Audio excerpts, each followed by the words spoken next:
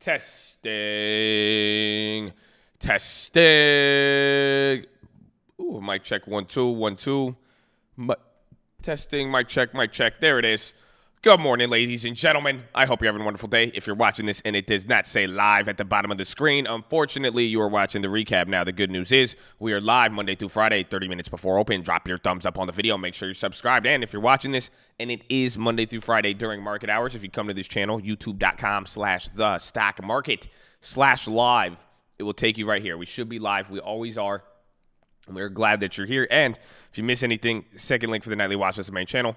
First link for the Scream Alerts Bootcamp and Real Estate course. But second link will take you to the nightly watch list. We recap everything that has happened, all of our plays, and everything else. But that is it. Today we got a couple pieces of news, mainly Pfizer. Pfizer got their vaccine. We're coming off of the heels of Mr. Powell and Munchkin, but the UK approved Pfizer's vaccine. What else is there? I think that's pretty much it. You got the little earnings, you know, these things I do a lot of these, but let me say hello to the cult. Please hold. Good morning, cult. How are you, cult? Hello? Cult. Good morning. Cult. Cult. Cult. Cult. Mr. Colt, how do you feel, Mr. Colt? How do you feel? Good? Let's go. Thank you all for the positivity helping me get through this time. Amen, baby. Amen. Welcome. Good morning. How are you ready? So today's Wednesday. We're at the middle of the week. December 2nd is here. Again, I don't think there's anything too crazy for the rest of today. We'll see what happens and how it plays out. But we are opening up a little bit red here, a little bit. And then some of your bigger names, some of the big momentum stocks drop today. So your Neos, your Palanters, and I think that's going to cause a interesting reaction. Let's see what happens here. So let me get the nightly watch list in the main channel and let us get over the watch list. Are you ready?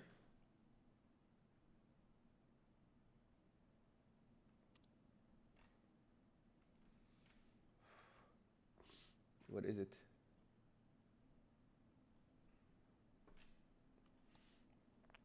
That it is.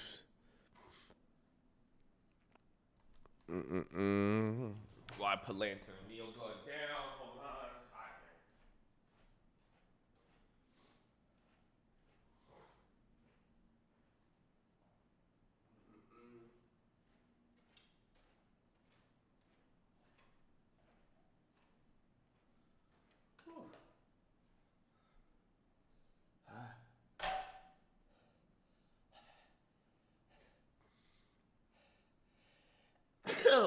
Excuse me. Wow.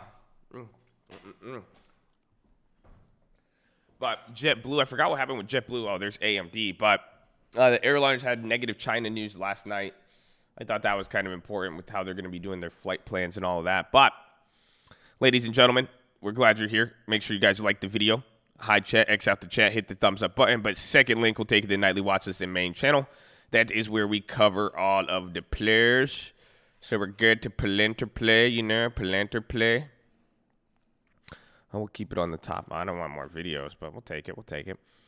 I love the kids. Oh, this one was weird. It was a rap line, but we love you, baby. God bless you. Welcome to the cult. Next few weeks will be crazy, and this fiscal cliff is exciting. Stay patient and bless the long term. Amen. Let's go, cult. Remember, cash balance. We're coming to a big deadline. We love you. God bless you. Get ready. End of the year. I hope you're ready. I really do hope you guys are. Whoa. Hold on. I hope you guys are ready. It's going to be exciting. I really do hope you guys are all ready. So stay focused, okay? Okay, I think most folk get their Christmas shopping done at Walmart. True, though. Yeah, amen. I feel you. Walmart's not a bad place. I like Walmart. Santa bringing all the children data this year, so stock up on Palantir. Could be long-term growth in ASIN, DBX, DraftKings, Peloton, RKT, Spotify, Square. Long-term value, Abivai, ACI, CVS, Pep, Store, VZ, Walmart, blessings to the cult. Dropbox and Big Commerce for the win. Verse of the day, Matthew 6:21. Wherever your treasure is, there is the desires of your heart will be. Amen. Quote of the day, only put off until tomorrow what you're willing to die, having left undone. Pablo Picasso, damn. Oh, man. That's a deep one. I like that, Pablo.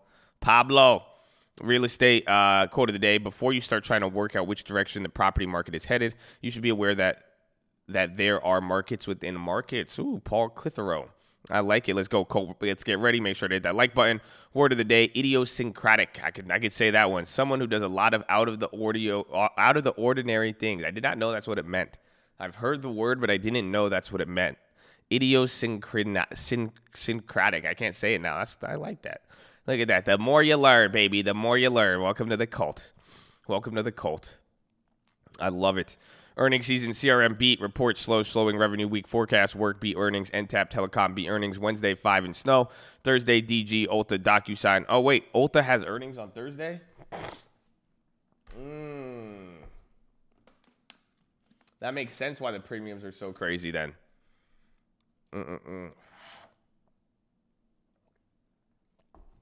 That makes a lot of sense now. So if they have earnings on Thursday, I remember I want those Ulta plays. I brought them up yesterday, but I was like, dude, they're really up. They're priced heavy. So that's actually interesting. DocuSign, morning market movers, upside Verizon, Micron, Bib, downside Tesla, DraftKings, Zoom, JD, and Square. As long as Palantir and Neo. Palantir downgraded to underweight from equal, dropped 10% pre-market. TMO upgraded to buy. VZ upgraded to buy. Disney, new target to 175. I would watch Disney. That could be good. Let me see here.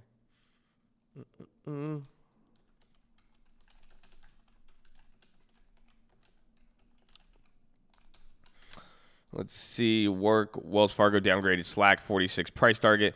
McConnell rejected proposed stimulus package, which was 908. Mentioned waiting is not an answer. Needs a targeted relief bill. Powell prepared testimony for House hearing on Wednesday will be identical to remarks delivered today. Oh, so we are going to get Powell. Powell's a 2-day? Nice. MRK sold equity investments in Myrna, dropping the $35 minimum on Walmart Plus to compete with Amazon. Nice. Biotech news, PFE first shipments of Pfizer vaccine will be delivered December 15th. Trump-Biden election, Trump announcing the possibility of campaign retake of White House for 2024. What? Huh? So he's going to, this guy. My watch list, Roku, AMD, Apple, PayPal, Netflix, Boeing. Facebook, Pin, Square, Walmart, watching levels closely over here. Amazon over 32.50, AMD over 94. You're getting it right now, baby. Baba over 266, Square under 200. Market notes, U.S. markets green, Asia green, Europe green, $1.91, crude oil 44, gold 18.12, 10-year Treasury 0.92. The economic events this week, again, I think mortgage applications came in really, really good today, and the average loan was good. Initial claims, that will be good, or tomorrow's jobless claims. Again, we want to see really how November's data hits. So actually, I think these 2 days, tomorrow and Friday, will be good economic dates. But shout out to you, Mad Baby. What a beautiful watch list. Look at this, baby. Just look at this beauty right here. This is free 99 with the Colt. It's amazing. He just posts some high quality shit. I love it, baby. We love you. God bless you, Mad. Shout out to Colt, baby. God bless you, Josh of the Colt. Can't wait for tomorrow's PHILO. I have a good PHILO today. I can tell you now. I don't want to hype you in 12 minutes into the day, but today's PHILO slaps. Heavy. Today's PHILO, oh man, you're gonna be lucky. I mean, I said yesterday, just pray that I have the energy for it. Okay, pray that I don't get clapped because it's a PHILO's on. I can't even say it. People decide how much a thank you will get you. Amen. I just got here, but I could tell you guys are really about that life. Amen, baby. Come join the cult. We'll see here. Uncle is legit my top artist on Spotify this year. I love you all. Shout out to everybody who had Uncle come up on the list. Some of you are crazy. Some of you have listened to over hundreds of thousands of minutes of Uncle. It is mind-blowing. Telethon, Benjamin, Jefferson, Yellow to the Ghetto Spread. Large cap started to lead market higher again. I'll be watching this rotation. Like I said, watch Fang again. They've been lagging behind. Workhorse down 21. Reports a further delay in the U.S. Postal Service award of the contracts. Facebook bullish over 292. Apple bullish over 125 and a quarter. Zoom bearish 375. I agree. We should watch Zoom again. We have those plays, and you saw how they've held value. So that could be a decent continuation. Square under 200. Again, we talked about that yesterday as well, too. I like both those. I want Goog for the long term, waiting for an entry point. I like YouTube. I like Google search engine. I like Google Class for the kids' virtual schooling. I think they're going to have a blowout fourth quarter for election, advertising, virtual classrooms, and the rest. Looking at scaling at 17. I like it. I like the logic. It's not anything too crazy. Got to plan with it. Keep it up, baby. Woo. God bless the fraternity. Not going to lie. I love the intro. The intro loves you, baby. Looking at Shopify, waiting till it hits resistance, and I'll get in on the drop. We're also looking at Salesforce, waiting until it hits support. I'll get in on its way up. God is great, baby. CLDR for earnings. Getting a surprise. Ulta premiums are high because of earnings. Look at it. I did not know that. I thought it was because of the The whole time I thought it was because of the Target shit. I thought because they did that Target partnership and then it shot up. I was like, hey, that makes a lot more sense. So that does change my logic a little bit on the play. Anyone else gets bumped to the back of their subscriptions and notifications turn off? Shit's been glitching out me on something. Well, we're glad you're here, baby. Double check it every day. You don't even need the notifications. You guys know that? We have a damn schedule. Y'all don't even need the note. You should be brainwashed by this point. It's very simple. You're going to wake up at 6 in the morning. You're going to press hide chat, X out the chat, hit the thumbs up button. And then you're going to go. You're going to get all day till 1 p.m. the market close, 4 p.m. Eastern, and then 5:30 p.m. Pacific time. That's it. You already brainwashed. You don't even need the notification, but make sure you hit that. You know what I'm saying? You know what I'm saying? My workhorse options are getting crushed. I don't want to see the market open. Don't you worry, baby. Don't you worry.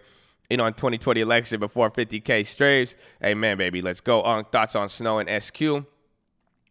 I like Square below 200, like a lot of people said. I think it's going to be there. Snow, I'm just holding those. Let's make these blue bucks. Hey, man, Ulta's implied seems to be too expensive. I believe it's going to go up a lot. We should wait till the premium. Yes, and it's because of the earnings, which I've learned today, which makes a lot more sense. Cult, baby. EDIM every day is a major. God bless everyone. I'm glad to be a part of something great. Every day. EDIM every day. What does that mean? I want to know what it means. Does it have is that an acronym? I don't know. I'm trying too hard. My plays, January 15th, J&J 180 call 4 at 6 cents. December 31st, Bank of America puts 24 at 10 cents. Hope everyone enjoys their week. Stay positive. I have no clue on when I should sell puts before expiration or wait until it expires. Can I sell it before? I swear, just watch these videos to try to get better. Only a few months in. Yeah, you could sell them before expiration whenever you want. Which plays are you in? I'm sure a lot of people have came to help. What do you guys see? And decrease there. Look at that. You got people already coming in there, baby.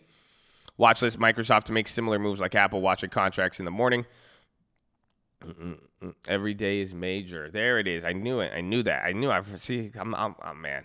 It's okay. You can make fun of me.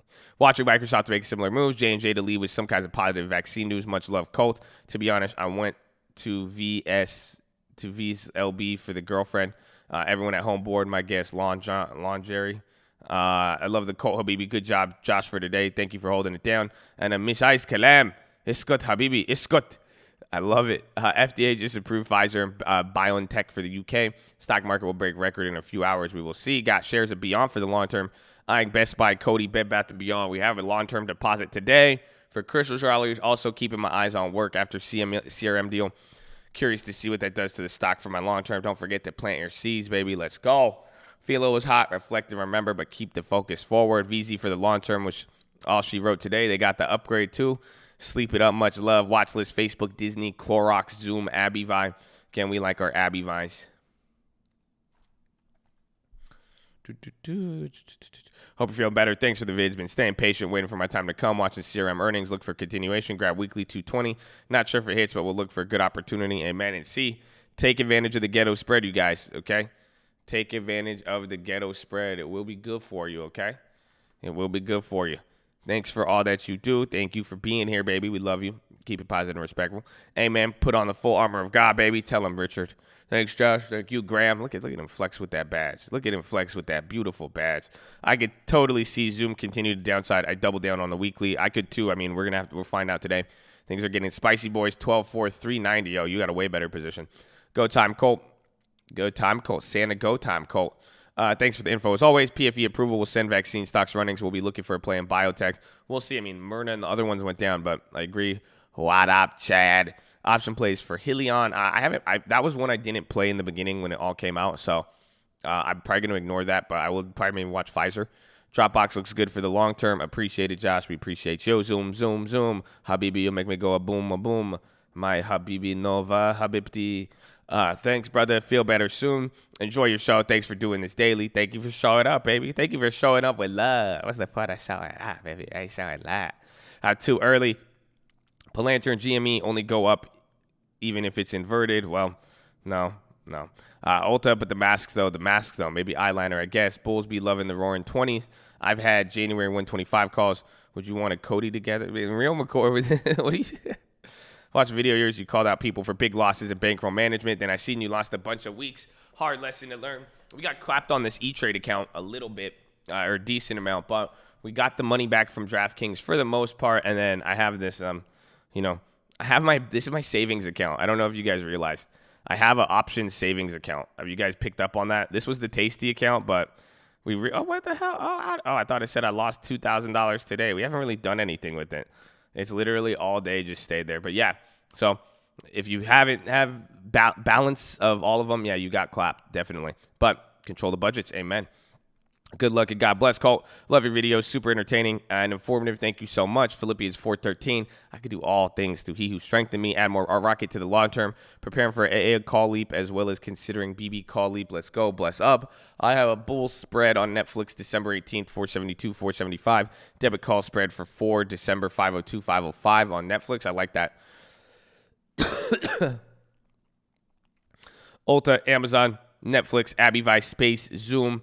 I want to see Space up today again. That one might be, I see it dropped. But see what's going to rotate today. Again, if you guys could already find out what's up right now. I know Pfizer is. Pay attention to some things that are doing good today. Neil got clapped. Stimulus making me nervous. Why can't America sort out this stimulus? It's politics. Takes a long time. Preparation, planning. Good morning. I got a holiday at work, so I'm excited I can spend more time here. Let's go, baby. Watchlist, Starbucks. I need to put Starbucks down. Big Commerce, UAL, Nike, Square. Look back to all your trades this year. Look for what has repeatedly worked for you in your most common mistakes. Evaluate yourself and become a better trader. Take care of your long term. You're doing it, baby. Take yourself seriously. All these hours aren't in vain. Keep digging. Thanks, Josh and the Cult, for sharing knowledge and positivity. See you in the chat. That's some great advice, baby. This is age-old advice. We have like 17 videos on that topic, probably, I think. Hey, man, baby. God bless America. Neo Straddle, TLT 153, December 18th. Anyone experiencing lows, don't fret. This is the nature of what you signed up for. If you didn't hedge your long-term with puts, take your losses or buy more, but don't sell your long-term. You got this. Stay strong. Stay interesting. Found a sleeper today. Vail 20 call 151.21. Stupid cheap. They've been on a run. A lot of you have been talking about Vail. Is it EV? I don't know. I thought Vail was an oil company for the longest time. Am I wrong? If someone tells me it's EV, I'm gonna trip. If Vail is yeah, I know, but is it EV? Don't tell me it's EV. It's like an energy commodity, right? Okay, thank God. Thank God. I was about to be like, y'all done. I would have quit. I would have thrown in the towel. If Vail became an EV stock, I would have been like, y'all crazy. Y'all fucking insane. Saw some news that said a survey of 380 PayPal users, 17 had traded Bitcoin on the platform. 65% of merchants said they take payments in Bitcoin. Thought it was interesting. Also, one of the Chatdonian favorites, Fubo, made an acquisition, had an after-hours pop. Congrats on. Man, Fubo was great. I like that one a lot. Sold Spotify call at the end of the week, 305, 310 for 127. Just riding that. Also looking at UPS and FedEx for the holiday as well. Apple, Walmart, and Nike. God bless. UVXY going to shoot up. We will see. Look at Corsair. I love Corsair, dude. I love it. I love it. I love it. It's just too expensive. Hopefully, let it Palantir, let it Neo, let the kids play with it. And then once it comes back down to a normal price and then they're going to change their mind, we'll get it at a fair price. We'll pay a little bit of a premium, but not too much of a premium, okay? But I like it. I don't want to chase it, but I like it a lot. Corsair's solid. I thought it was just going to have a shitty IPO. That's why I remember it priced below, and then it like went up, and then it was like low for a little bit, and then it just went fucking insane with the hot money. It was like right when everything started popping, I was like, okay, I'll take it. So we got to just wait. It's fine. I'm patient. And he takes on, risk on, gold super hype. Can't wait for this crash. Gold becomes a super safe haven. Been waiting for a month for this moment with 50% equity. I'm back down 10. Have a great night. Amen, baby. And he takes on Neo, just picked up shares. I don't know if it'll keep falling after larger come up. Honestly, Neo and Palantir, be careful. That's all. I mean, again, we've been telling you guys this for a while here. I mean, we still own our Palanters. The longer you own a stock, the less risky it becomes. Just be very, very careful with it. Again, the problem is don't put most of your money into one position. Make sure you guys are diversified. So if you were already overweighted in EV, you're overweighted in Palantir, I would be very careful to average down on it if it's going to, how much more is it going to change your balance of your portfolio. So EO, Ayo Chaz, sounds like you felt better during this. We getting good, man. I'm feeling a lot better. Honestly, I feel terrific. It's been 3 days, and honestly, I feel immune. I think I have immunity to it now. That's it. I feel terrific. It's wonderful. The guys at Starbucks did a terrific job of making me tea. They did great with that. The guys who make Tylenol and NyQuil, they're amazing, terrific. Again. Sounds like you felt better. Abby Vi, 12-11 Lotto. Oh, for the week. Get some time on that, and I like it. Do you have strike price in mind for the stocks you're watching based on the dollar, and then just check prices for contracts throughout the day? Yeah, usually it's based on the budget. You're figuring out strike prices as things fluctuate. That's part of it. Having trouble formulating my own plan. Evan, if you're here, when I make the first play, ask me, and we'll try to highlight how we're picking the strikes there, because it's a mix of having an idea, but then also it's a mix of responding to the prices and everything else. Abby Vi, not Abby Vi. Haha. I don't know. I don't get it. Is there a way to do Ghetto Spread on TS? I believe I only have a cash count. Someone help me. I think it should be the same. I'll see if I could do it. If anybody has any info on that, let us know. And the F is for fiscal. Watchlist, BA, Apple, Amazon, Facebook, PayPal. Currently in Apple, hoping to see a break 124. Clapton, BA, been in it for 2 weeks. $5 below the one Josh got. Stock market's going to go crazy. Stay patient. Amen. I think a good idea to sell premium on vaccine stocks. It does, but you just got to be careful. Just because, like you saw Myrna, there's a high premium on them, high risk, high reward. You'll see DraftKings 20 put at 15, 319. Oh, wow.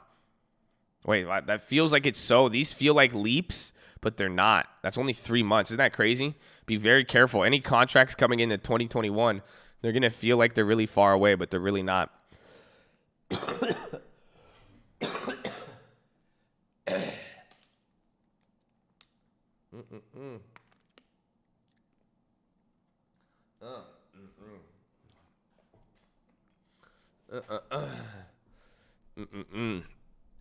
Wow, that one got me. It's Steve Mnuchin, not Munchkin. You know that. I told you guys. I've actually met him in 2016, I think, when I was in DC. I know it's Munchkin, okay? Gosh. Super discouraged, Cole, honestly, basically blown up. Can't keep losing money, that's for sure. God is good, though. Let's go, baby. Let's get the long term. I got something for you, the PHILO. Hopefully you listen to the PHILO. Listen, anybody, man, if you're not feeling too well, my question is, are you listening to the PHILO? I'm telling you, there will be a direct correlation. You will see. Won't care to sell off December before Ped pulls the plug. God bless everybody. And that is pretty much it. We did great timing. But, ladies and gentlemen, I love all of you. I'm glad you're here. I love every single one of the members of the cult. And part, we have a lot of veterans and active servicemen. And even for the ones not here, for the ones here, before we try to do anything, before we try to enrich ourselves, before we try to make a dollar, before we try to enjoy our freedom, we must pay homage to the people who've sacrificed a lot more than a lot of us could ever even fathom. The people who spend their time, their holidays overseas, holidays working for our country, and that is our veterans. So we love you. Shout out active servicemen, past servicemen, anybody who has served this country. On behalf of the cult, we want to just give you a huge thank you and dedicate every single day to you in a weird way. I mean, God be the glory, but you guys come close. You know what I'm saying? So please, ladies and gentlemen, shout out to the police officers, the firefighters, the doctors, the nurses, the teachers. We love all of you. Thank you for everything. And 2020, baby. We made it. We made it. Get ready. But please say it with me. Right hand over your heart. I pledge allegiance to the flag of the United States of America and to the republic for which it stands, one nation, under God, indivisible, with liberty and justice for all, baby. Send it to Jets!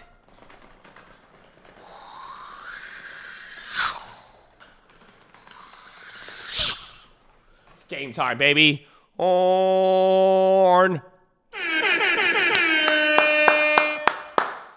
Let's go. So, we got a few different plays. I wanted to grab the ulties, but I'm mad now that they have earnings. But we're watching Disney. They got the upgrade AMD above, AMD above 94. I like, you guys said Square. I like Zoom, Starbucks, and Nike are going to be the ones I'm going to be looking at. I want to see Zoom for put if it keeps going down.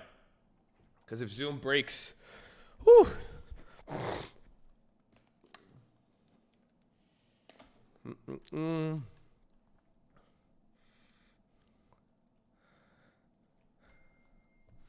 Let's see. What is it? We can watch Pfizer. Yeah, see, if Zoom... Bro, this is a key level for Zoom. Zoom could go crazy. I already have the Zoom puts, but again, they're negative from the day before. That's why I'm like, it could provide a unique opportunity. So I'd watch for it. I'm going to keep my eye on it. But keep it positive and respectful. Post any plays. Post anything that's up, and that's it. Are you a vet? I'm asking because I like how you pay respect to the service members. I'm a vet, so that's why I enjoy it. I'm not a vet. No, that's why I'm too soft. That's why I'm like, dude, these guys are so hard. They put in the work every day. I appreciate this country. Every vet I've met is just being a stand-up guy. What they do for our country. I just love the veterans, man. It's crazy. Hey man. We got the hard. We got the hardest military in the world, bro. Woo. All right, round 1, fight. So there's space. I mean, you guys be careful again with any of those other stocks there. Watch the vaccine stocks if there's continuation. Let's see, AMD. Watch the pricing on the AMD contracts because if those come out the graveyard, I think they're still holding. Yeah, those AMDs came back to break even. That one's an interesting one. Zoom drops below. That will get interesting as well, too. Palantir down 13. Okay, call out everything with the amount that it's up or down to. If you see anything holding up green, call it out, too. Because, again, you're opening half a point down on Dow, third of a point on S&P. NASDAQ's leading the Dow lower right now.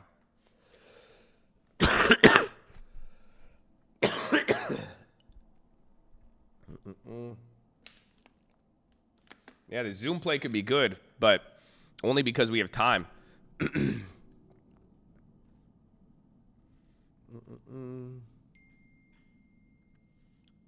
Oh, shit. Wait, what are those Zoom plays worth now? Why are they still down? What do we got? We have 300s. I thought we had 360s. Oh, shit. Nah, bro. Yeah, that's the thing. Those Zooms are far out them. I thought we had 360s. I'm dumb. Yeah, so we'd have to see. Rebuke that cough. No, the cough's a lot better. I feel a lot, but trust me. Gosh, I rebuked that yesterday, man. We good. Arlo down 6. That was a rumor yesterday. You're 330. It looks like they are staying the same. I think it's just a matter of momentum. Again, you're going to need it to pretty much move another 30% down. I don't know. Those puts might not hit. Only way they're coming up now. Now they're going up. Now they're jacking up. We'll see. Again, there's just a lot of. You're probably going to make time premium. If anything, probably Ghetto Spread the Zooms.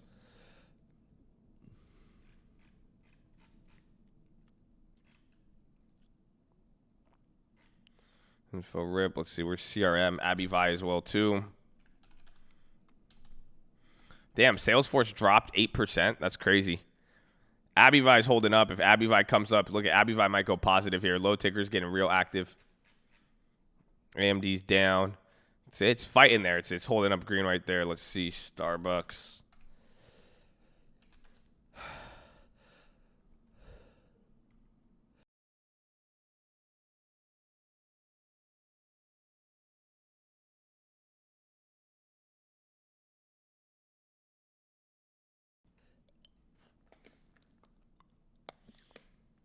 Yeah, the Palantir cover calls because those are December 18th. So think about it. In 2 weeks, there's no. I mean, after that drop, I doubt it's going to go there. Why is Zoom? Zoom's hitting the high ticker? Interesting.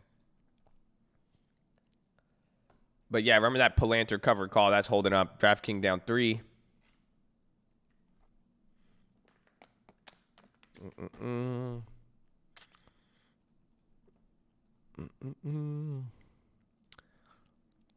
Let's see. Nike. Yeah, 400 big. I mean, I'm surprised it just bounced like that. What else we got? How's Qualcomm? Qualcomm's low-key than Disney. Disney got the upgrade. I'm surprised it's not holding up. Let me see the price of those contracts. Those Disneys are still just holding up.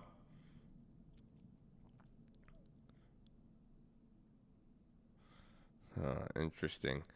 The Disneys are about ready to decay on the Januaries. The January Disneys want to decay. April Disneys are holding up. No, the covered call is down 85. You could buy out, unlock the shares, and select another 30. Well, it hit 30. It never hit 40, though, right? I'll have to see. My econ teacher just brought up the fiscal cliff. Smart man. Maybe you should pay attention. There you go. He's putting you on game, bro. He's putting you on game. You see, not all teachers are bad. You know, y'all gotta just focus. Focus.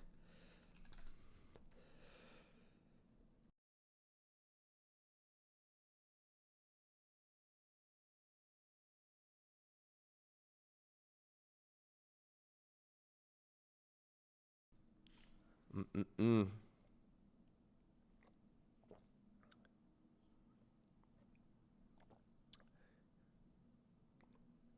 They're telling you stuff. Josh is definitely listen. Most professors do. Pfizer's bouncing back up yet. Hey, that was kind of down there. I'm surprised that thing's going up still. I'm very surprised.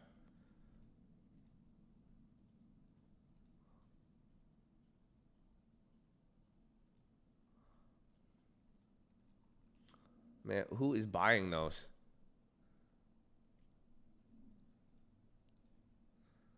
Hold on, I'm looking at the option chip. Pfizer's are up like 50, 70. I mean, if Pfizer could come down, you might be able to get a snag on there, but it's getting momentum. Square and AMD. Square on the low side. Yeah, Square below 200. There you go for some of you been looking at that.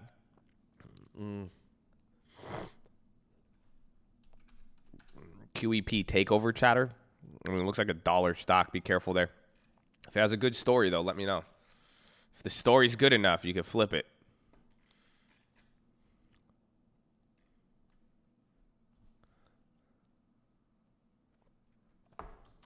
I bought AMD up on the high.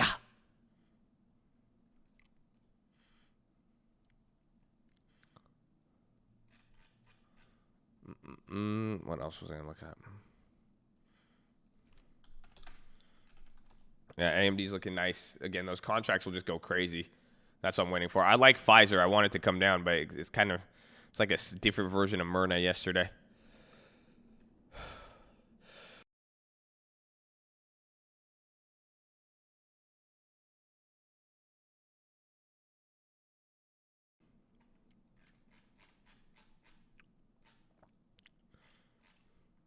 Walgreens ripping up.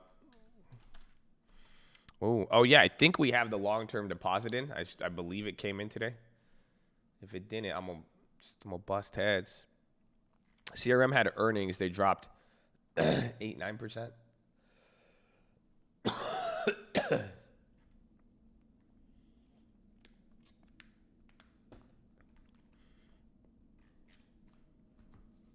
want to make it nothing I want to sell. Credit spread. I wanted the Ultas, but I'm mad they have earnings. That's why like the premiums are already high, and then Ulta usually never holds its premium after earnings. Like usually there's a lot more premium coming into it. So I'm disappointed. There's Pfizer. If Pfizer comes down and that depreciates the contracts, that could be a scoop. Discovery launching a streaming service on January. Discovery Channel, $4.99 a month. Is that what it is? Discovery Inc. Would anybody sign up for that?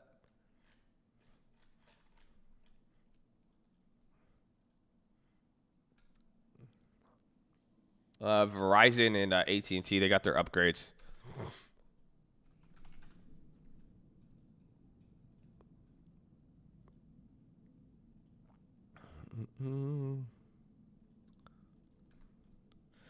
What I want to see, I'd sign up. I'm a nerd like that. Cool science stuff. Really? You guys would do it? I don't know. I haven't watched Discovery Channel in a minute. It's been a long time. Should have left you. AMD 95. That's really good, actually. So AMD got off on a slow start, but that's popping now.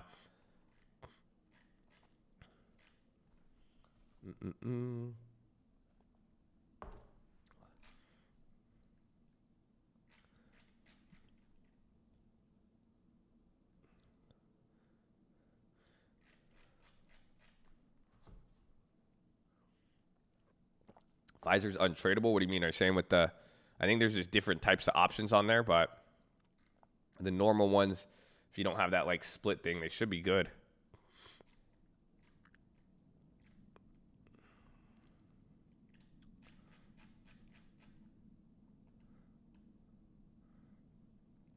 I trip and watch Animal Planet.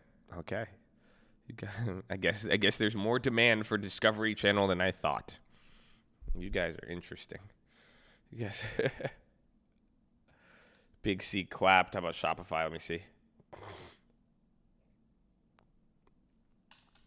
Zoom makes no sense with the contracts. Well, those Zoom contracts we had are really far out the money. That's the thing. They're still 30% out of the money from where they're at now.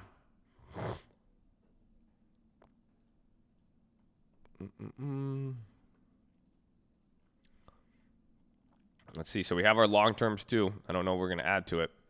We might give it some time. We got big commerce last time. Damn, I'm down 16% on that again. Come on, bro. PFE last week, 41 call, 12.18. Those must be doing good. Ooh, Airbnb. I forgot about that.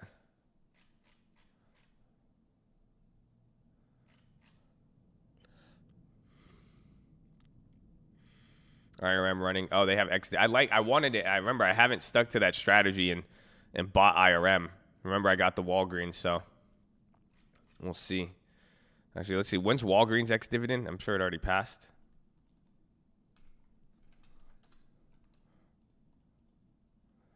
$11.18. Yeah, we just missed it.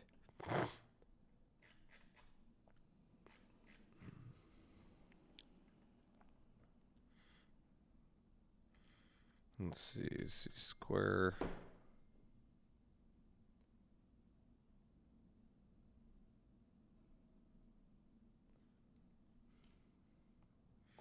BA turned green. I need those BAs to hit. It's already what, Wednesday?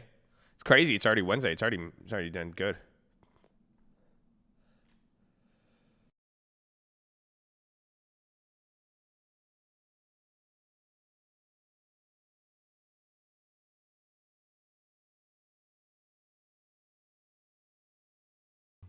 IRM leaps 2250. Well, why would you buy? I mean, how much did you spend on the leaps? Why wouldn't you get a? Because it pays a dividend. That's the thing. Anything that pays a good dividend, I'm usually cautious before getting the leaps.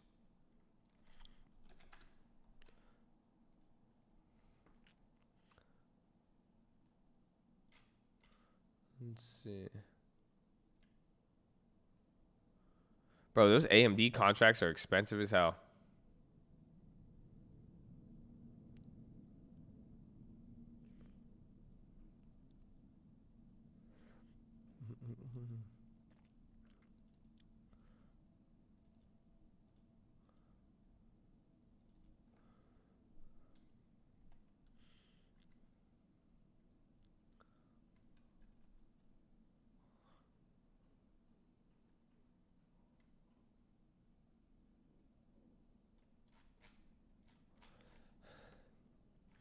When does the Feds talk about weed legalization? I think they're going to have a couple votes here again. December 11th or December 11th, your budget. And then December 31st, I believe. What is December 6th? I keep blanking. I know we have another vote December 6th.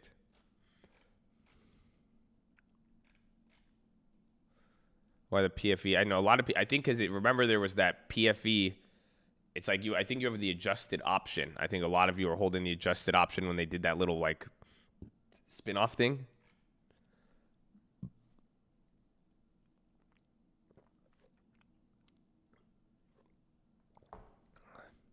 Is the weed news today? I think if it's the weed news, I think the China news too as well. People are talking about that.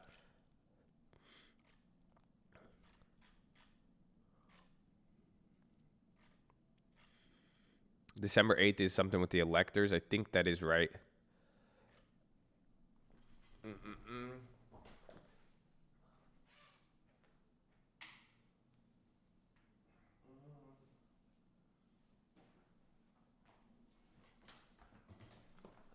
I'm Boeing, back to Cali.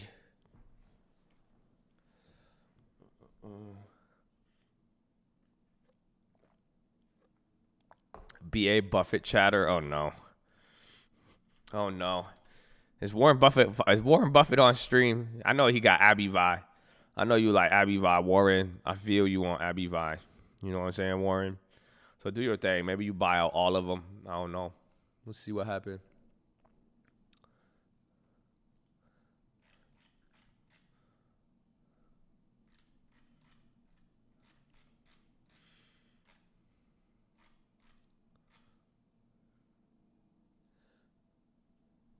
I've never done covered calls. Would it make sense to do some on Palantir? Yes. Well, now Palantir's down. So if you remember, we sold covered calls on Palantir into the hype. So there's Jerome Powell. I'm glad he's here today.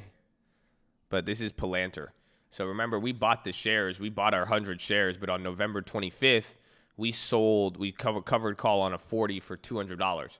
So we spent like what? We have 100 shares of Palantir at $10. We spent $1,000 for a whole Palantir position. But when the stock was ripping up and everyone was going crazy, we shorted the $40 call for next week and got 200. So you could do the same thing. It's a good way to make money, but the difference is now you're just going to get what's it called? The difference is you're just going to get less money for it now. That's it.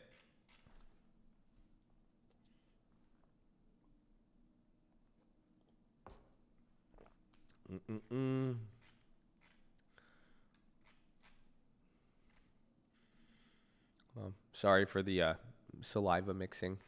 I try to mute it more often than not. I'm just sick.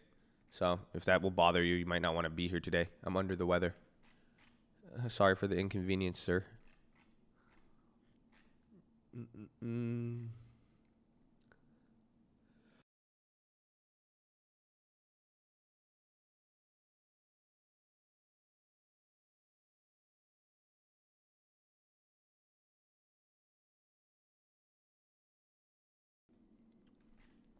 A dollar clap.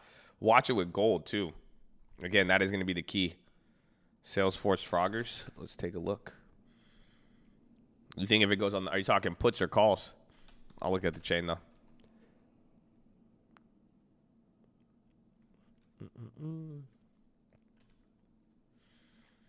Calls. It would need a bounce. So pretty much if it was going to frog on the bounce, we would buy it on the way up, though. You see what I'm saying? You want it to go. The frog is get the option in the direction while it lags. So we would need to wait for CRM to start shooting up, and then the calls will lag behind it. Yeah, BA is getting a little active there, but we'll see. I mean, you just got to give it some time, see how it plays out.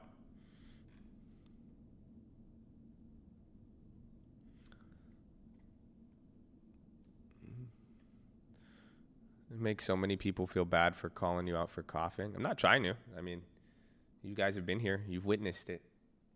I went and got my tests. I did my thing. I try to mute it best as I can. You know, we got to give you the info.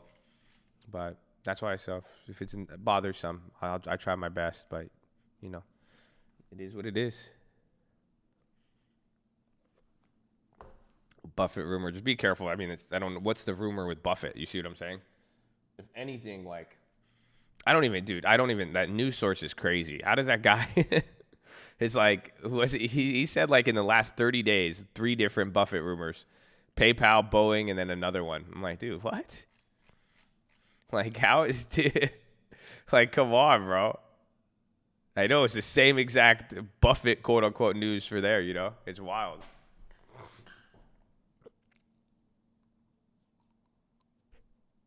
Live Squawk put it out there as well, too. That's good. If you start seeing it on multiple places, I mean, that's confirming. I mean, I'm not here to target any individual. I'm just skeptical. That's all. That's why I'm skeptical about it. But that's something with news is when you see it disseminated across multiple sources, then you could kind of verify it. That's it. That's just the whole thing. You just don't want to be too jumpy on it. Again, I got caught by one of them. I think it was on the PayPal one. But that one actually hit still. Garrick. Congratulations, baby. You held it down.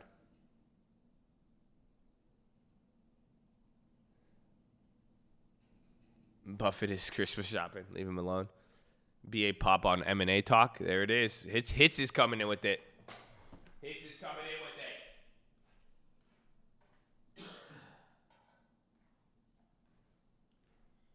Hold on.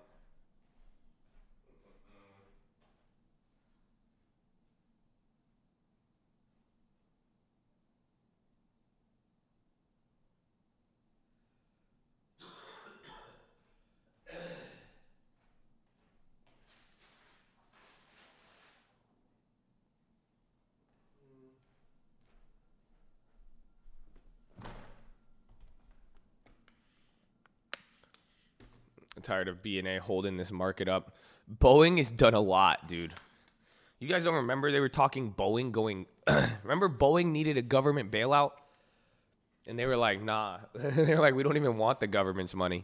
The government was like, we need to save Boeing. They're like, we got to save Boeing. And then Bowen was like, nah, dude.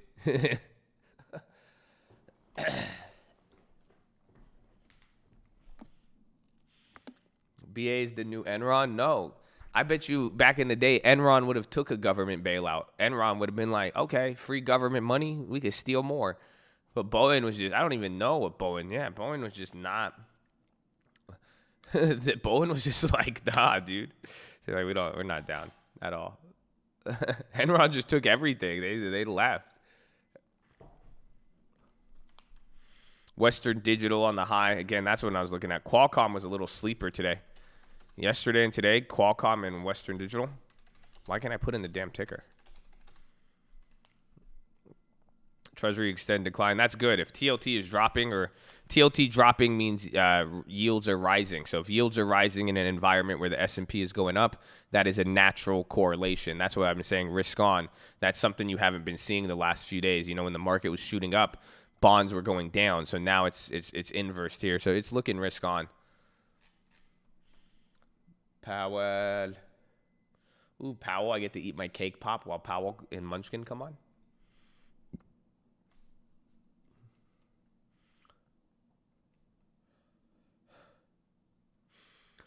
Yeah, I think they're going to come on in 10 minutes.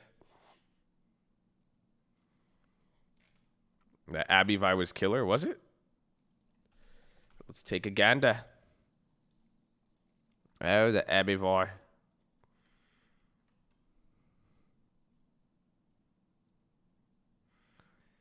Oh, yeah, the Abbey Vi's are still holding up great, honestly. Nice. What date were those? Those were January? Yeah.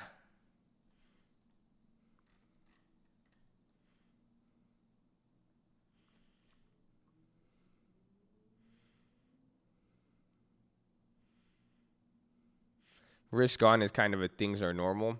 It's kind of it's like normal but better. Again, risk on is saying, you know, regardless of the risks, people are still willing to chase. That's what risk on means. You know, normal is just normal. You know, you're getting a push and pull, but now risk on is pretty much saying, hey, you know, people were willing to take risk. Even at the bottom of the crash, it turned into risk on because people were saying, okay, even though it's down, there's a lot of negative things going on right now. It makes sense to take a risk here. You want to put risk on at certain levels. That's why, again, when the dollar and all this, it's like there's a lot of reasons not to buy. There's a lot of reasons not to buy stocks right now if you kind of look at the prices and all that, but people are still doing it. Like, you guys don't give a shit. You know what I'm saying? So that's why I say people are doing risk on. And then that's what happens is that it's kind of a self-fulfilling prophecy, because then as people start to buy it, eventually you start seeing other people do it, and you're like, okay, well, shit, if other people are taking the risk and I'm not going to be able to get it at this price, you're going to start chasing it.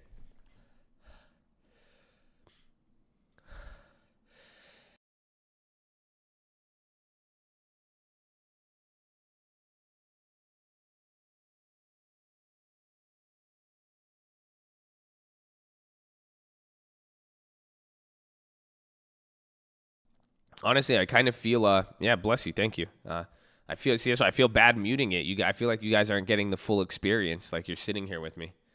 You know what I'm saying? I feel like you're not getting you're missing out all the sniffles, the coughs, everything. It's just like I have to mute it. I feel like I don't know. It's weird.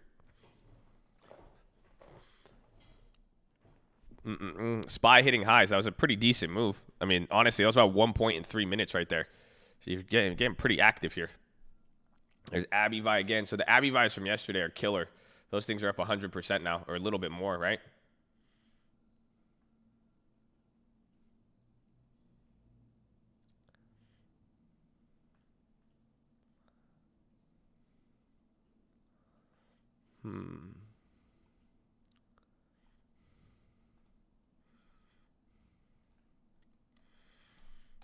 Let's see.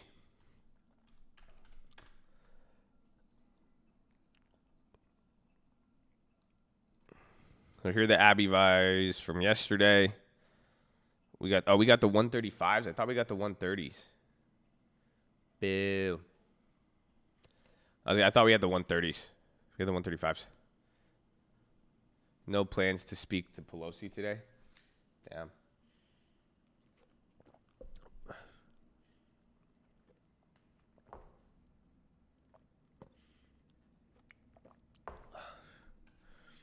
I did not pick up anything for the long term. No, not yet. Vaccines bouncing hard. Yeah, holy shit. Yeah, Myrna's coming back up. I think Novavax, and then the Pfizer. Pfizer dropped a little bit. I'm going to double check the Pfizer, see if we can get a play on there.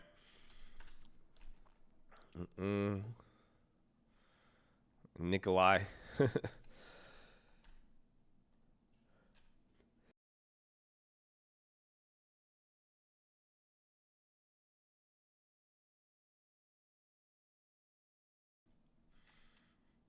Wait, Trump. Munchkin says Trump will sign McConnell's stimulus proposal. Yo, it's the same stuff, bro. Yo, Freight Train, your stuff is fire. I told you, man. King Freight Train. He's ill on the beat. His tag, though. Your tag is so aggressive, Freight Train.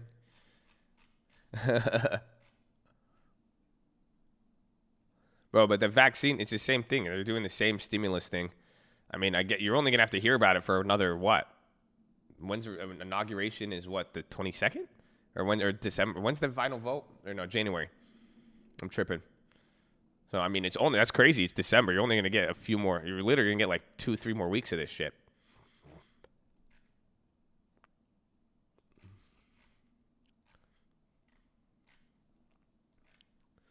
Month and a half, yeah.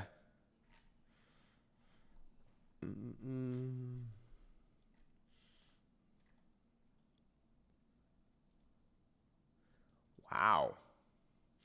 I don't know, dude. Some of these Pfizers are crazy. I don't know. I want to trade the Pfizers, but you guys are saying all these issues, but I'm looking at the premiums. These went up a lot.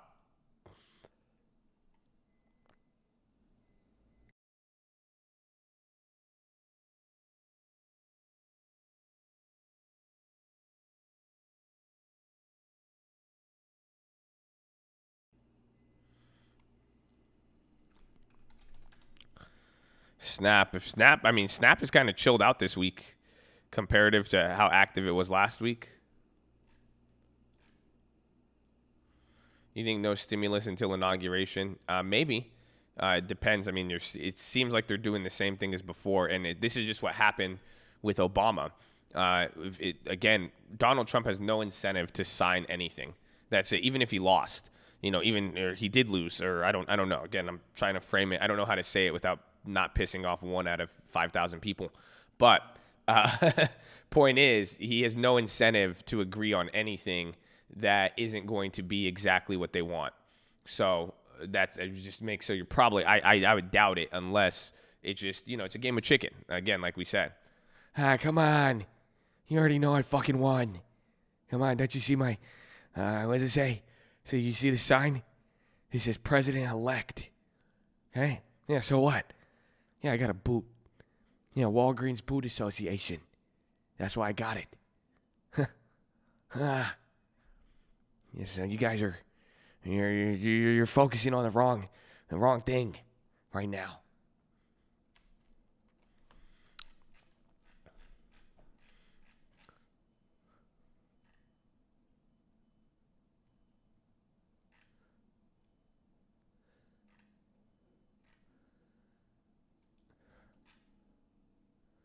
Snap is going parabolic. Well, take a look at the leaps. Those leaps will tell you.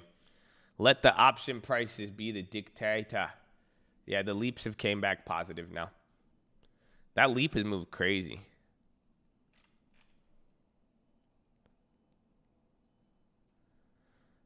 I would say whatever helps people most should be the move. Too bad politics is broken. Well, it's broken, but it works. You have clean water. You have house, shelter, access to banking that is safe and affordable for most parts. You have freedom. You have public services. Government is work more often than fail for you, but this is very annoying. I agree.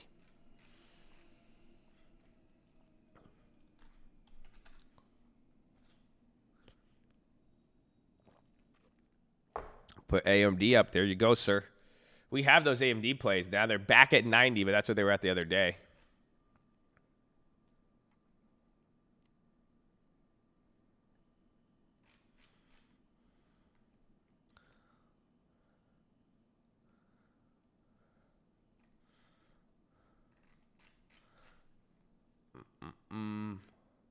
If I was up on PFE, would I sell? You know exactly what I would do right now.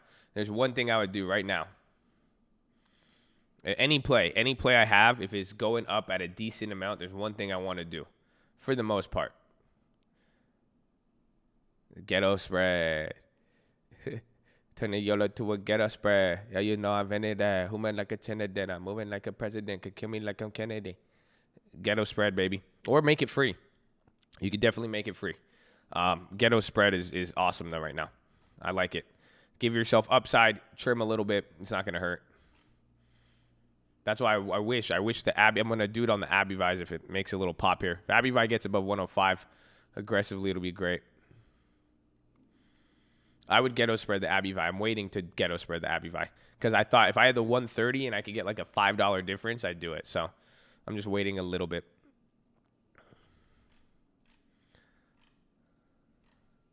Ghetto spread saved my life. He like, I write what I see.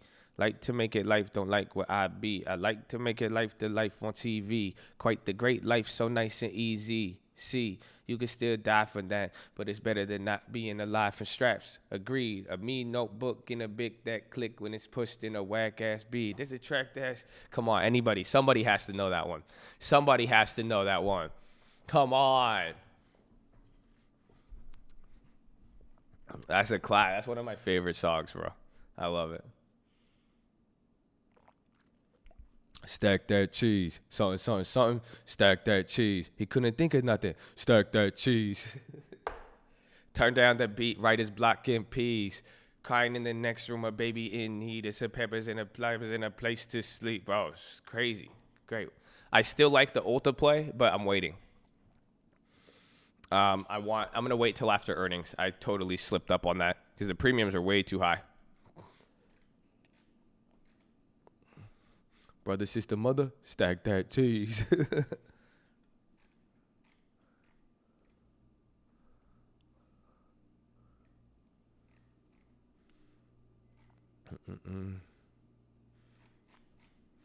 GLD with the Chicle.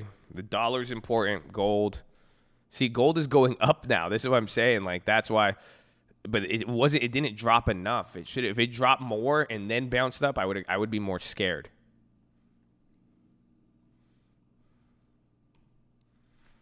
Where is Zoom? Damn, Zoom. That's it. Zoom had 2 minutes below 400. That was it. That was the spot. They were like, nope. Walk us through the ghetto spread. I will once I have one. So if the Abby Vise keep going up, I want to ghetto spread that one. I could ghetto spread the, what's it called? But I have walked every single ghetto spread I've made this week. I've covered it on the watch list.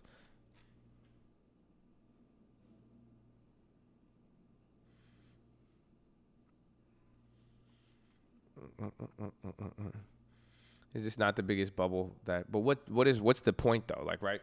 So like, if you notice it's a bubble, are you just gonna? You could sit on the sidelines the whole. That's what you have to think. Other people's logic and even in general, you could have like someone said that about real estate. They were like, when we heard some of the statements said yesterday from the Fed or from Powell, people were like, well, that just shows that it's a bubble. But what is wrong with a bubble? Have you guys thought about that? Why is a bubble bad? It kind of sounds stupid when I ask it, honestly, but like, let's really like look into that. Why is it like bubble baths are great? Actually, I've not taken a bubble bath in a minute though. Honestly, I'm not going to lie to you because it could pop. Okay. Awesome. So then what should you be more concerned with? The bubble itself or what could make it pop? You see, everything could pop at one point, essentially. Everything is if that's the thing, you're going to die one day. Oh, sorry.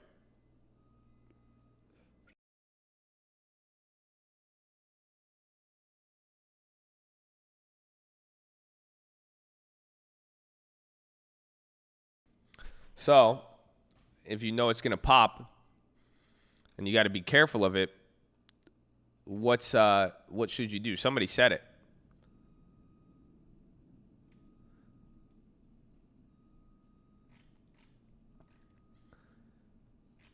You buy just good shit. Don't buy dog shit. That's what someone said. You buy higher quality stuff. That's what sucks. So even if it's a bubble, the idea is if you're worried that it's going to crash, you want to buy assets that you could value better and that could actually hold its value. Again, that's why, real estate. I bought more houses than stocks this year, 100%. So look what happened. It bubbled up. It moved up a lot. We still bought a lot of stocks and they went up a lot. But think about all the stocks we bought. I didn't buy fucking a ton of Palantir. I didn't buy Neo. I didn't buy you got be careful. That's why I tell you guys. I bought stuff that has assets. Abivi has Botox. Again, the price is gonna fluctuate, but they still gonna be injecting themselves with that. Humira is great. Snapchat is a little bit risky, but you could kind of see it just going for quality. If you're in a bubble, you could be scared of a bubble your whole life and watch on the sidelines and then miss out and literally have inflation work against you for a good majority of your life because you're concerned with a risk instead of saying there's a risk on the table and then completely writing off the whole investment opportunity. It is your job to figure out a high quality investment to be able to navigate a market climate safely. That's it. You see what I'm saying? So yes, there is a bubble. Yes, the shit's crazy. Yes, it's only going up. Yes, COVID should have done this. It should have done that. But sitting there doing nothing would probably hurt you more than scaling in, using a strategy, a small amount of money, and then also putting an emphasis on quality. Again, buy real estate. Even if the bubble pops, you could live in it. You see what I'm saying? Even then, in 5-10 years, those will be the things that will bounce back again and will reinflate faster than anything. It's quality. Again, the stocks that pay dividends with a history of paying dividends, the stocks that have held up. Cue the scared money don't make money guy. That's amen. That was a perfect cue, 100%. Well, that's what it is. The risk of the bubble is when you guys buy dog shit. That's why I say I'm very concerned when you guys start buying 30-40% of your portfolio in Neo. That's the problem with a bubble. But if you bought 5% of your portfolio in Neo, 10%, and then the rest is just high quality, it's not. Who cares about the bubble? And then if you have real estate, go buy as much Neo as you want. If you have other assets to balance everything out. You mean Nikolai? It's all of them. All of them. Nikolai, Neo. What are the other ones? Blink. What's another? What's not even EV related? There's just so many of these stupid ass companies people are buying into, but it's just those are the ones that are not gonna there's no quality there. Palantir is actually a real company, and it's an IPO. It's just it's a huge float and people are buying it. At the end of the day, ACB, XPeng. Yeah, you don't even know what the hell an XPeng is. I meant no XPeng in my life, So that's what it comes down to. That's hurts. You see, yeah, exactly. Buying bankrupt companies. There's no value in that. That's the problem with a bubble. But you could align yourself on the nice side of the bubble. You said I think I dated an XPeng. I'm also concerned that the Federal Reserve acceded to Treasury's request after publicly indicating the importance of extending these facilities. Secretary Mnuchin, I'm also That's a question very about the ban appeals. How do we know? It's going to take about a couple weeks, but you'll get banned. If anything, maybe we'll reach out or I'll let you guys know. We'll have a date. And I'm still some of the mods too. I'm going to reach back out to you guys.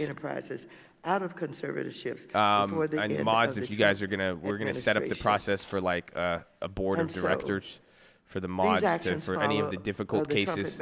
I will forward them to you guys, and then we'll have to take them to a Chad council.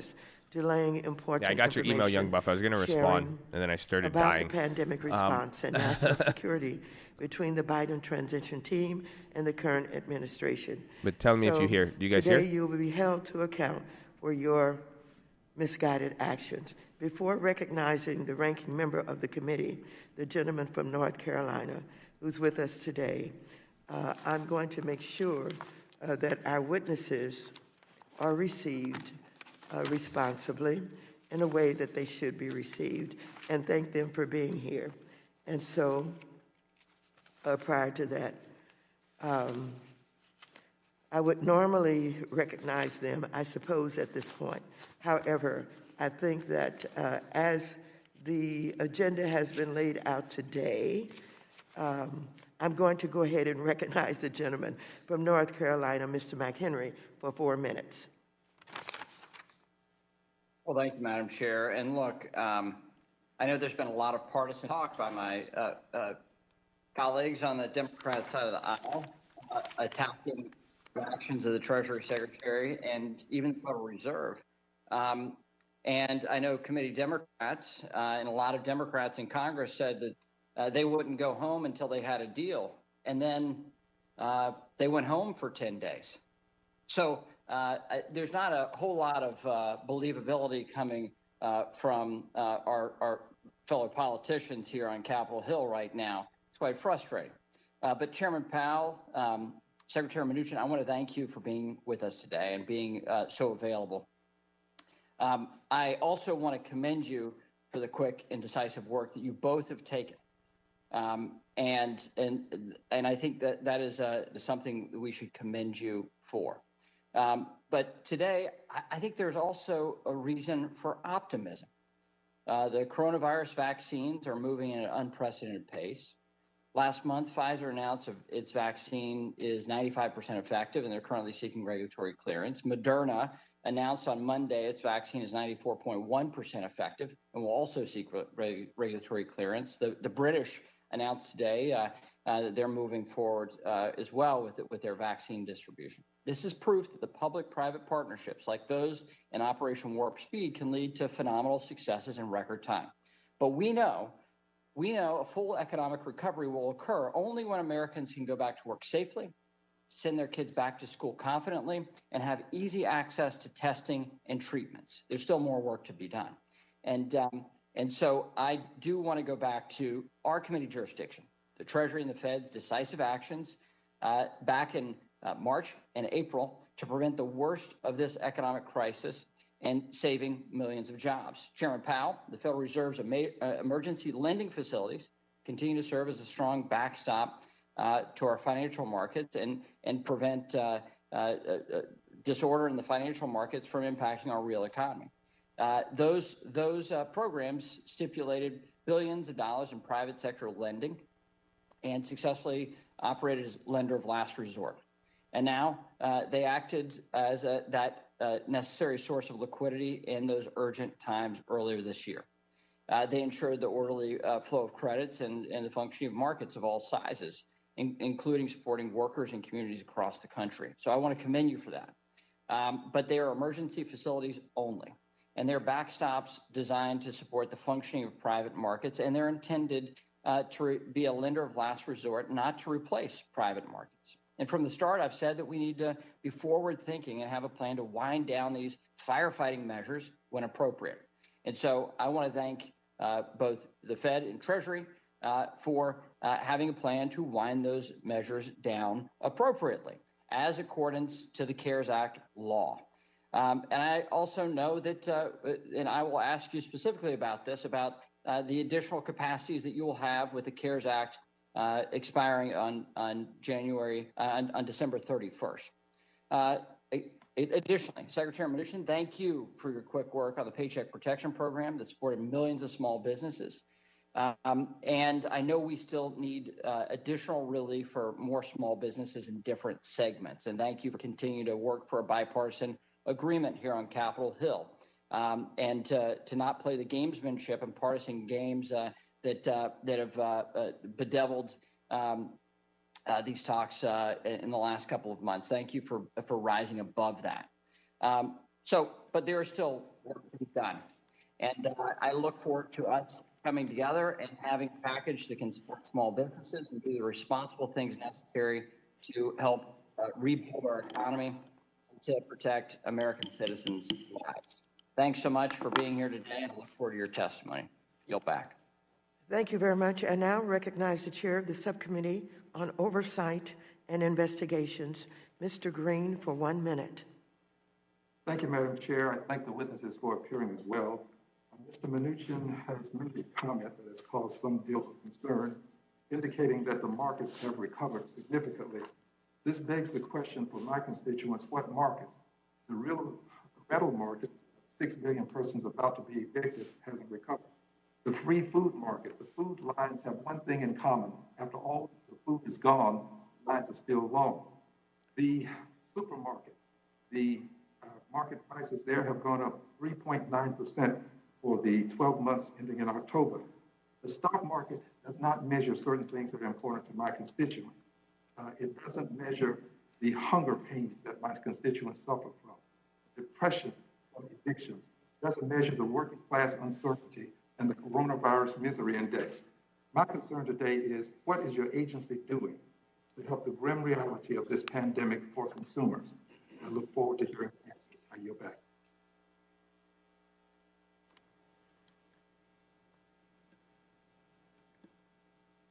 Thank you very much. I now recognize the subcommittee's ranking member, Mr. Barr, for 1 minute. Thank you, Madam Chair, and thank you to our witnesses for being here today. Congress, the Fed, and Treasury acted boldly in the face of the economic turmoil brought on by the COVID pandemic and showcased the true reach of the federal government's response. Through Congress's fiscal policy authority and the Fed's emergency lending facilities, we were able to stabilize markets, keep workers on the job, and ensure the continued functioning of corporate credit markets. As we continue on the path to economic recovery, it's important that we take stock of the tools used. We must evaluate which were effective and which were not, which should be redeployed and which can be wound down, which programs are legally set to expire and which programs should be reauthorized. That is the role of this committee, with oversight of the U.S. financial system. I look forward to hearing from our witnesses on this and other topics to help inform Congress's continued response to the pandemic. Secretary Mnuchin and Chairman Powell, I commend you on your work to promote economic stability in turbulent times, and I thank you for your service. I yield back. Thank you. I want to welcome today's witnesses to the committee. First, I want to welcome the Honorable Stephen T. Mnuchin, Secretary of the United States Department of the Treasury. He has served in his current position since 2017. Mr. Mnuchin has testified before the committee on previous occasions, and I believe he does not need any further introduction. I also want to welcome our other distinguished witness, the Honorable Jerome Powell, Chairman of the Board of Governors of the Federal Reserve System. He has served on the Board of Governors since 2012 and as its chair since 2018. Chair Powell has previously testified before the committee, and I believe he also does not need any further introduction. Without objection, your written statements will be made part of the record. Each of you will have 5 minutes to summarize your testimony. When you have 1 minute remaining, a yellow light will appear. At that time, I would ask you to wrap up your testimony. In a not weird way, we can Powell be looks so cute respectful right there. of the committee members' times. Secretary Mnuchin, you are now recognized for 5 minutes to present your oral testimony. Thank you. Chairwoman Waters, Ranking Member McHenry, and members of the committee, I'm pleased to If you join don't you agree, today you're to insecure. discuss the Department of Treasury's unprecedented response to support the American people throughout the pandemic. We continue to work to implement the historic CARES Act with speed, efficiency, and transparency, but our job will not be complete until we get every American back to work. When I last testified before you in September, I stated that America was in the midst of the fastest economic recovery from any crisis. I'm proud to say, while there is still a lot more work to be done, that statement is true. In the third quarter, GDP grew by 33% annually, beating all expectations and a previous record of 1950. Americans are getting back to work. The October jobs report showed the economy gained back 12 million jobs since April, more than 50% of all jobs lost due to the pandemic. The unemployment rate has decreased to 6.9%, a rate not expected by the blue chip to be achieved until the fourth quarter of 2021. The historic bipartisan CARES Act provided the economic relief that is critical to supporting the economy recovering. Additional economic slowdowns, however, continue to impair and cause great harm to American business and workers. Based upon the recent economic data, I continue to believe that a targeted fiscal package is the most appropriate federal response. I strongly encourage Congress to use the $455 billion in unused funds from the CARES Act to pass an additional bill with bipartisan support. The PPP has unused money of $140 billion that could be sent out the door immediately to support many small businesses. The administration is standing ready to support Congress in this effort to help American workers and small business that continue to struggle with the impact of COVID-19. Treasury has been working hard to implement the CARES Act in a transparent and efficient manner. We've released a significant amount of information on treasury.gov and usaspending.gov. We continue to cooperate with various oversight bodies, including the new special IG, the Treasury IG, the Treasury IG for Tax Administration, the new Congressional Oversight Commission, the GAO. We have provided regular updates to Congress, marking this my 9th appearance before Congress for the CARES Act hearing. We have also devoted significant resources to responding to inquiries from numerous congressional committees and individual members on both sides. We appreciate your interest on these issues, and we remain committed to working with you to accommodate Congress's legislative purpose to advance the whole-of-government approach to defeating COVID-19. Chair Waters, I do want to just respond to your comment where you said I had no justification and made matters worse on my termination of the facilities. I just want to emphasize this was not a political decision. I was merely implementing the CARES Act. I'm happy to walk you, your staff, or other members of the committee through Section 4029, which makes it very clear. I find it implausible that any member of the committee believed in voting for the CARES Act that you are authorizing me to invest $500 billion in Federal Reserve facilities to make loans and purchase corporate bonds in perpetuity with no expiration date. That is exactly what you would have to believe if you disagree with my interpretation of congressional intent on the issue. And since I was personally there and negotiated most of these documents, I am very familiar. But if Congress wants to extend this money for federal purposes for these facilities, Congress can add that to new legislation. I'd like to thank the members of the committee for working with us, and I'm pleased to answer any additional questions. Thank you very much. Thank you very much, Secretary Mnuchin. Secretary Powell, Chair Powell, you are now recognized for 5 minutes to present your oral testimony. Chairwoman Waters, Ranking Member McHenry, and other members of the committee, thank you for the opportunity to update you on our ongoing measures to address the hardship brought by the pandemic. Our public health professionals continue to deliver our most important response, and we remain grateful for their service. The Federal Reserve, along with others across government, is using its policies to help alleviate the economic burden. Since the pandemic's onset, we have taken forceful actions to provide relief and stability, to ensure that the recovery will be as strong as possible, and to limit lasting damage to the economy. Economic activity has continued to recover from its depressed second quarter level.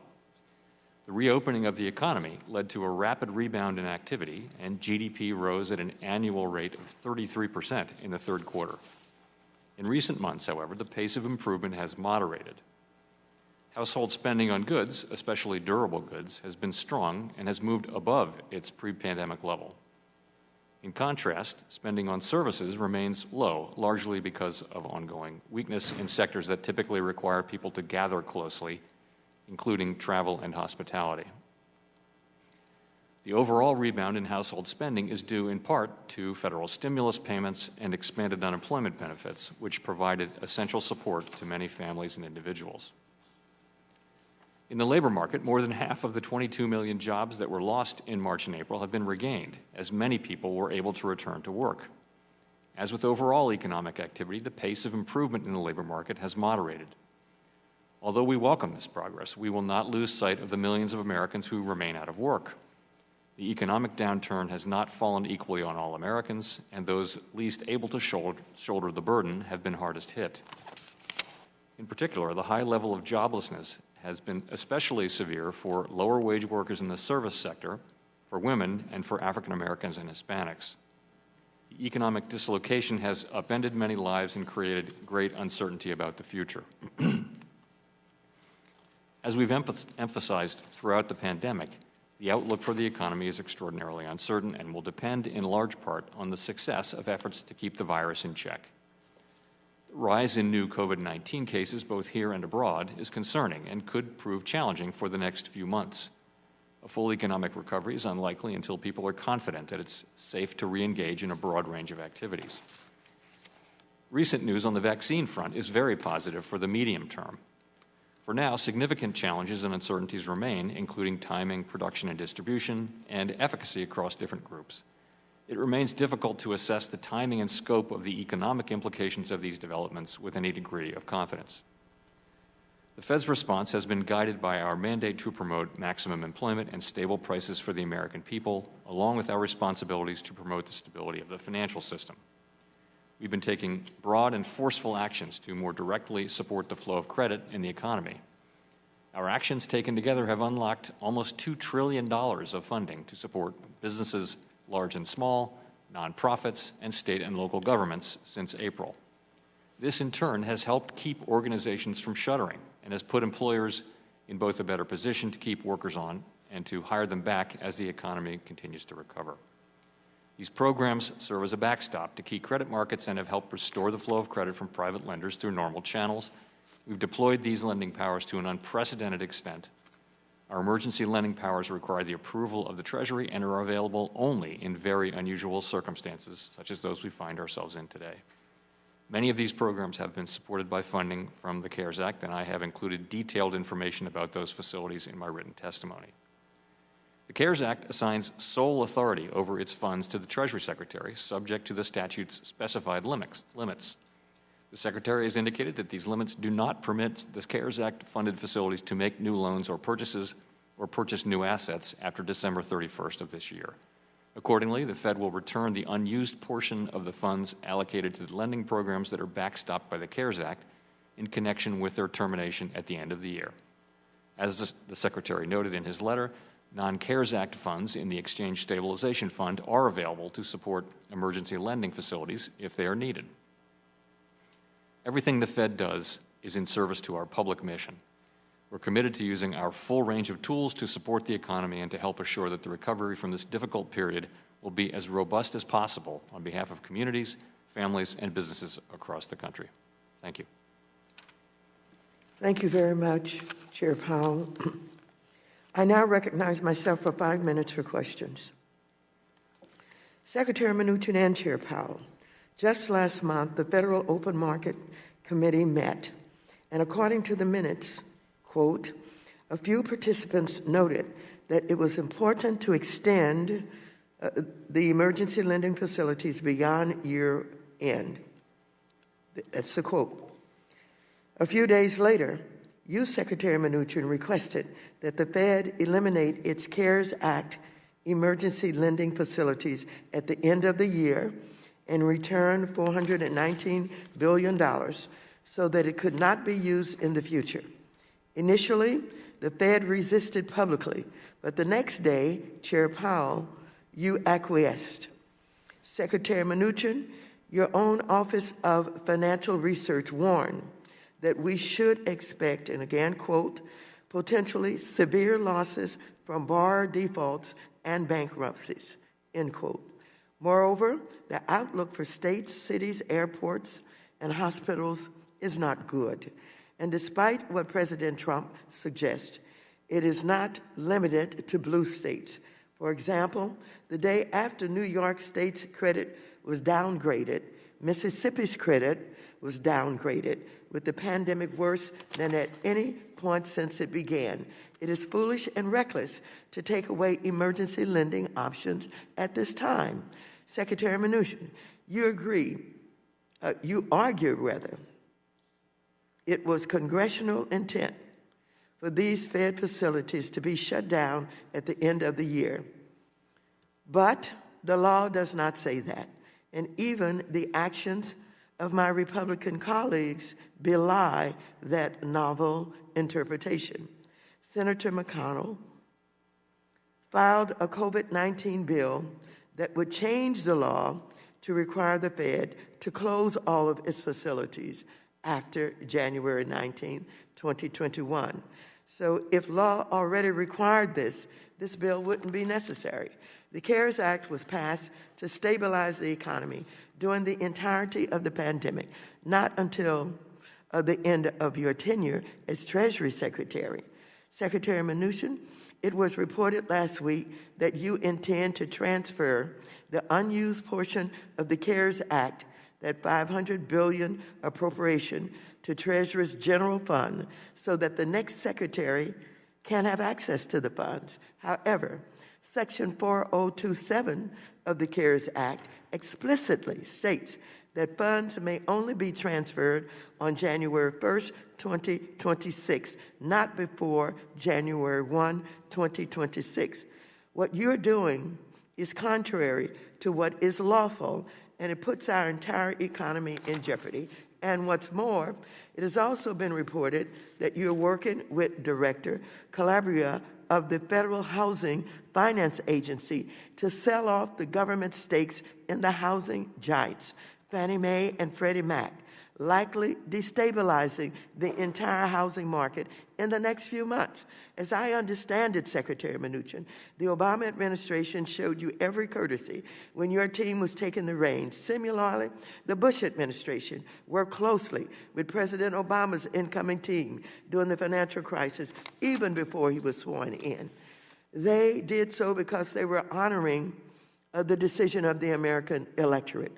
Tell me, Secretary Mnuchin and Chair Powell, does the Secretary's expected successor, Janet Yellen, support what you're doing? Does she agree that the emergency lending facilities are not needed, even though thousands of people are dying each day? Millions more are being infected each week. Tens of thousands of small businesses are closing permanently, and our cities and states are struggling. Does Yellen support Director Calabria's plans to fundamentally remake the housing markets where millions of people are struggling to pay their mortgage and rent each month? Secretary Mnuchin. So again, let me first comment on, and in all due respect, I believe I am following the law. Section 4029 makes very clear on December 31st, 2020, that the authority provided under new loans, guarantees, or other investments shall terminate. Thank you very much. I'm going to reclaim my time. Do you agree? Where the funds do you agree, Mr. Powell? Again, the funds, let me just continue. The transfer of the funds is not up to me. When funds come back, they go into, as reclaiming my time, I need to have an answer from Mr. Powell. Do you agree with Secretary Mnuchin? The Secretary has sole authority over the CARES Act funding under the CARES Act. The Fed is not involved in that. His reading of the law, thus, is the authoritative one, and we accept it. I would also just say, if I was politically motivated, I wouldn't have extended the 4 facilities in deference to the Fed's view that were non-CARES Act facilities. So had I been trying to be political, I would have terminated thank you. those. My time has expired. I now recognize the distinguished ranking member, Mr. McHenry, for 5 minutes for questions. Well, Secretary Mnuchin, let me just give you a moment to answer. It sounds like you have additional things you want to explain in your reading of the CARES Act. The CARES Act expires on December 31st of this year. That is in the law. So let me give you the opportunity to give a full answer on your decision with the exchange stabilization funds.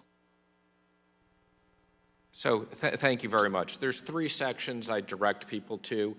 4029, which is the termination date of December 31st of 2020, to make new loans, loan guarantees, or other investments shall terminate. That's perfectly clear.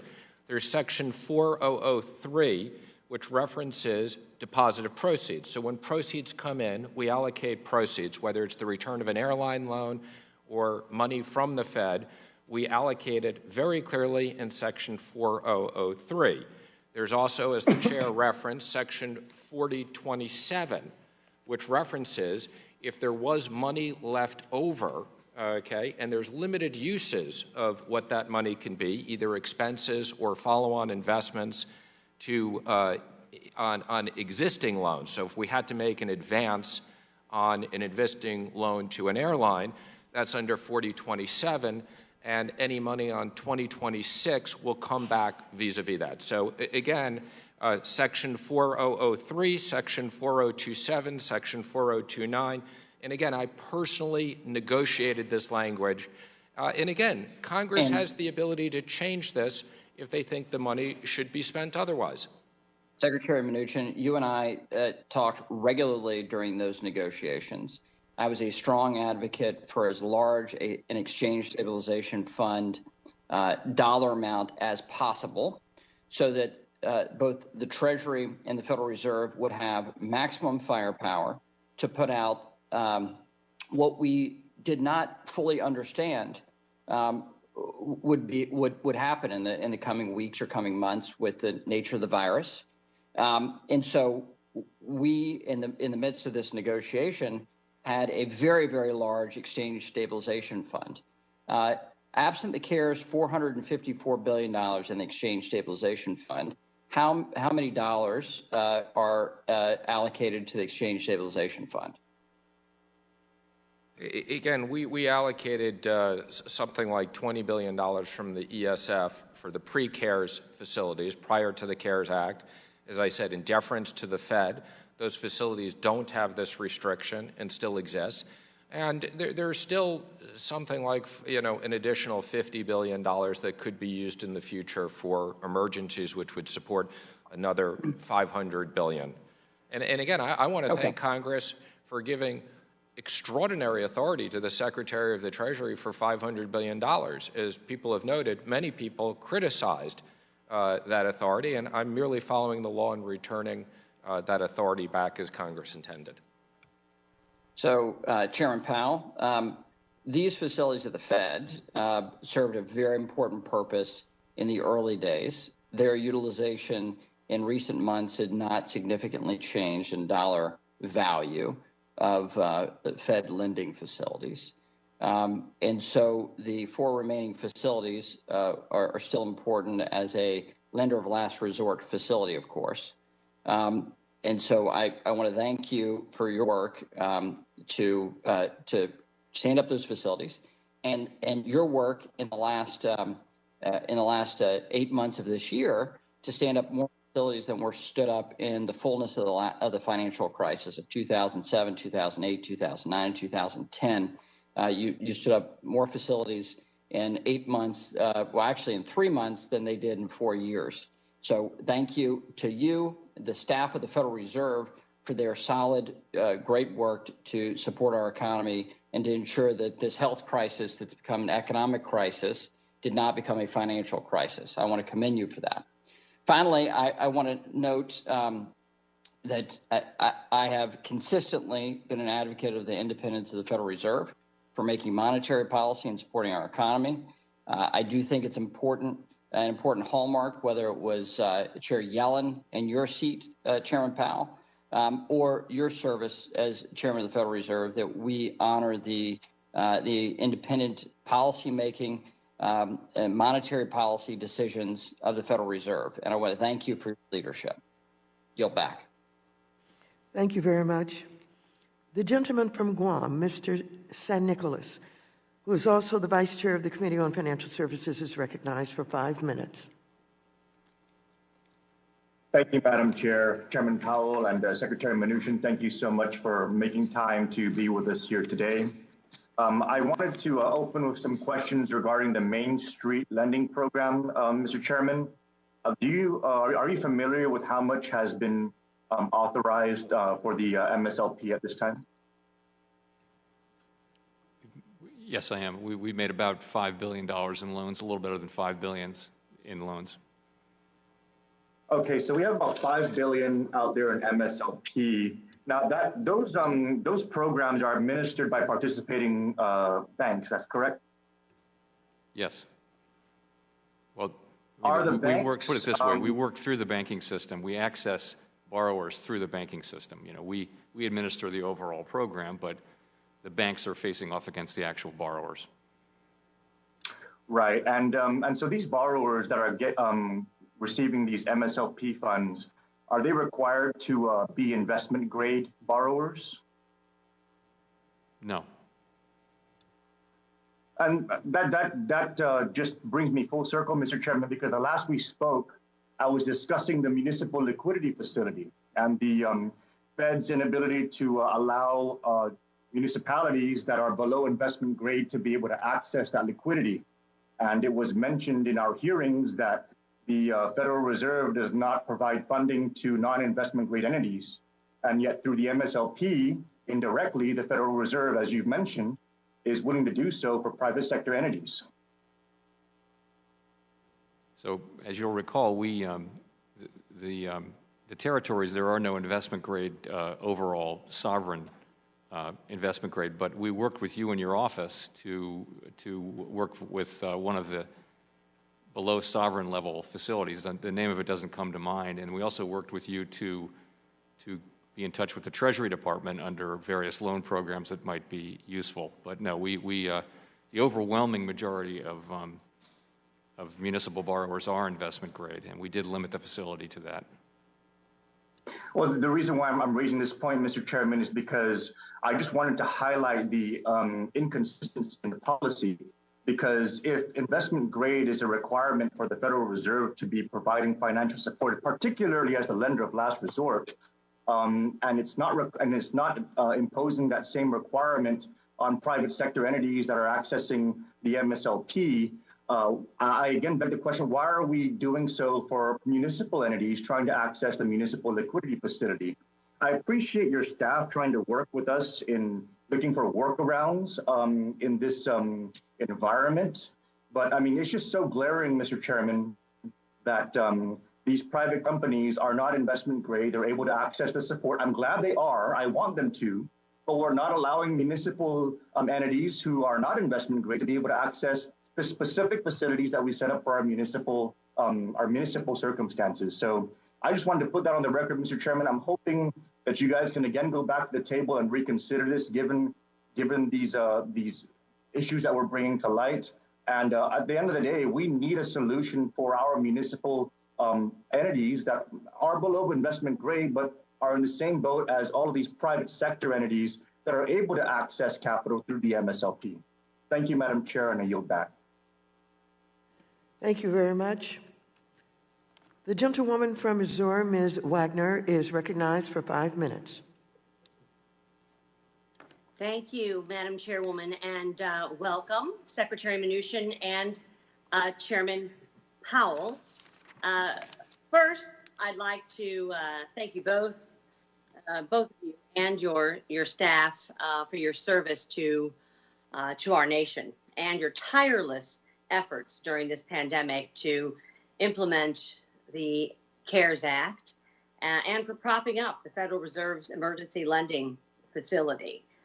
While economic data continues to trend in a positive direction, and we do know that a credible and safe vaccines are just weeks away, the surge in cases and lockdowns occurring across the country could result in our economy backsliding again if we do nothing.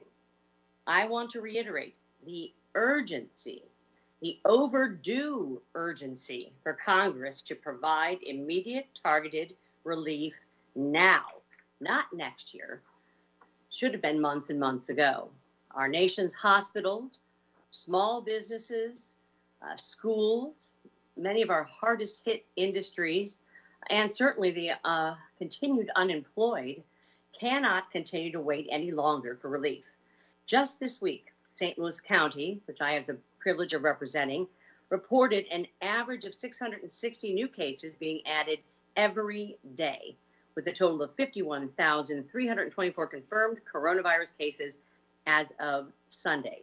Many of my constituents in Missouri's second districts are under mask mandates, and restaurants and bars have been completely shuttered and are closed down. Capacity limits of gatherings are down to 10.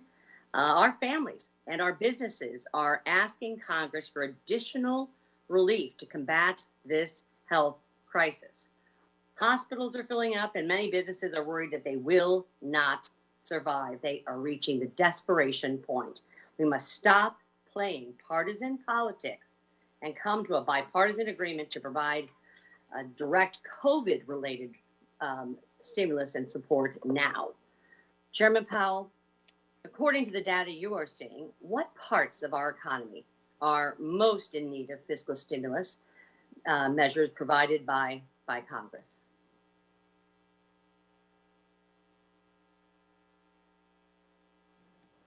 Thank you. I think there are many sectors that could use some help, and of course those decisions are really up to you and the administration, but I'll just mention quickly, I would start with the labor market. I think we ought to remember that despite the rapid progress in getting people back to work, which is so welcome, there's still 10 million people who are out of work because of the pandemic, and that's more than lost their jobs in all of the global financial crisis 10 years ago, which at the time was the biggest recession that we'd had in a long, long time. So there's a lot of work left to do there. The unemployment insurance programs are expiring at year end. I think that's an area where I would certainly look.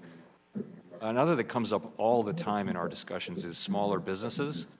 And we met with a group of community bankers a week or so ago, and they were telling us there are just a lot of smaller businesses in their communities that will struggle to make it through this winter because, as you say, in Missouri 2nd District, it's true all over the country.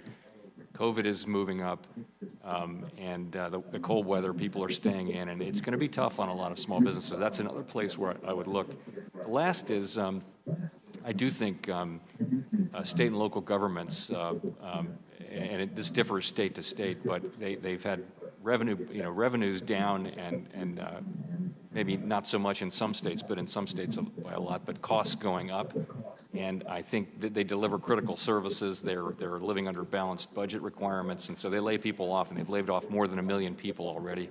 So that's another area where I think it would be profitable to look. Thank you. I appreciate that. Secretary Mnuchin, I'll ask you a similar question. You've mentioned the need for a targeted fiscal package with $455 billion in unused funds from the CARES Act that did need to be returned to Treasury given the law.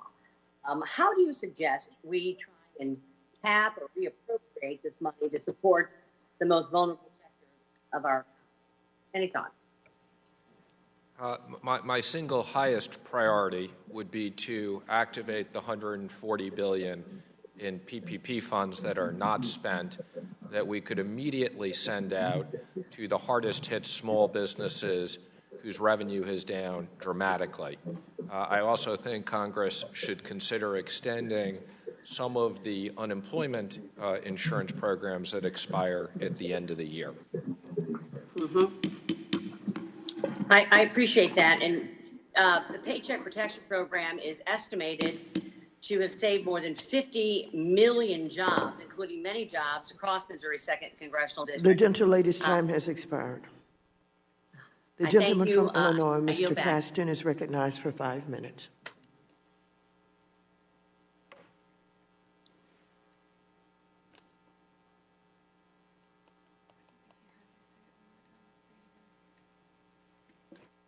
I'm sorry, it took a little bit of time to get off mute there. Thank you very much. We really appreciate you all being here today. I was really pleased that the Federal Reserve's Financial Stability Report identified climate change as a risk to financial stability.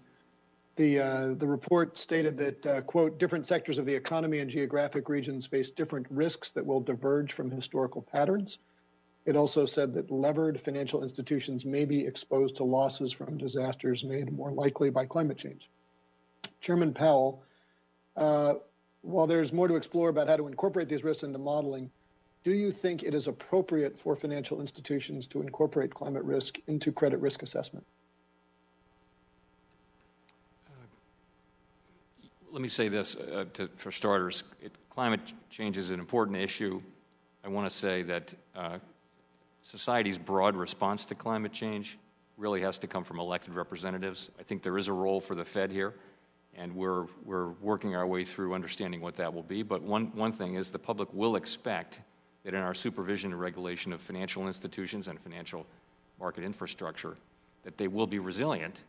We'll make sure that they are resilient to climate change risks. And I do think that it does fall on banking institutions and CCPs and other financial market infrastructures to evaluate that and incorporate in their own operations, and also, I would think, ultimately in the credit that they extend. So I think I'll take that as a yes, because it was really discussing is it appropriate for financial institutions to incorporate. What role the Fed has is, of course, a separate question. I certainly agree with you, and I asked the question because I am really concerned with the OCC's latest rule that would prevent banks from integrating climate-related risks into their credit assessments, despite the fairly significant financial risk that climate poses. The OCC rule specifically says that the risks of lending, quote, would not change based on the sector in which the firm operates, which is categorically false. I don't know how you would tell banks that somehow they need to ignore the dynamics in a sector without imposing significant systemic risk on the banking sector, not allowing banks to account for the sector of the economy where it sits and just defies logic and market fundamentals. The report also stated that within the financial system, increased transparency through improved measurement and disclosure would improve the pricing of climate risks. What additional transparency would be helpful to appropriately assess the overall risk of the financial system due to climate change? So as you can tell, and I'm glad you read that box in our financial stability report, we're really at the beginning of the process of thinking our way through these things, and so are other market regulators and central banks and financial institutions around the world. So the point there was that we're going to need transparency about how financial institutions are thinking about these risks, how they're incorporating it in their business model. We don't actually regulate transparency. That's really more of a market regulator job. Is to what is the required disclosure? And I think we're all moving in that direction, but it is in terms of the interaction between financial regulators and financial institutions. We're at the beginning of the work. Would a standardization of climate-related risk disclosures from publicly traded companies be useful for you in order to continue that work? I think that's certainly where we're headed over time. Again, that's not our responsibility. That would be the market regulator's responsibility. But I do think that's where we'll be going. Thank you, and I yield back the balance of my time.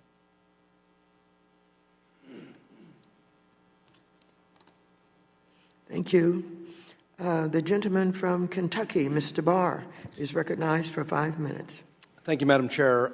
Chairman Powell, some in the press this morning and some of my colleagues have seemed to try to make the argument that you and the Treasury Secretary are in disagreement about the Exchange Stabilization Fund. I don't detect much of a disagreement. What I hear the Secretary say is that his decision to not extend the $430 billion left in the Exchange Stabilization Fund is rooted in his interpretation of the statute of the CARES Act.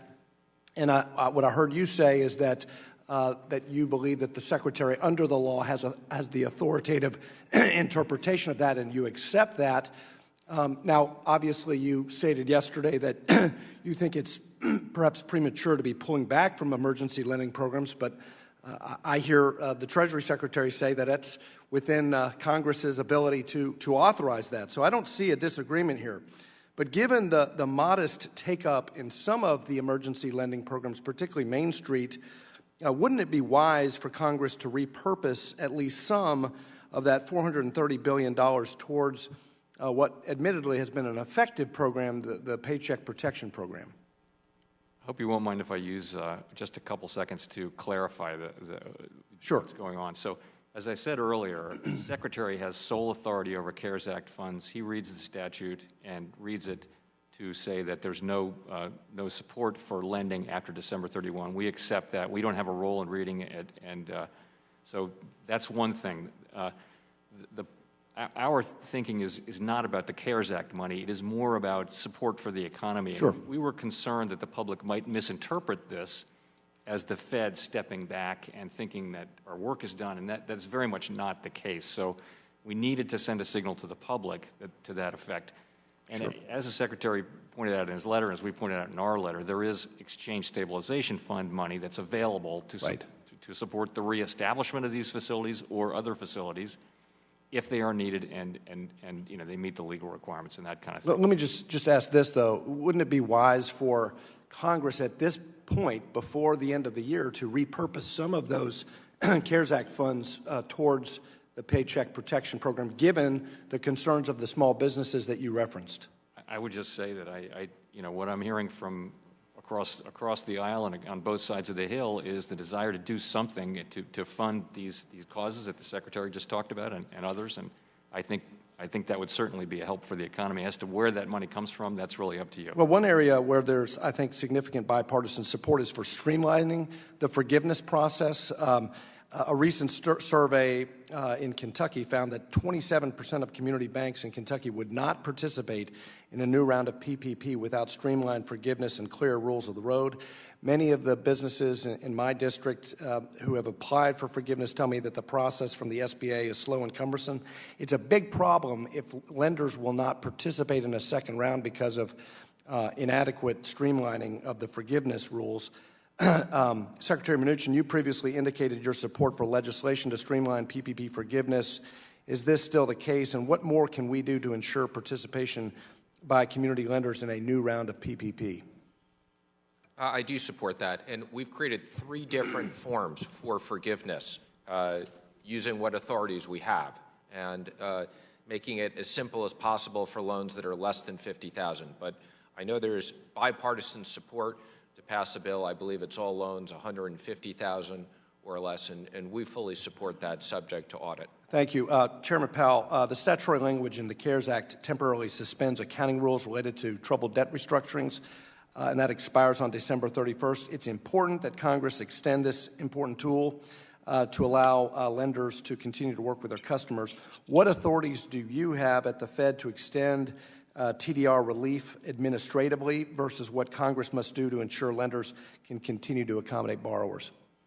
So we actually don't have authority to extend TDR. It's an accounting rule. We have a lot of authority, though, and we will use it to make sure that banks continue to work with their borrowers and encourage them to do so, I should say.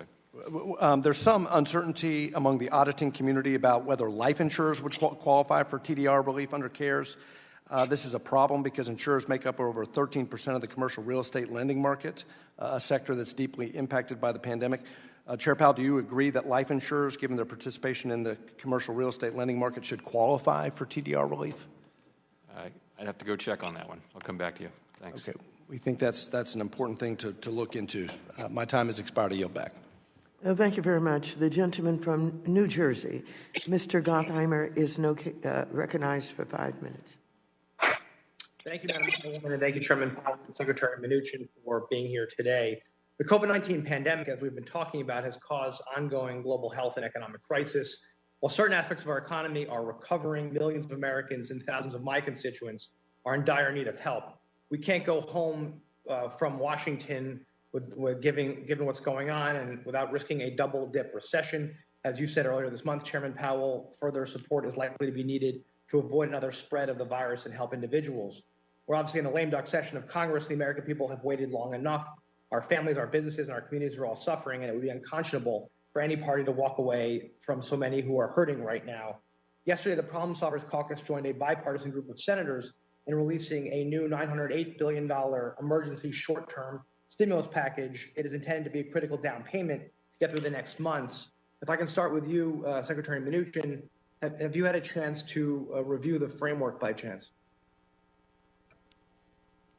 Well, first, let me just say I really appreciate the work that you have personally done and the problem solvers have done in trying to reach bipartisan solutions. I did review it briefly yesterday after my testimony, and I'll be spending more time on it today. Again, I would urge Congress to move quickly on the PPP, which there seems to be enormous bipartisan support. But again, thank you personally for your efforts. Thank you, Mr. Secretary, and I appreciate the work we've done together on this. And obviously, I hope this would be something that if we can get the support here, that the administration might support.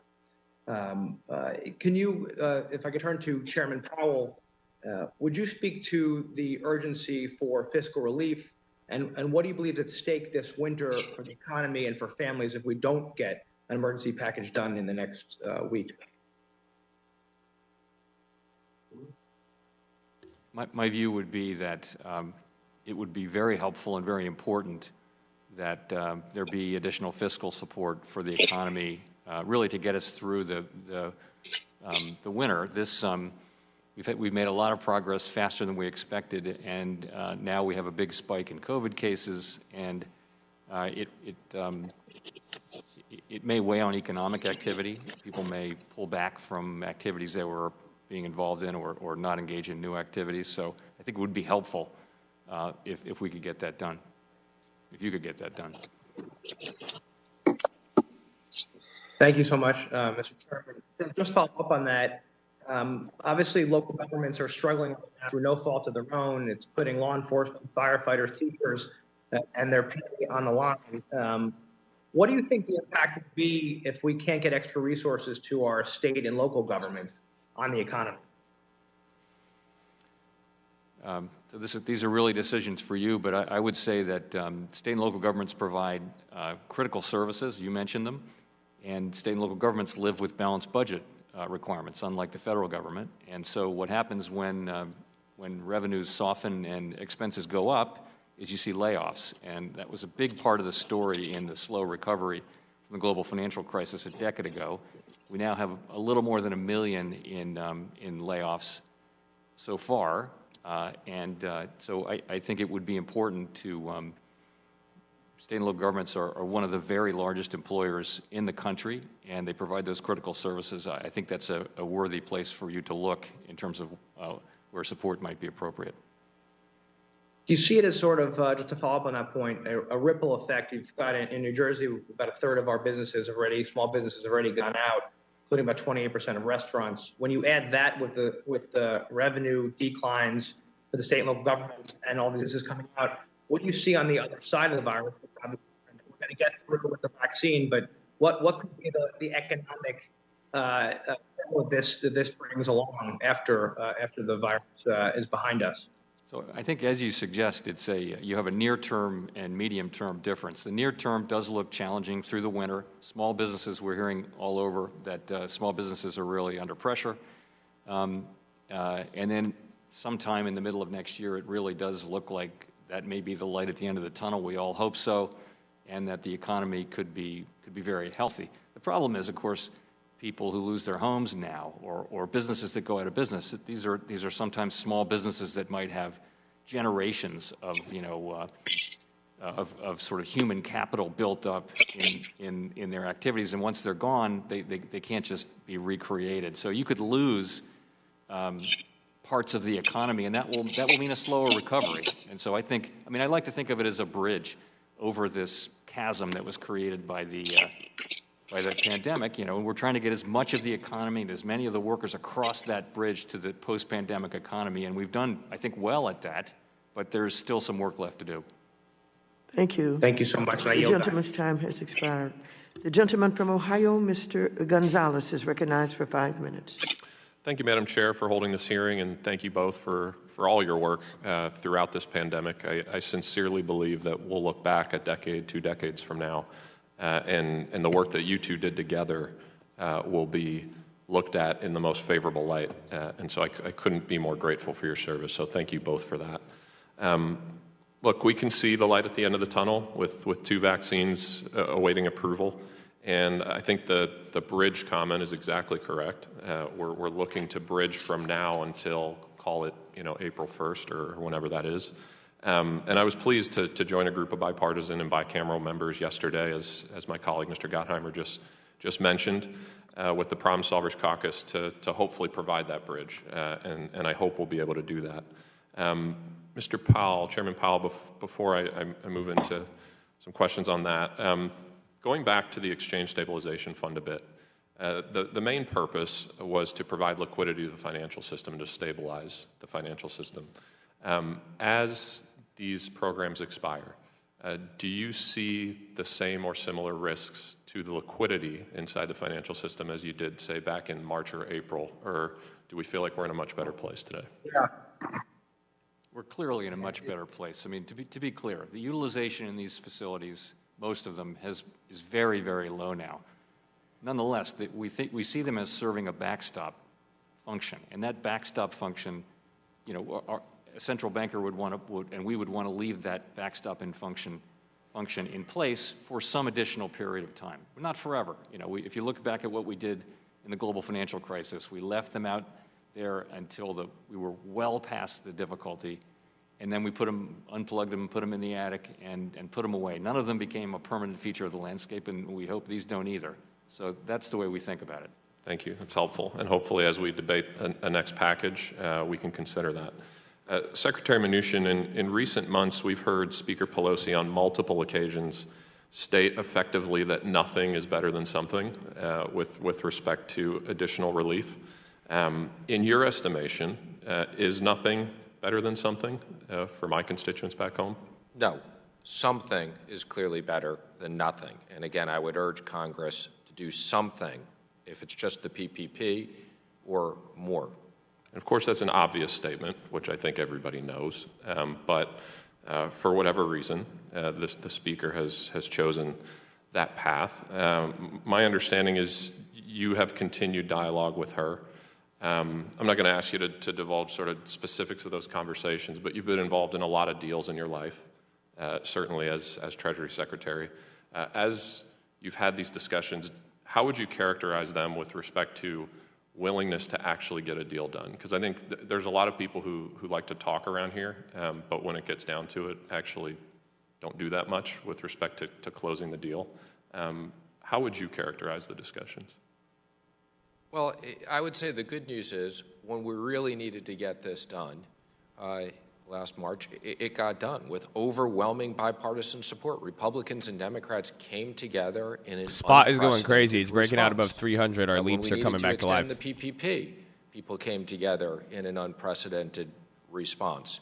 Unfortunately, since that period of time, things that, in my opinion, there should be absolute bipartisan support and we could get done. Unfortunately, the Speaker has had, a half a loaf is not good enough and wanted a full loaf. So again, I would encourage Congress, particularly over the next few weeks in the lame duck, let's try to get something done.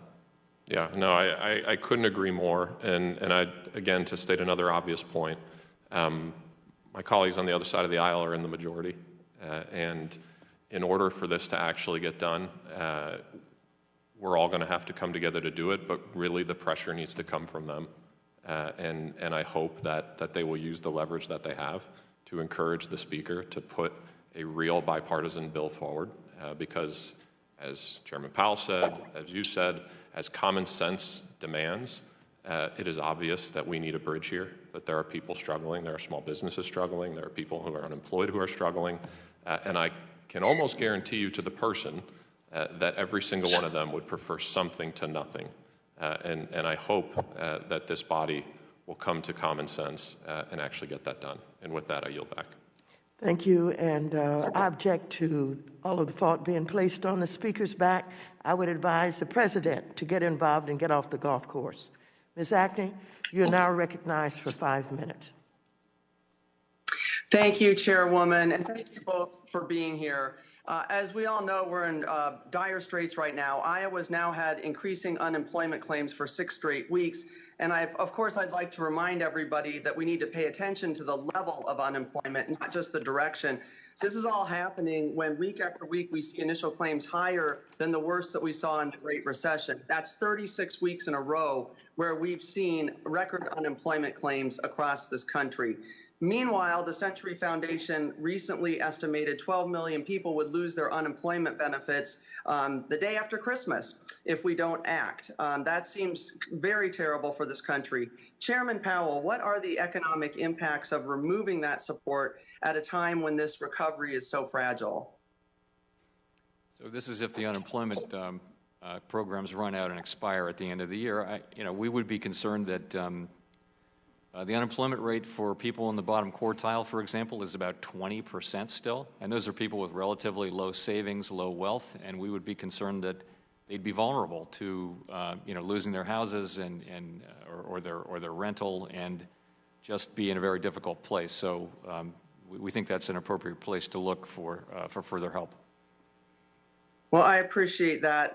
As we all know, 1 in 8 Americans are going hungry. More than 3 million businesses have closed, and we're approaching 100,000 people now hospitalized with COVID. So I'm wondering for either one of you, does seeing this kind of need in the discussion that we've had today show the importance of passing another COVID aid package, and how quickly do we need to get that done?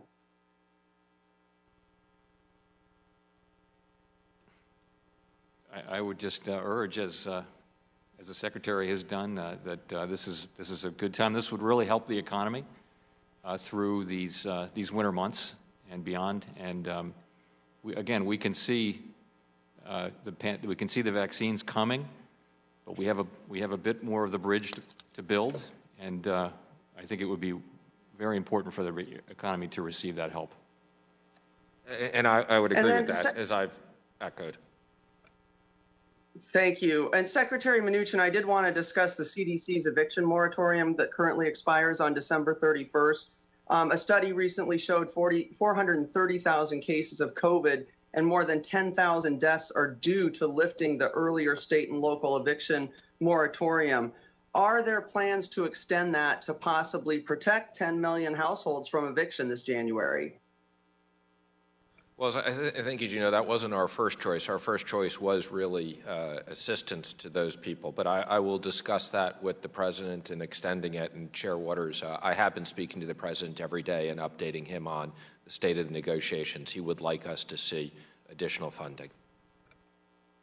Thank you. I hope we can get that done quickly. We don't have so that we don't have a 20-day gap here where millions of people are going to get evicted. So please get back to us and the chairwoman on what we can expect from that. Thank you.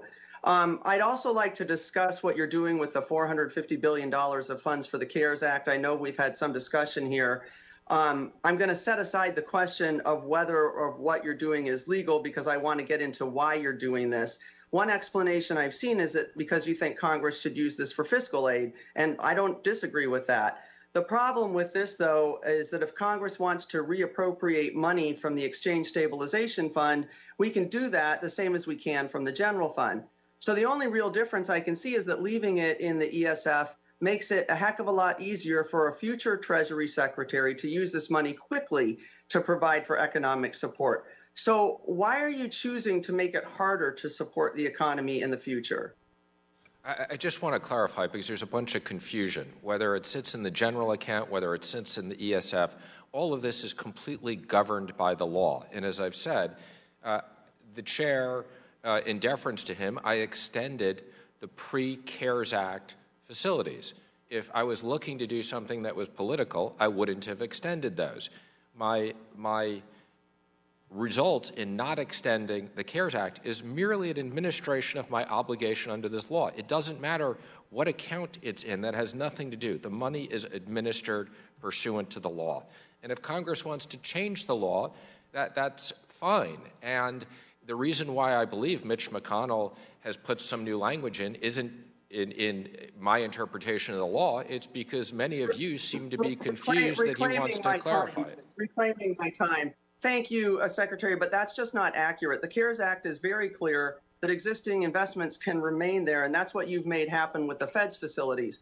So that answer isn't acceptable. Why are you looking for a way not to help American people right now? This isn't your money. It's taxpayer money, and it should be quickly available to American people right now when we need the help. So I see you undermining the American people on your way out the door. You need to reverse this decision so that these programs... The gentlelady's time has expired. Thank you for your service, and I yield back. Thank you. The gentleman from Tennessee, Mr. Rose, is recognized for 5 minutes. Thank you, Chairwoman Waters and Ranking Member McHenry. And I thank you, Secretary. No, I like watching this. I'm sorry. I'm loving this. And I know my throat hurts, but this is great. Hearing required by the CARES Act. I want to thank you also for the great work by both the Department of the Treasury and Federal Reserve throughout this pandemic response. Your fast action has allowed businesses in my district in Tennessee and across the country as well to keep their doors open and employees on the payroll. I also want to underscore the importance and impact of the CARES Act on stabilizing the economy. We continue to see strong economic recovery, and I hope we can continue that trend as we work towards the great American comeback.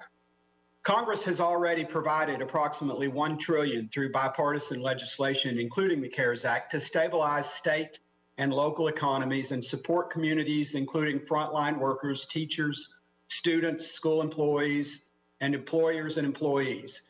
In your testimony, you pointed out that $455 billion in unused funds remain from the CARES Act.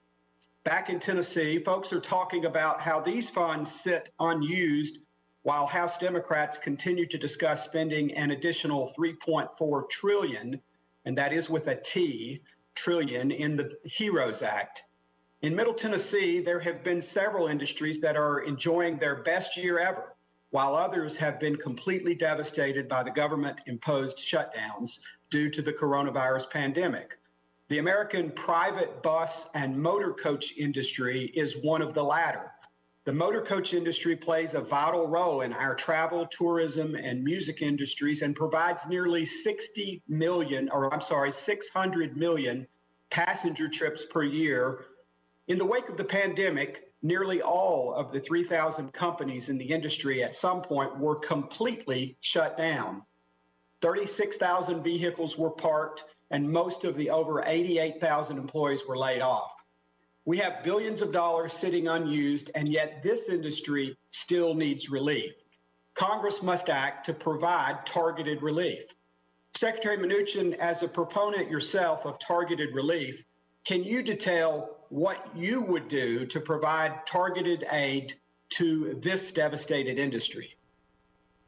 Yes, and let me just say there's more than the $450 billion unused. There's actually another $140 billion in PPP on top of that. But I would support $20 billion in additional money in payroll support to the airlines, identical to what we've done before in the CARES Act. I think that would be very meaningful in terms of employment and saving the industry.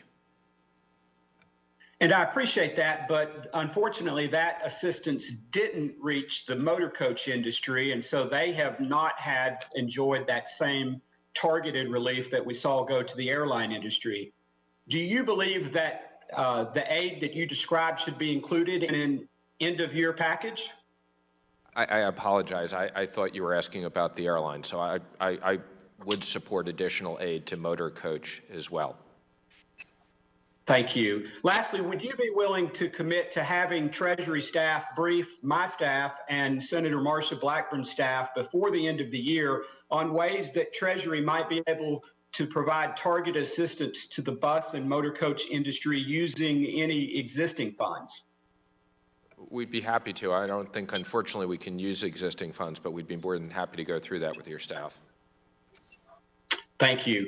Thanks to President Trump's Operation Warp Speed and the great American innovative industries that we have, we are getting closer and closer to widely distributing a vaccine. In Tennessee, if the FDA authorizes emergency use, we are expecting to see distribution beginning in mid-December. Chair Powell, could you speak to the effect distributing an effective vaccine would have on our economy? Yes, well, clearly in the medium term, which is to say sometime in the middle of next year, we're not well positioned to give a precise estimate of when that might be. People will regain confidence that they can gather in various activities that now seem too risky because of COVID, and that'll have a very positive effect on economic activity, on spending, on hiring. So we do see very positive things coming. I just would add, though, as I said in my testimony, the sort of path is a little bit uncertain because we are still going to be learning about the efficacy of the vaccines and also about the speed of the rollout and who will get them and in what order and what the effect will be on the public. But overall, I think we see a very positive set of developments coming at a somewhat uncertain time, but not so long into the future. The gentleman's time has expired. Thank you, Chairwoman Waters. I yield back. Thank you. The gentlewoman from California, Ms. Porter, is recognized for 5 minutes. Thank you, Madam Chair. Chair Powell, would you say the economic crisis caused by the pandemic is over? I'm sorry, I couldn't hear exactly what you said. I apologize. That's okay. Would you say the economic crisis caused by the pandemic is over? No, I would not. Okay. How long do you think it'll take before we know? I think, well, before we know, I think we'll know a lot in the next 4 to 6 months about vaccines. But the real issue, though, is what are going to be the effects of people whose jobs may have changed or gone away. It's really the post-pandemic economy is going to be different. And we're going to learn a lot about that in the second half of next year. And I think those people are going to need help, some of them. And I think that's, Chair Powell, a very fair answer. We can't know unless we have a crystal ball exactly how the recovery from this is going to proceed. Now, Secretary Mnuchin, who's also here with us today, he apparently disagrees with you. In fact, Secretary Mnuchin is so certain that the economic crisis is over that he wants to ban the Fed from using any more of the $500 billion that Congress set aside in the CARES Act to help the economy. 2 weeks ago, he wrote to you to request that you return the remaining $455 billion because our economy, in his opinion, simply doesn't need it anymore. In response, you, Chair Powell, said that the outlook for the economy is extraordinarily uncertain. The camera guy's petty. The Federal Reserve would prefer that the full suite of emergency facilities established during the pandemic continue to serve their important role as a backstop for our still strained and vulnerable economy. Needless to say, it's highly concerning that the two people tasked with stabilizing our economy do not agree on whether the markets are stable. But it actually doesn't matter what either of you two think, because Secretary Mnuchin simply doesn't have the authority to recall the $455 billion. I'm reading aloud now from Section 4027 of the CARES Act. On or after January 1, 2026, any funds that are remaining shall be transferred to the general fund. In other words, sent back to the Treasury. Secretary Mnuchin, is it currently the year 2026? Yes or no? First, let me comment. I do believe there's an economic emergency. You're putting words in my mouth that are not correct. Second of all, okay, the answer is that 4027. The time belongs to the gentle lady. Oh, this is so juicy. Mr. Mnuchin, would you start by answering my first question, and I will ask you others. Is today the year 2026? Yes or no? Of course it's not 2026. How ridiculous to ask me that question and waste our time. Well, Secretary Mnuchin, I think it's ridiculous that you're play acting to be a lawyer when you have no Actually, I have plenty of lawyers at the Department of Treasury who advise me, so I'm more than happy to follow up with Chair Waters and explain all the legal provisions and the ranking member. So more than happy to make that access. Secretary Mnuchin, are you in fact a lawyer? I do not have a legal degree. I have lawyers that check yourself before you talk to me. Thank you. You're your ranking member. Chair Powell, are you in fact a lawyer? I am a former lawyer, a recovering lawyer. You have a legal degree, correct? Yes, I do. Okay. So, Secretary Mnuchin, you're trying to tell Chairman Powell to send over any remaining funds right now, and you're claiming, falsely in my opinion, that is what the law says. And you've gotten into a disagreement with someone who's actually a lawyer. Are you a lawyer? And you're not listening to Congress, which actually wrote the law about what it says. Okay, actually, I wrote the law with Congress for what it's worth. And by the way, it's not $450 billion he's returning. I think it's approximately $175 billion. Reclaiming my time, there was no question there. Secretary Mnuchin, the CARES Act already says in in Section 4027, it says that you have to stop making any new investments in Fed lending programs at year end. It doesn't say that the Fed programs must stop making loans or purchases.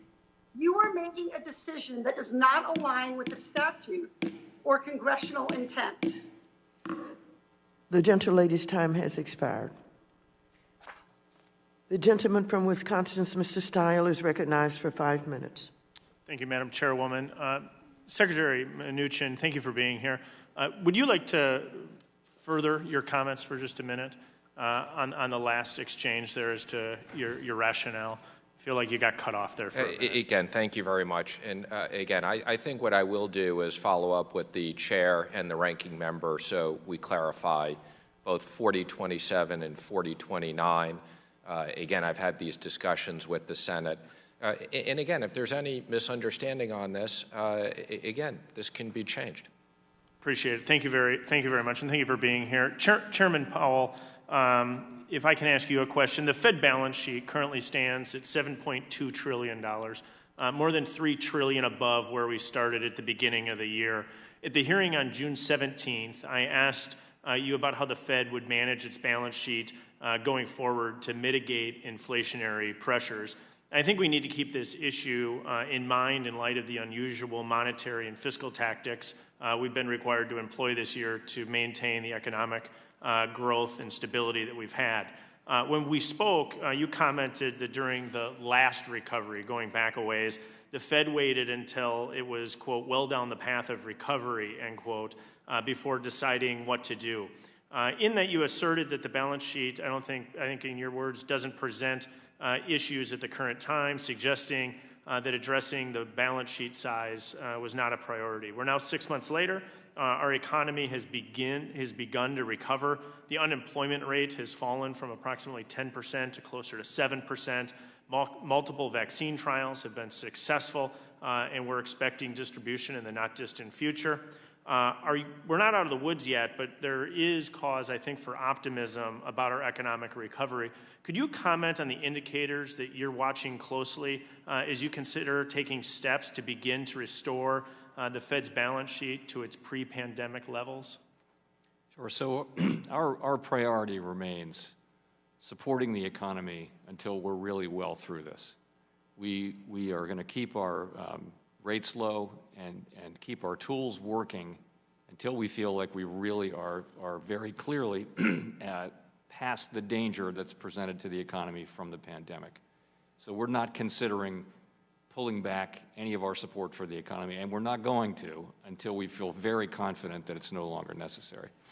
The time will come to start thinking about balance sheet issues, and we have the model of what we did in the last financial recovery, and I was at the Fed during those years when we were considering that. That time will come. It's well into the future. I think we know how to do it, and that's slowly and carefully.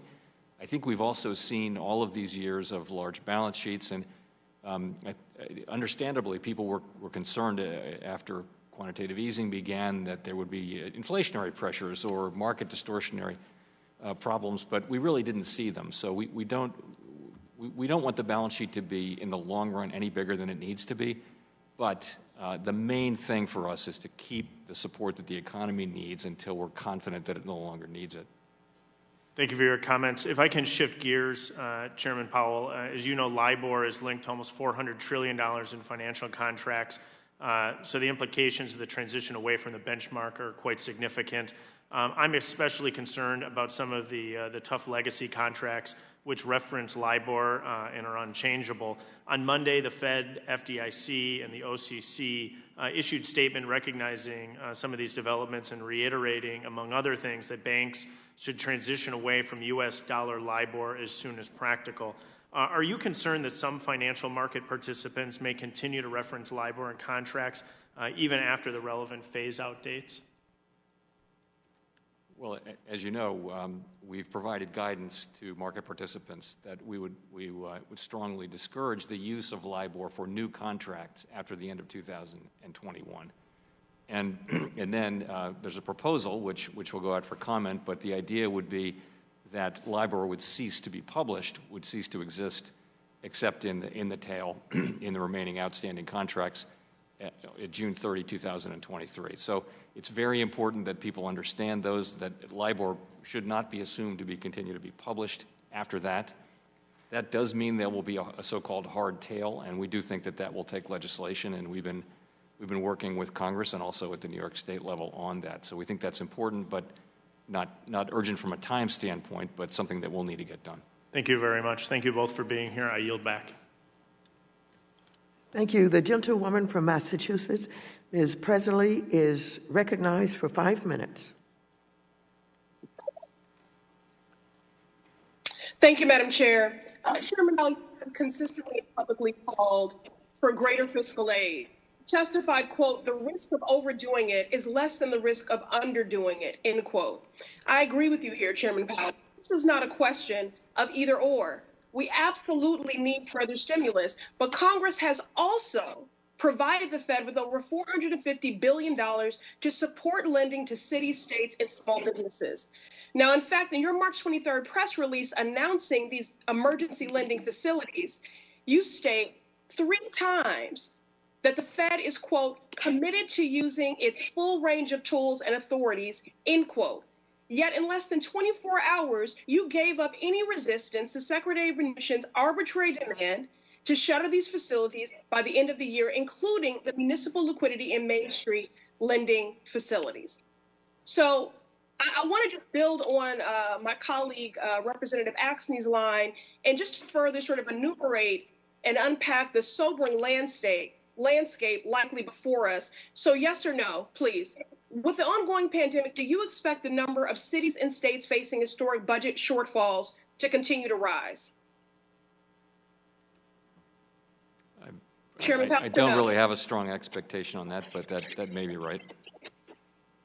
I'll take that as a yes. Do you expect further state and municipal credit downgrades, making it more difficult for state and local governments to borrow? There have been 337 downgrades so far. Do you expect that to happen tomorrow, yes or no? I think it's probable. Okay. I'll take that as a yes. Are we facing an unprecedented wave of small business closures, yes or no? I think that's uncertain. Unprecedented wave, I don't know that we know that. FedEx popping, check UPS and all those. Is the rescue of small businesses essential to any long-term economic recovery, yes or no? Yes, it's important.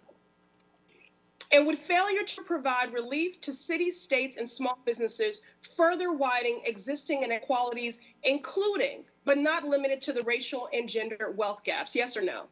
FedEx making an acquisition, I think. I think it is. Yes, I'm sorry. Yes or no questions for these questions. I'm just going to answer you, which is that I think that it is important that these groups get additional fiscal support. Thank you.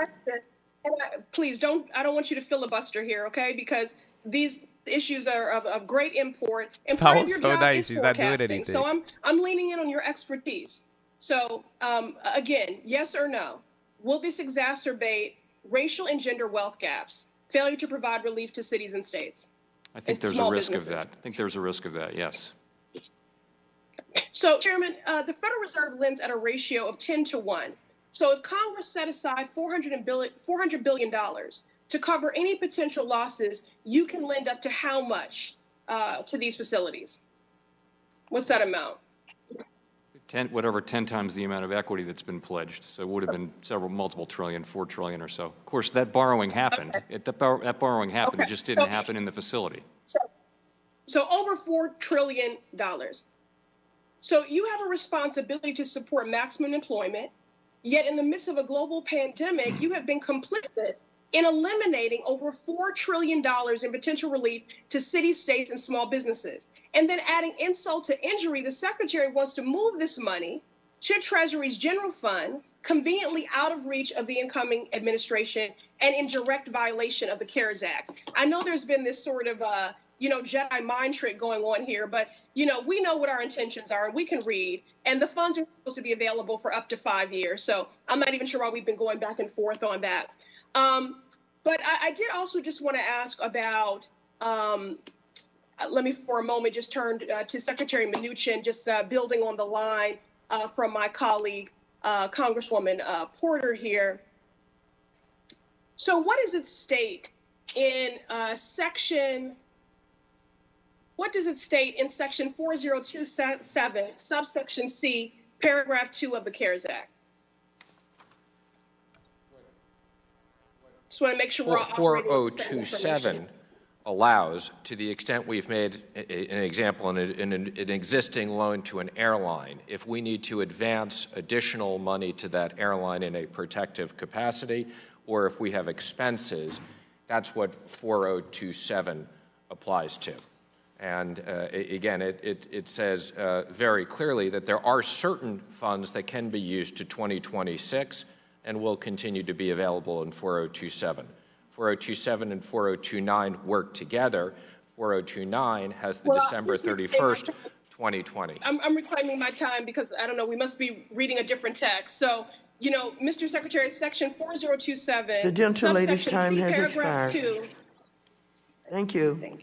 The gentleman from Texas, Mr. Gooden, is recognized for 5 minutes. Thank you, Madam Chairwoman. Secretary Mnuchin, thank you for your prior support for credit risk transfer as a means of reforming Freddie and Fannie as expressed in Treasury and the administration's housing reform plan. Does that support still exist, and do Treasury and the administration still support CRT for the GSEs, and more importantly, the de-risking of Fannie Mae and Freddie Mac that protects taxpayers? Yes.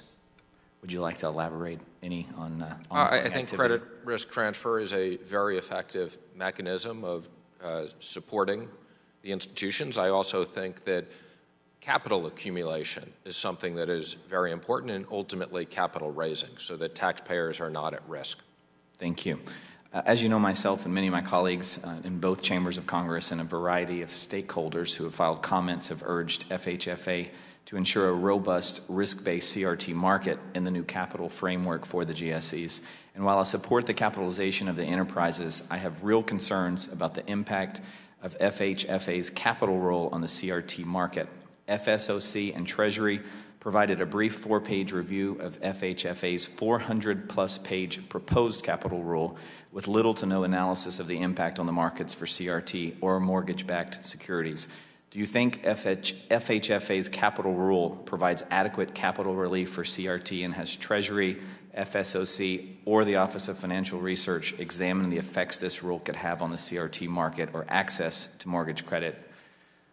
We have done some work on that, and we'd be happy to follow up with you on it. Thank you. I would appreciate that. Mr. Powell, you were filibustered earlier. Did you have any further comments? The floor is yours. I'll give it to you. I've got 3 minutes.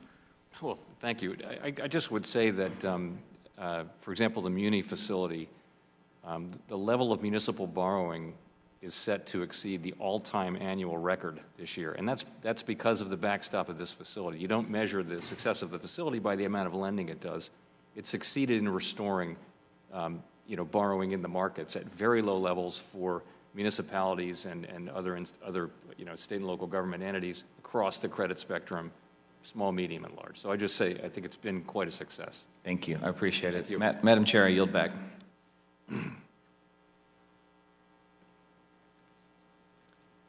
The gentlewoman from New York, Ms. Ocasio-Cortez, is recognized for 5 minutes. Thank you both so much for coming to offer your testimony today and your expertise. Secretary Mnuchin, not to belabor the point, but I did want to dive back in here to Section 4027 and 4029 that you're referencing. I do think it's important that we discuss this because you are bringing it up as the main rationale as to why you are kind of bringing these funds back into the Exchange Stabilization Fund. First and quickly, Section 4027. I know this voice. Explicitly states that unused funds heard are this to be voice returned to before. the Exchange Stabilization Fund on January 1st, 2026, correct? It is correct, and that will occur on January 1st, 2026. So, and that's with respect to the unused funds. Now, Section 4029. No, it's not the unused it's the unused funds in the ESF at that time. That's correct. Yes. Thank you. Now, Section 4029 refers to rescinding authority to making new loans, right? So the law explicitly does contemplate, it has that Section A, B, and C. And it does explicitly contemplate that remaining funding as of January 1st, 2021, which is just in a matter of weeks, to be available for restructuring, modification, amendment, and administrative costs. Is that right? That is correct.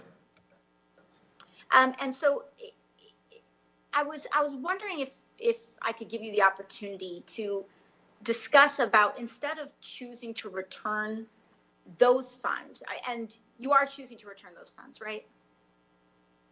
No, I'm not choosing to return those funds. Whether the funds are returned or the funds aren't returned, 4029 governs both direct and indirect. So again, I could have allocated all $500 billion on day one to the Federal Reserve. I allocated $200 billion. It really is irrelevant. It's the 4029 governs the same provision, whether money's sitting in any of the accounts. That was the purpose of 4029. If you don't read that way for 4029, then it shouldn't have existed. There is no purpose to have the December 31st, 2020 date. And again, I personally negotiated these documents. I understand. And I'm trying to seek some clarification because we are in such a desperate position, given the unfortunate gridlock. I think it's that we're all we're all aligned in interest in trying to figure out where we can explore maximum flexibility as offered by the statute. And so I'm just curious if, instead of choosing to kind of return, or rather, instead of returning these funds, instead of reading SPY has just gone positive, and Dow is too. Tech is the only thing down right now. Could we use this modification statute to recapitalize loans? Recapitalize existing loans? Yes. She's been the most respectful out of all of them. Example, we have made airline loans, so people are focusing on the 13.3. These facilities, this governs both the direct loans and the indirect loans.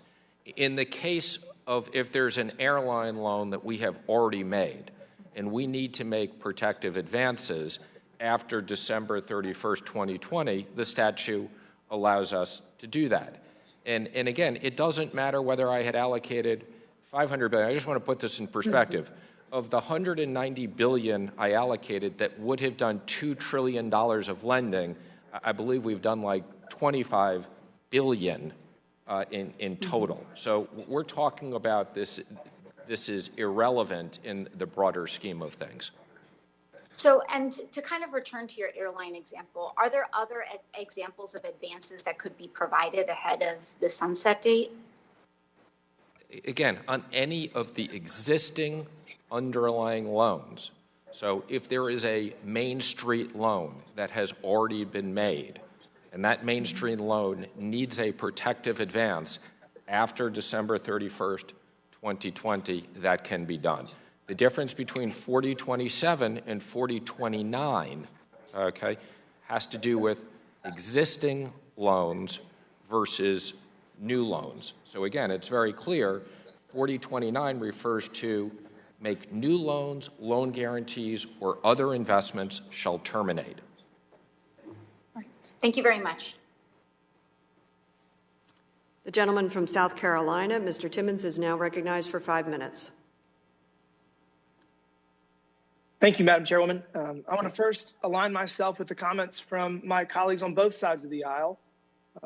We need to help small businesses across this country. It is critical. It is past time.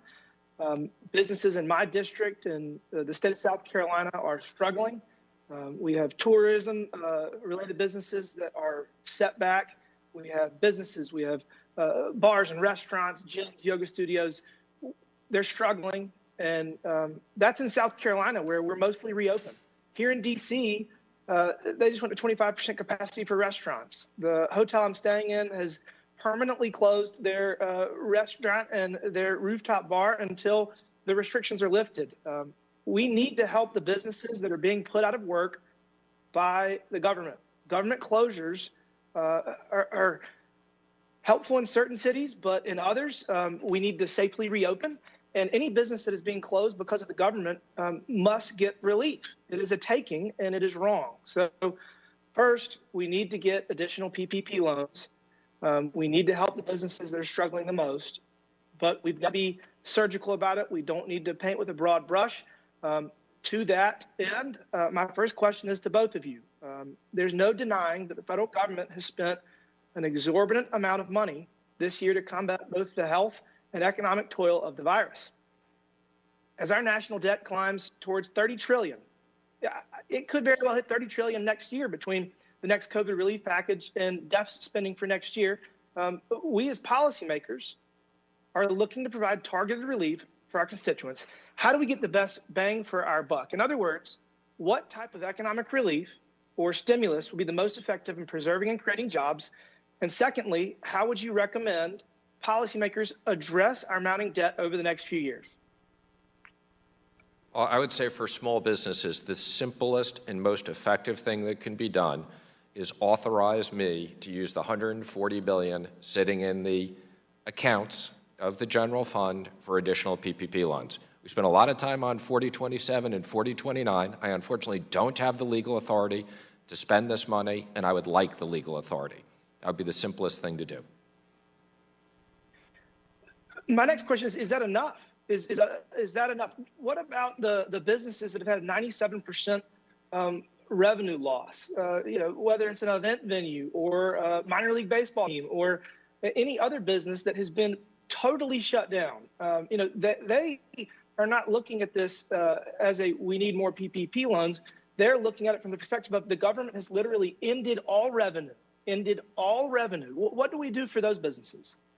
Well, the good news about PPP loans is if you use the money correctly, they go and immediately become grants and they're forgiven. And I do agree we should pass legislation to simplify the grant forms. And I agree with you. Stages, restaurants, entertainment business, and $140 billion isn't enough. I would allocate $300 billion to this immediately. I couldn't agree with you more, and I appreciate that sentiment. And I urge everyone involved that we pass this immediately. It needs to be done before Christmas. And I don't think it's productive talking about whether the president's playing golf or not. Everyone is at fault. Politics are what is to blame, and we need to rise above the politics, and we need to get this done. I'm going to ask some additional questions.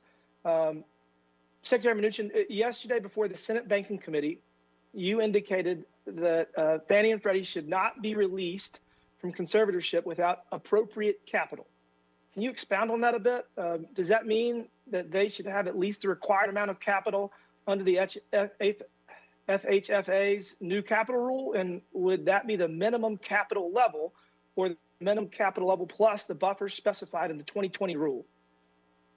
Well, let me just be clear. Despite the fact that the director and I are having conversations, we've made no decisions at Treasury whatsoever yet. We are contemplating.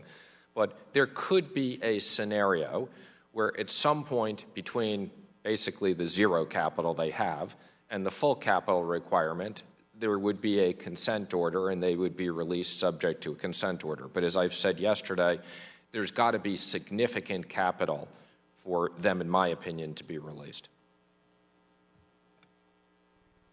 Thank you.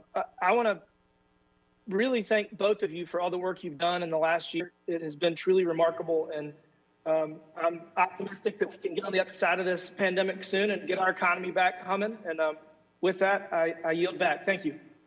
The gentleman yields back. The gentlewoman from Virginia, Ms. Wexton, is recognized for 5 minutes.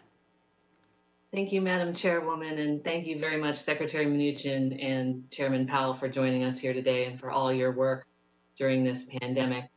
Secretary Mnuchin, one of the facilities that you're allowing to expire at the end of the year is the Main Street Lending Program, which, as we've discussed, has had a number of issues and I would submit has been really kind of a disappointment. I mean, it was designed to support up to $600 billion in lending to small businesses and medium-sized businesses, but in 8 months, it's only supported about $5 billion of loans to about 420 companies. Do those numbers sound right to you, Secretary Mnuchin? They do, and I would acknowledge I'm disappointed as well that there wasn't more take-up. It was something the Fed and we worked very hard, but it was very difficult to design a program that could be really used. Well, one of the loans that was to a Wilshire Financial Services, which is a company that is in car title lending.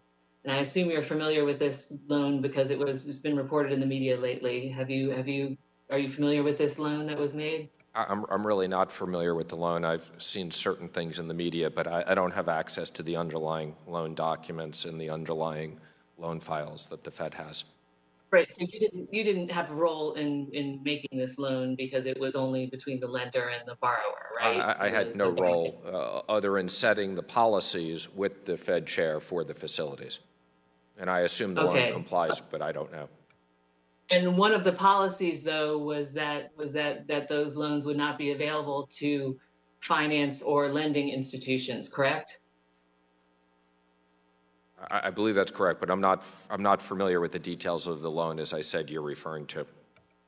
Well, I'll tell you a little bit about it because they were able to exploit a loophole in the law by organizing in Texas as a consumer credit access company rather than a lender.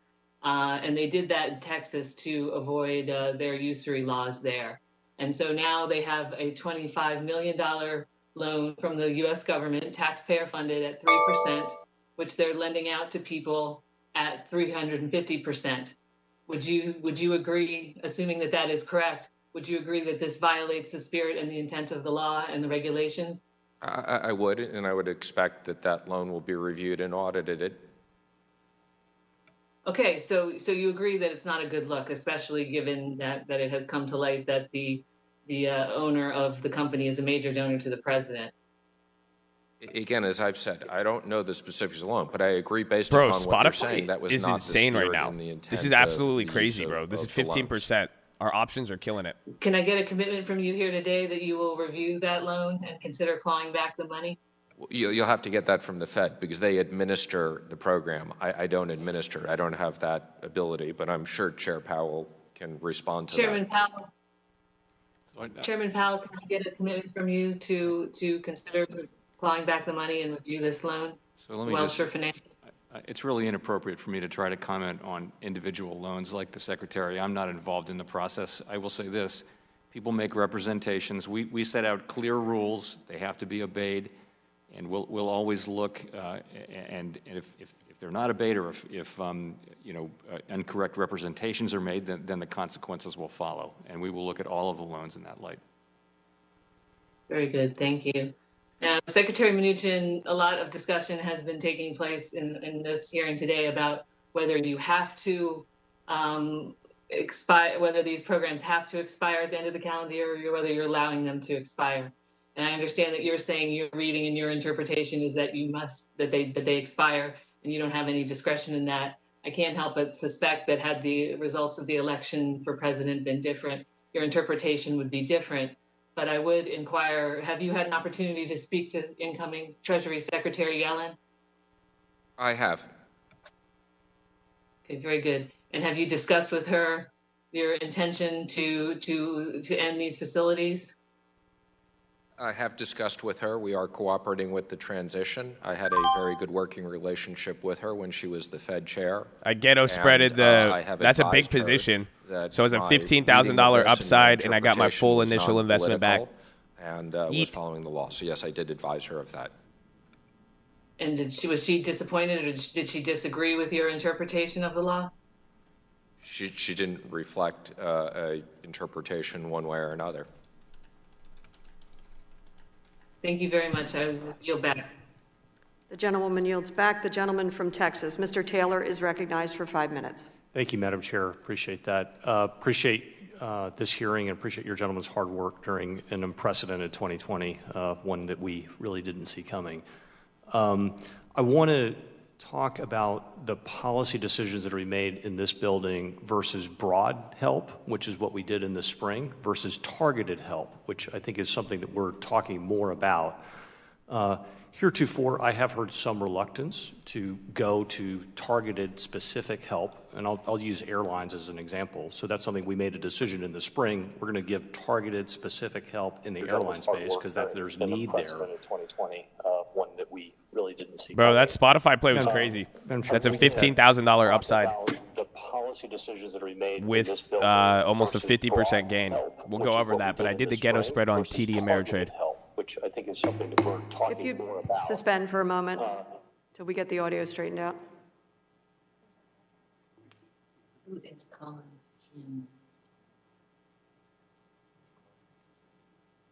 I think you can resume. Okay, thank you.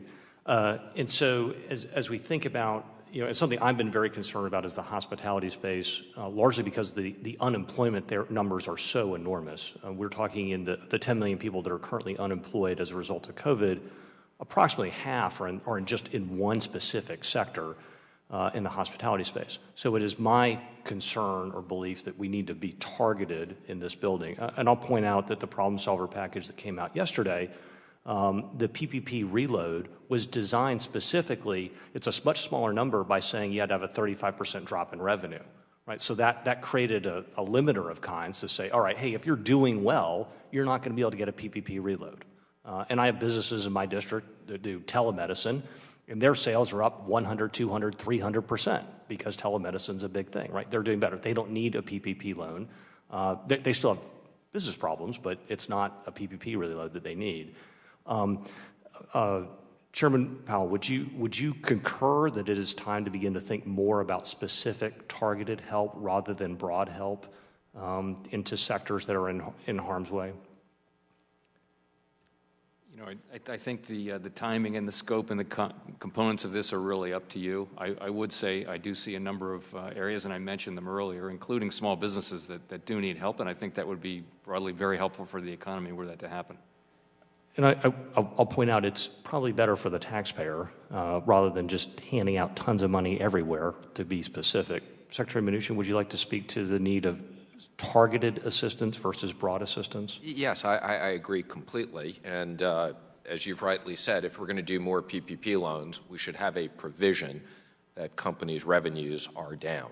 That's pretty straightforward. Okay. Well, I certainly appreciate your guidance and insight, and will continue to advocate on that front. And I have to admit, I've been somewhat entertained by the discussion about Section 429, which I've had to pull up and read just to make sure I was thinking about it correctly. And I'll just read 429B. On December 31st, 2020, the authority to provide under this subtitle to make new loans, loan guarantees, or other investments shall terminate.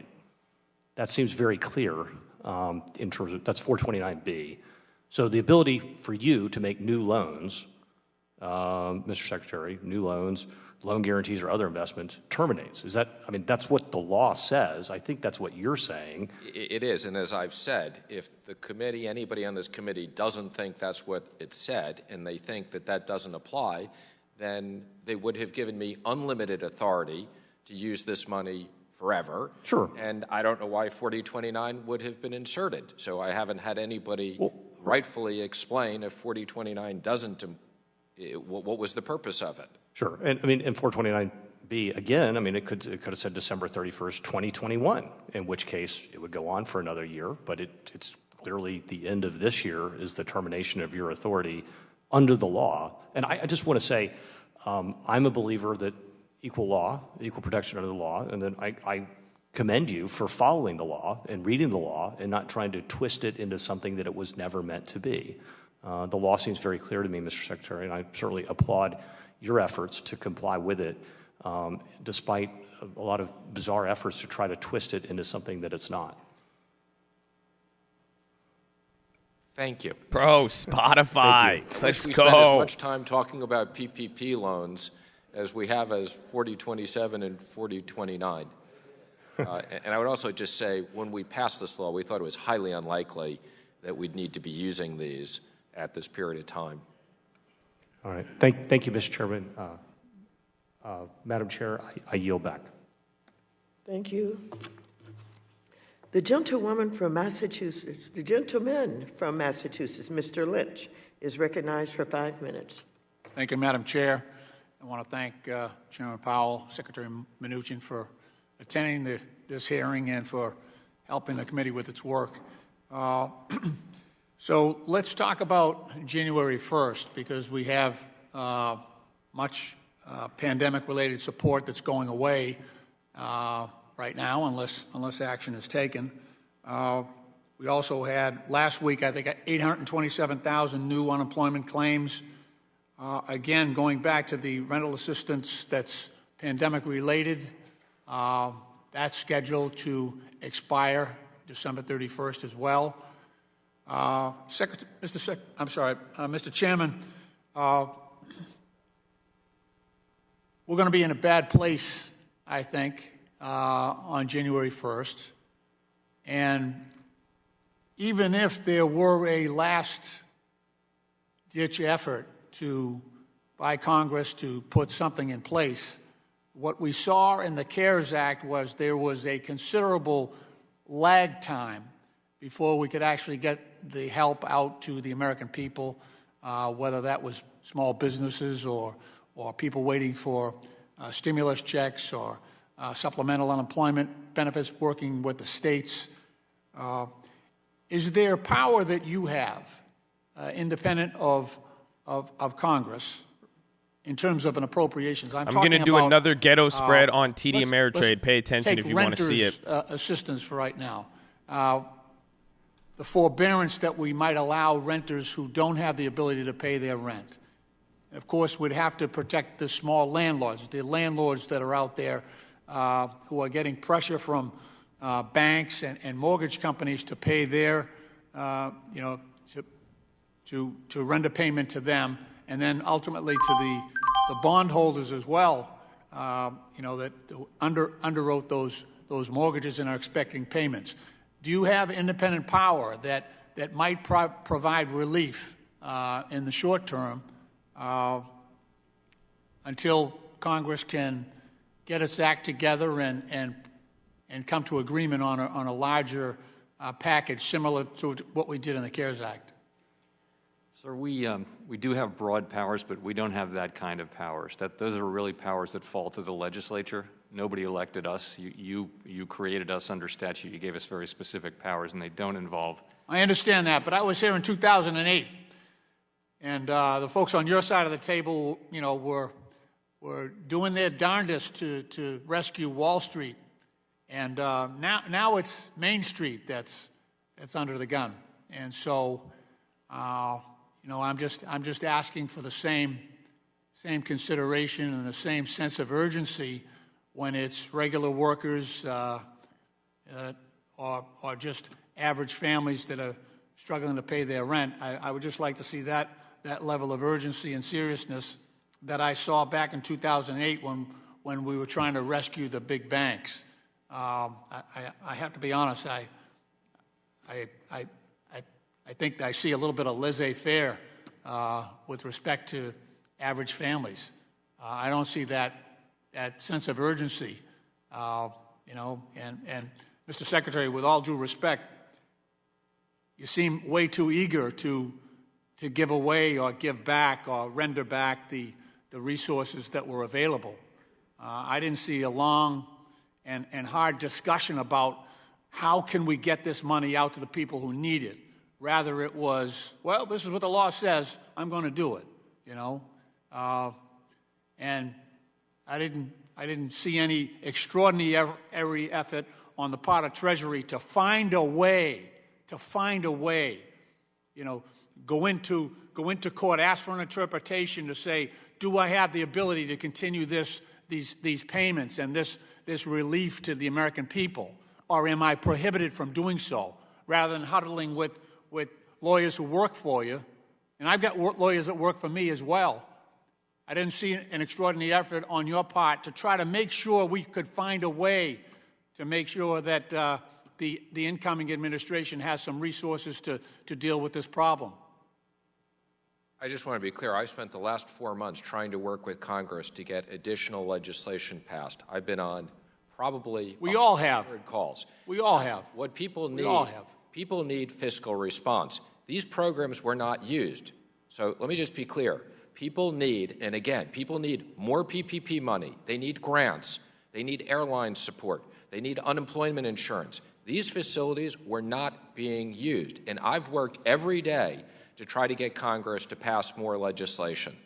So I don't appreciate that comment that I haven't worked hard. Well, sir, I would just say that what I saw when Wall Street was on the hook was creativity to the nth degree in ways of repurposing money to make sure they got what they needed.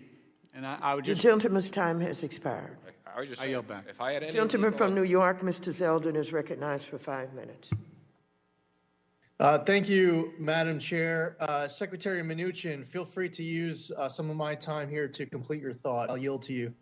Thank you. I was just saying, if I had any legal authority or I could get the president to sign an EO tomorrow to send out the $140 billion to small businesses that need PPP loans, I would do that. And again, for all the conversations we've had on these facilities which were barely being used, most of which did support big corporations, I might add, okay, and not Main Street, enough money in Main Street. Main Street needs more money, grants, PPP. Thank you.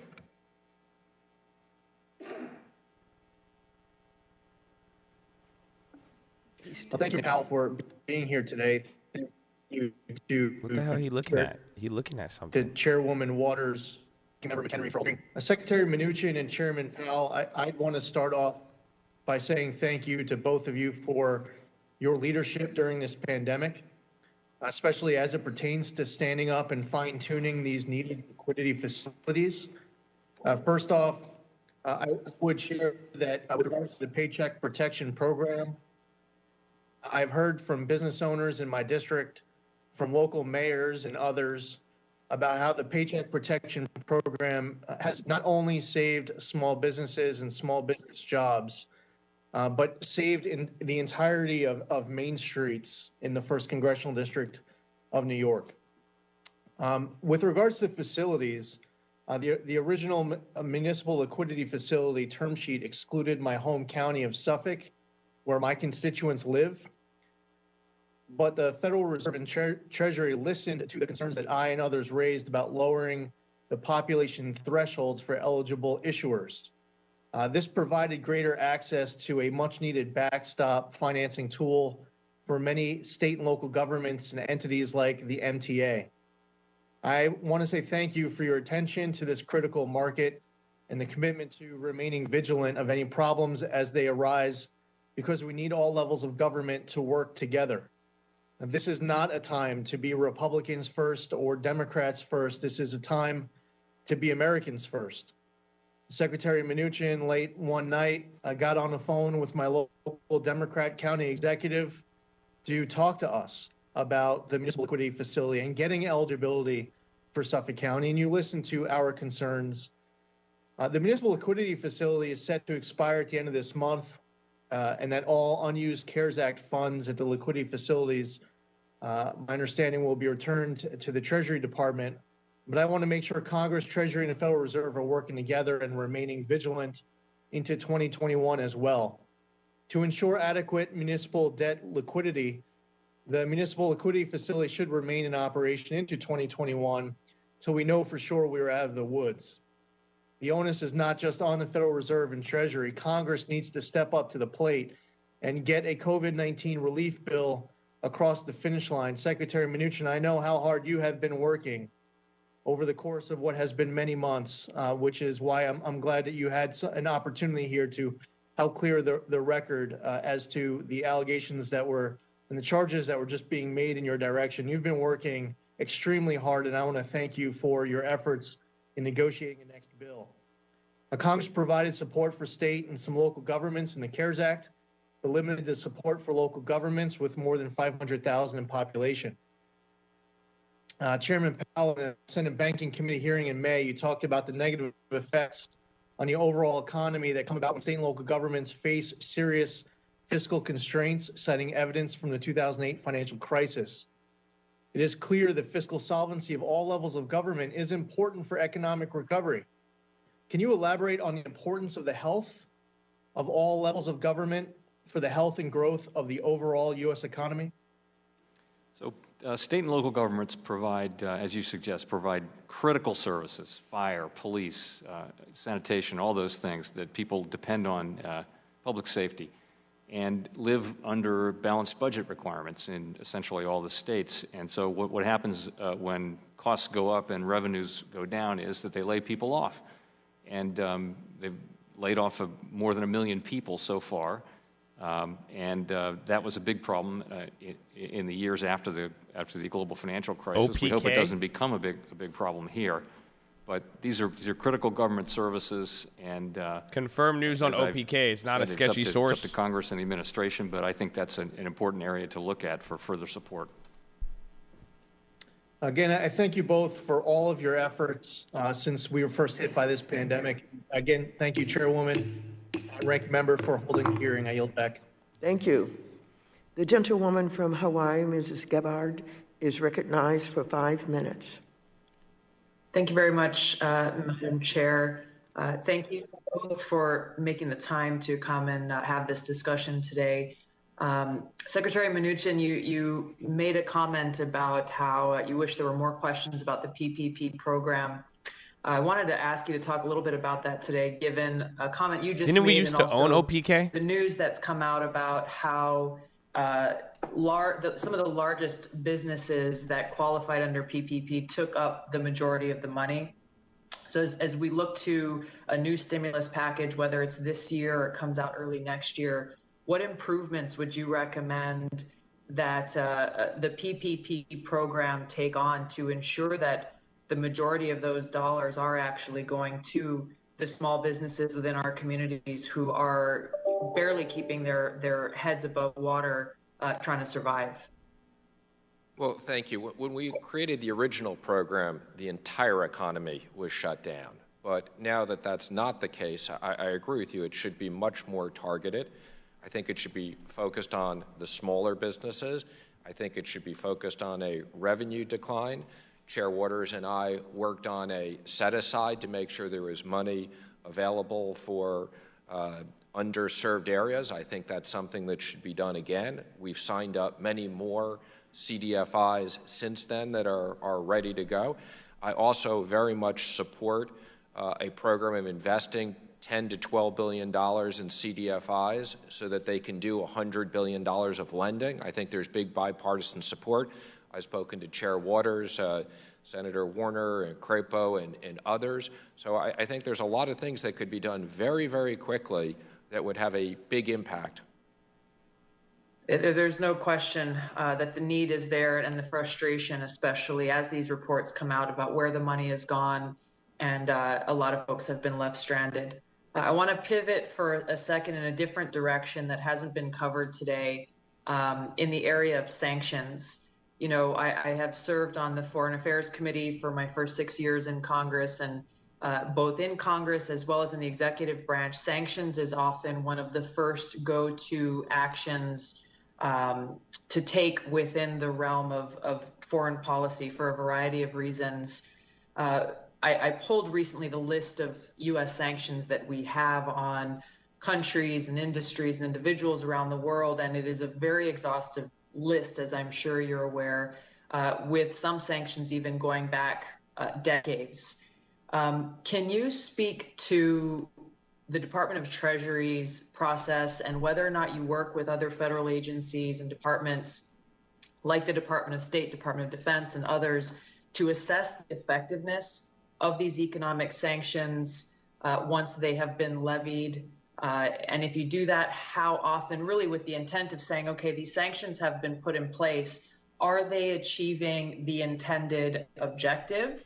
And if not, what are they doing, and what unintended negative consequences are there? Well, first, let me just say I really appreciate you bringing up this subject, and I'd be more than happy to follow up with you offline. I spent an enormous amount of my time. Really, before the pandemic, I was spending 50% of my time on the sanctions. I think they're very, very effective foreign policy tools. We coordinate 100% with both the State Department, National Security Council. I bought 200 shares of OPK at $4.62. So we have a robust Don't trade it. Not a recommendation. Process. You will lose money. I remember we used. I think I owned it at the same similar price. I think it might have a decent story to it. I'll hold 200 shares. I spent like $1,000. I also want to thank the committee and Congress for giving us a lot of funding over the last 4 years. We've increased the number of people we have in these areas, and these are very effective tools combined with our strong military. But in many cases, they are very, very powerful tools and don't put our military in harm's way. So before my time runs out, if you can speak briefly, and if not, I'd like to follow up with you. I'd love to know what specific mechanisms and measures of effectiveness you and these other departments use in order to make sure that they are achieving an intended objective, as well as what measures of impact do you use to say, hey, these sanctions against this country were intended for this purpose, but it's actually stopping this country from getting medicine and food and basic supplies, creating a negative humanitarian effect? That's a very thoughtful question, I might just add. So in the best case scenario, we see a specific action as a result of the sanction and we remove the sanctions. But we also work very hard on humanitarian issues and issuing licenses for that. Gentlelady's time is up. The gentleman from Ohio, Mr. Davidson, is recognized for 5 minutes.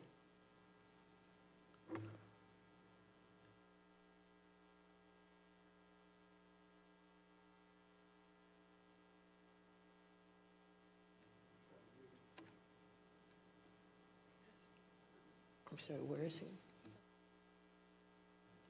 Mr. Davidson, you're on mute.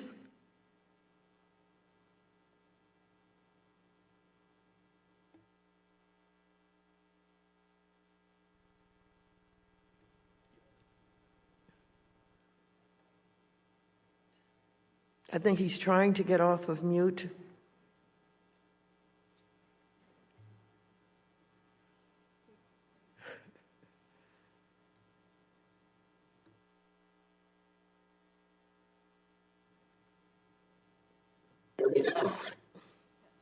I think you're on. Hello?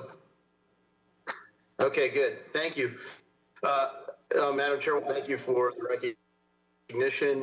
Powell and Secretary Mnuchin, thank you for the time you've given us today. I really appreciate the way you've handled our questions and the way you've pointed out what the law that Congress passed actually says, and frankly, for faithfully following that law.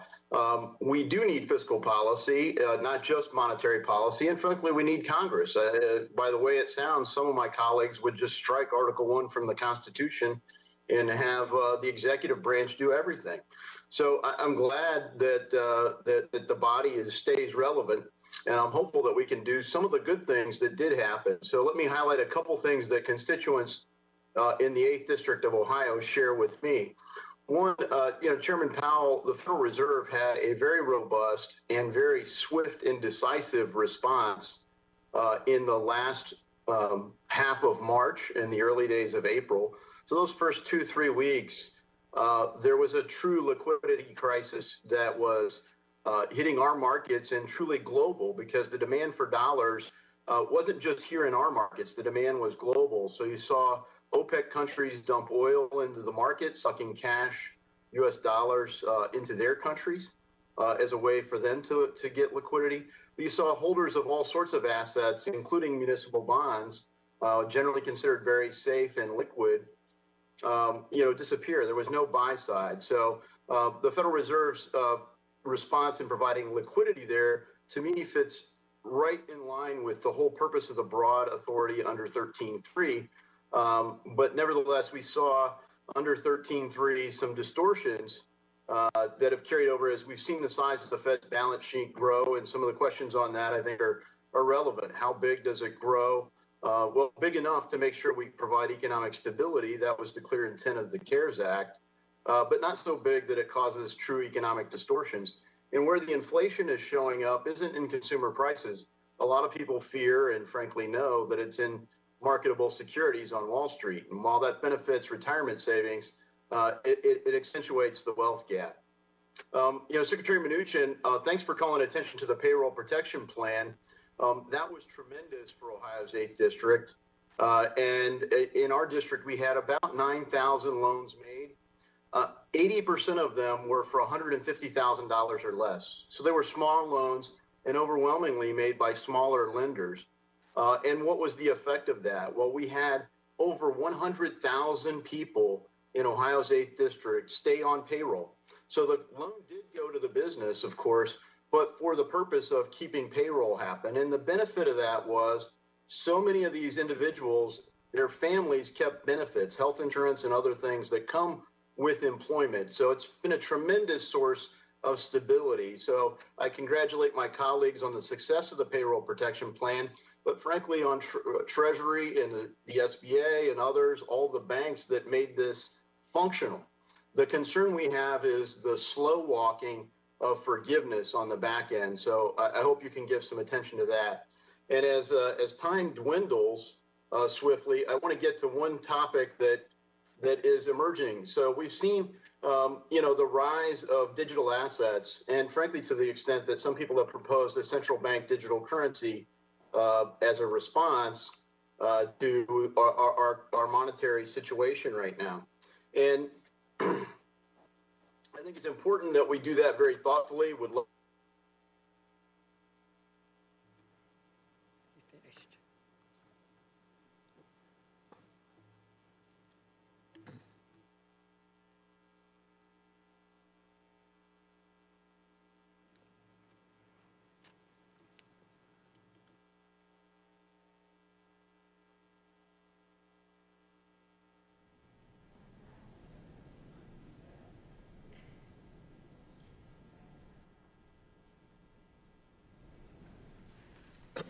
I think there are some technical difficulties here. We're past our hard stop, and I apologize for that. We're 5 minutes past. And so I'd like to thank our distinguished witnesses for their testimony today. Without objection, all members will have 5 legislative days within which to submit additional written questions for the witnesses to the chair, which will be forwarded to the witnesses for their response. I ask our witnesses to please respond as promptly as you are able. Without objection, all members will have 5 legislative days within which to submit extraneous material to the chair for inclusion in the record. With that, this hearing is adjourned. Thank you very much.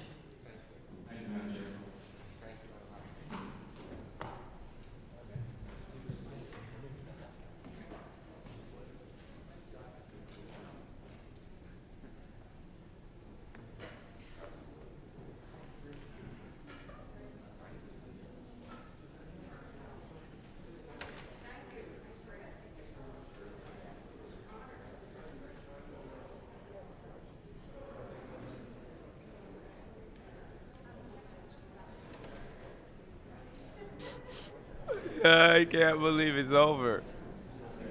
That's it. That's it, right? It's over. Well, you guys are officially all weirdos.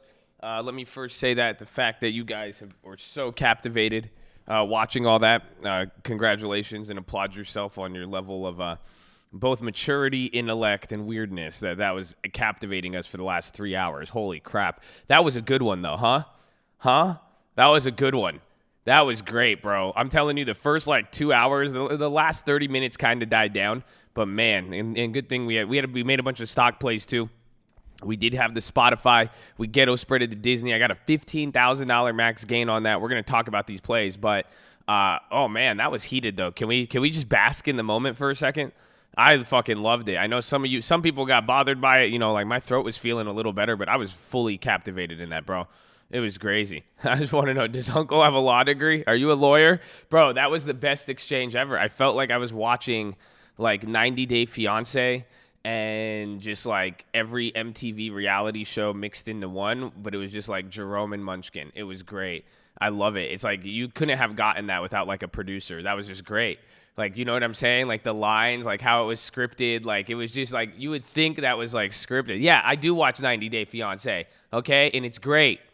It's great, bro. Yeah, bro. Powell said he's a recovering lawyer. Bro, there was a bunch of one-liners in that, bro. I'm telling you. That was great. That was just great. That was literally top-tier entertainment. Depending on who you are. That's why I said most of you guys are weird. And I'm with you because we love that. That was great. Oh, man. But it was the same thing as yesterday. This time it was with the House.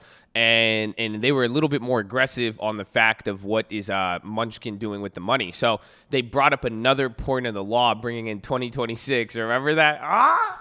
See, bro, this is why I love it. If you really paid attention, man, you got some flashback moments. She's like, is it the year 2026? What kind of question is that? Why would you? That's a ridiculous question. That's a ridiculous question. Why would you ask me that and waste my time? And then Powell is just like, yes. No, and she's like, are you trying to filibuster me? It's like, Hold on.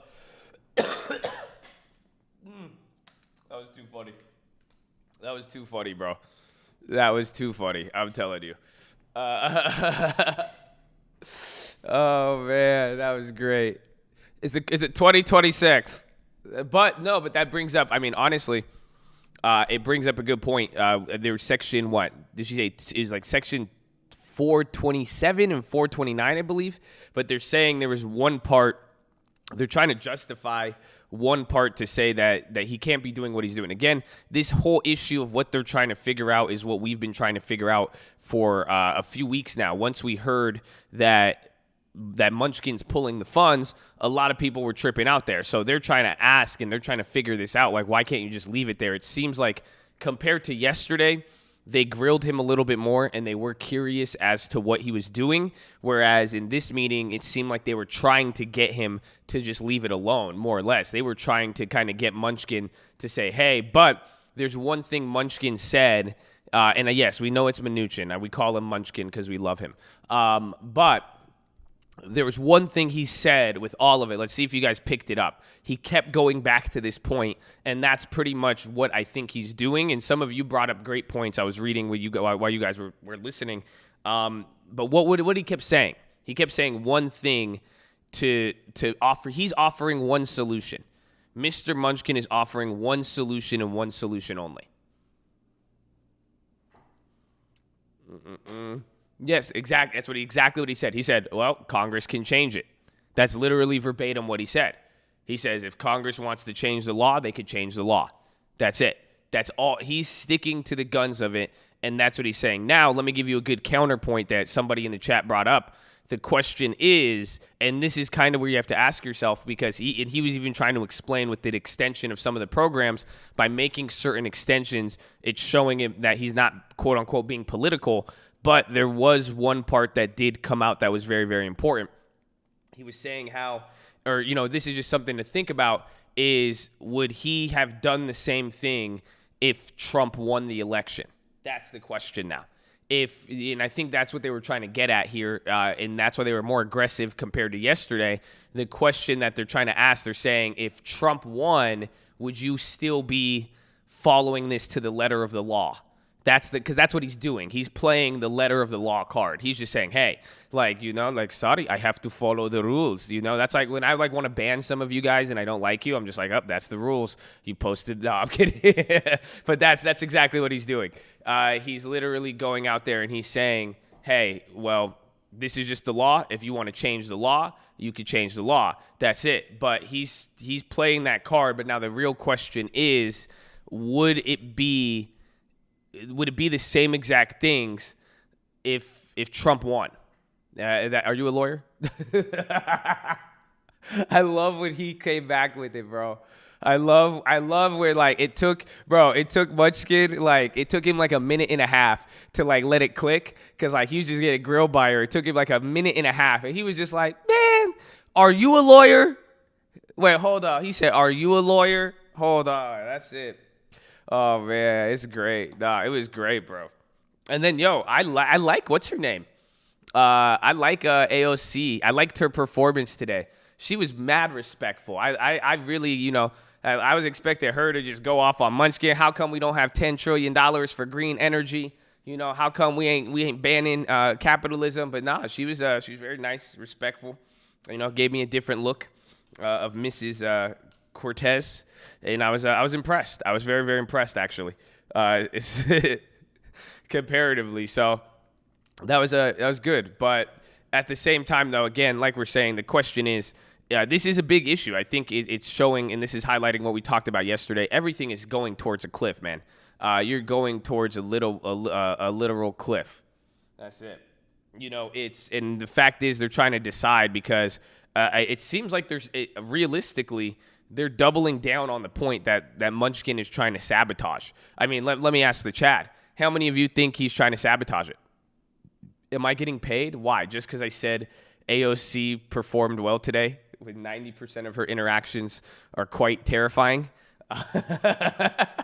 My bad, man. I'm sorry for trying to see the positive, man. Y'all some hard asses. Y'all can't give any credit where any credit is due, huh? You just had a lady just grill all of, are you a lawyer? Are you a lawyer? Are you a lawyer? So you guys don't say no to sabotage? No to, well, okay, so that's good.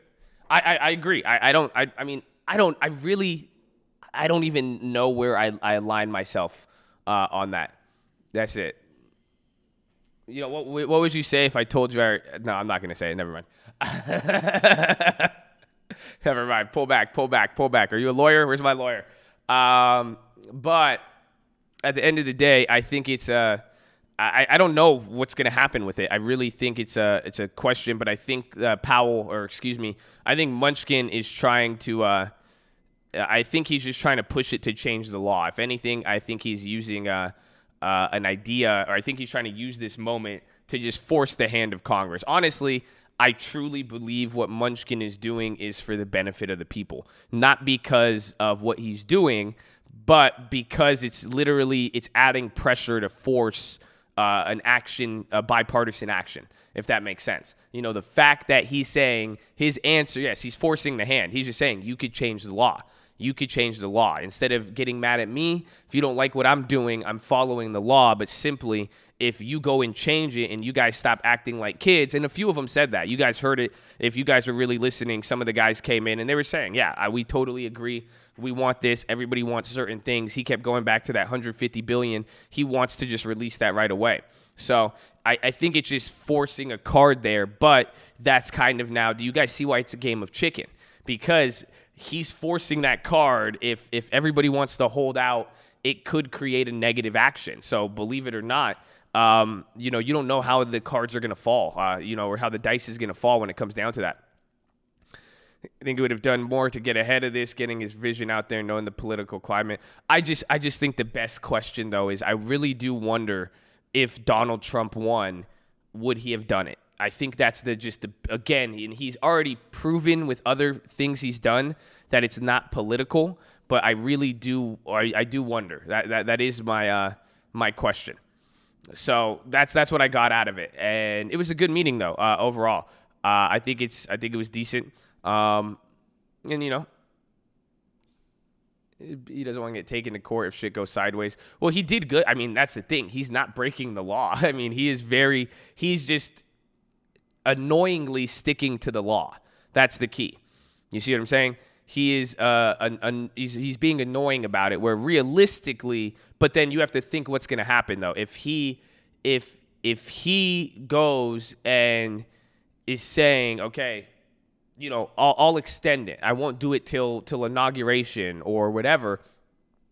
Then it would take off some of the pressure for anything to get voted on, essentially. That's why it's like, it's a very, I really don't know. Man, y'all, listen. Y'all keep talking trash about AOC, okay? That's fine. I'm just going to have to remind you, I really liked her performance today. That's all I'm saying. I'm a guy who focuses on right here, right now. Okay, some of y'all still haven't let that go. I said that like 5 minutes ago, and they're still like, I don't get it. I don't get AOC. I hate her. She was the nicest one out of all of them, man. That's it. Relax, bro. It's okay. Just be respectful. It's fine. Don't worry, man. Don't worry. You guys are in a cult. Some people want climate change. Some people want cults. You know what I'm saying? Like, shit. Just relax, bro. Nah, but that was a good hearing. I liked it overall. I hope you guys enjoyed that. I think a lot of you did. It was kind of funny how into it all of us were. I really thought, dude, that was probably one of the best ones we've watched in a while. I'm, excited after watching that. I'm, waiting for the next episode excited. I'm kind of mad. I'm actually kind of really, really mad. You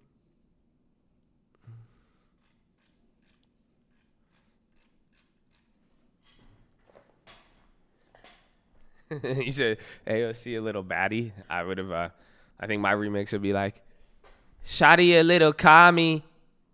Yeah, see that my boo thing. And Shawty want the stimmy. And she want the climate change. Every time she come around, she talking taxes. And how she want to raise them. Shawty a little kami. Shawty my little booty. That's a good one, man. I'm telling you. Come on. Have some fun. Relax, okay? Relax. Put a smile on your face, okay? Everything is up to Congress, but after, Munchkin's actions is placing a bigger weight on Congress's decisions. So if Munchkin didn't do this, but again, this is the point. This is the damn problem with it. It's very linguistic because Munchkin isn't doing anything. That's the thing. When it first came out, obviously it's his position and he's executing something, but it's not as if he's doing it, more so as if it is directed by the law. That's the confusing part. And literally, you could see it. I mean, if you really don't understand this, if you're not really understanding it to the max, I hope you understand too. You could hear it. That's why all of these people were asking questions. Everybody's confused. They're not really finding the middle ground. They're saying, hey, there's this section 2026. There's this. Is it you who's doing it, or is this designed by plan? Is this, it's a really weird situation there. But what I'm saying is that this is adding more weight to the congressional decision. So now it's not as if Congress is voting on something that without having facilities in place. Now they have to vote for a lot more. It's not like they're voting on a a la carte measure. Now they have to really take everything back into consideration and revote on everything. And now all of them have to go up on that. Uber, Postmates, that's old. Uber, great. Our leaps are doing great. Our Snapchat leap, dude. And then again, so there's that. To the trades, did you guys see what we did here with the Spotify? Bro, how crazy is this, man? We're up 300% on this shit. This shit was wild. You guys remember these old graveyards? These came back. So then I ghetto spreaded the 430. So that's a $30 difference, $3,000 per contract, 5 contracts. By ghetto spreading this, I sold these at $285. I got almost $1,500 cash back by ghetto spreading it, and it has a $30,000 or $15,000 max risk or max gain on it.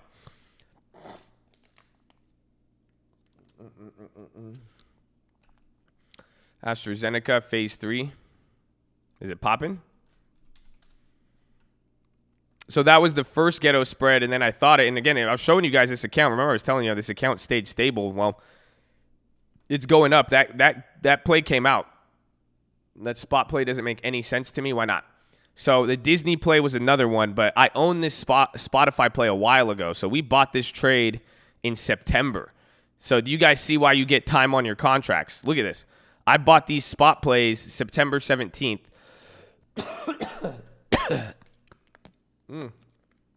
Excuse me. I bought these September 17th. They were down 50%. They got crushed. They were down 25% yesterday after the run up, but then all of a sudden out of nowhere, they just shot up. That's why I wanted to take advantage of the ghetto spread. So I own the right to the Spotify shares.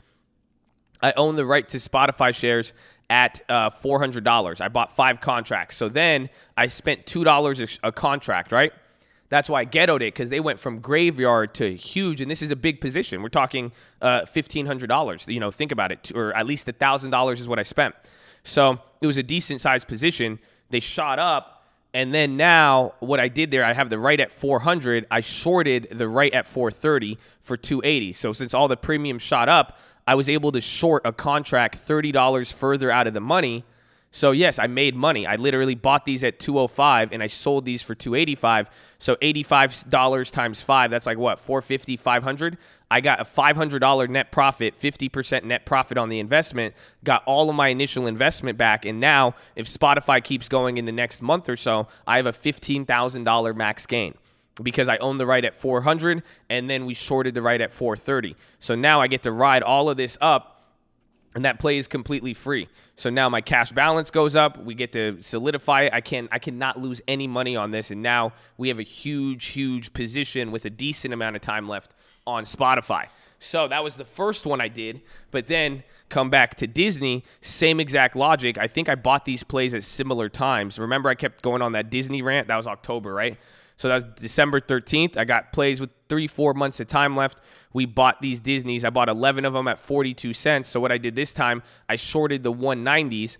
I bought the 180 and then I shorted the 190. So instead, I bought the 180s for 42 cents and I sold the 190s for 36. So I didn't get all of my money back, but I got pretty much most of it. I pretty much spent $6 for 11 contracts. I spent $60 max risk, but now this play, $10 difference in strike price. That's $1,000 per every contract. So this was like what? $11,000 max gain. So you guys show this spot like you want to see where the stock's at. Let's go. We'll look at both of them. So if you guys want to see, I bought both of these plays with time. But again, this is the Disney Ghetto Spread. I Ghetto Spreaded both of these, got both of my money back. Both of these plays I bought 2-3 months ago. We just rode them out. We kicked it. You know, we just chilled every single day. But now we didn't miss the moments when they popped up. So Disney started getting some steam here. And then I have those old April Disneys as well, too. Those are killing it also.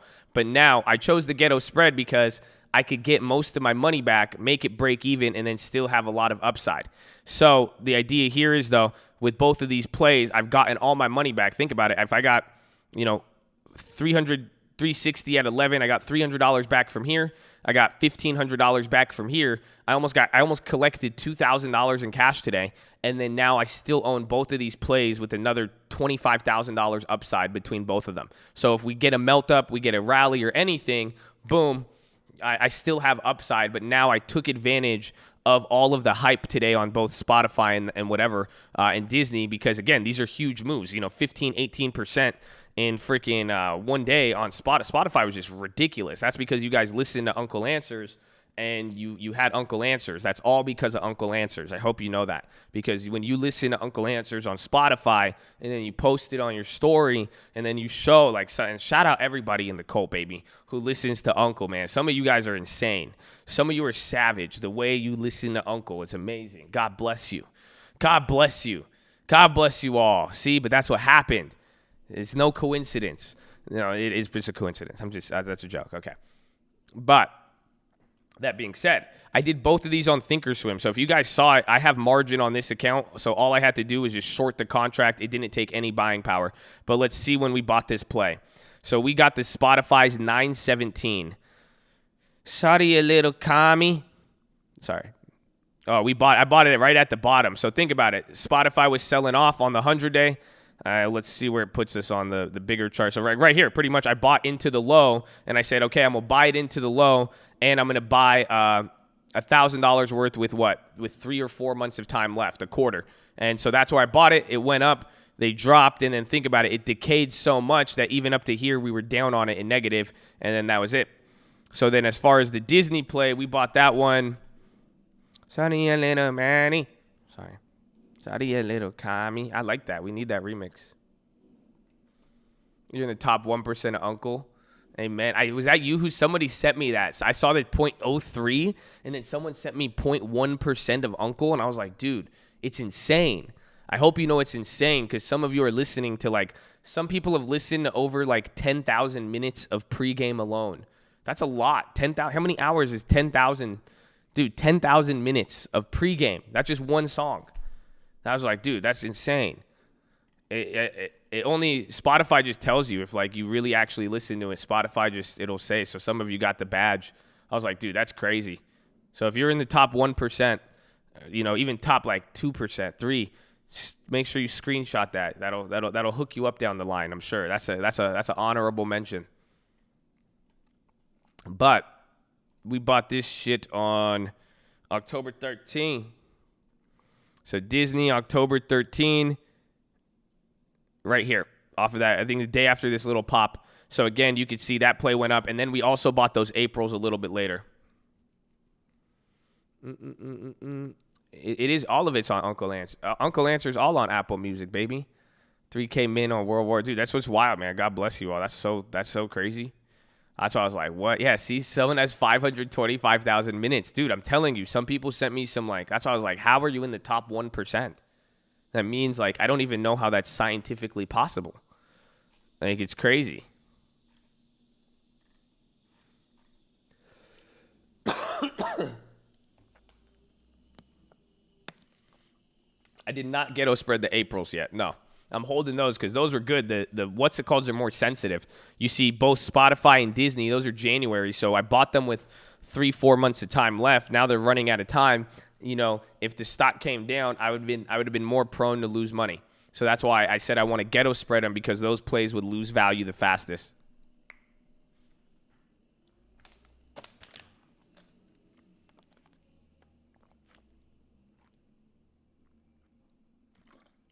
Oh.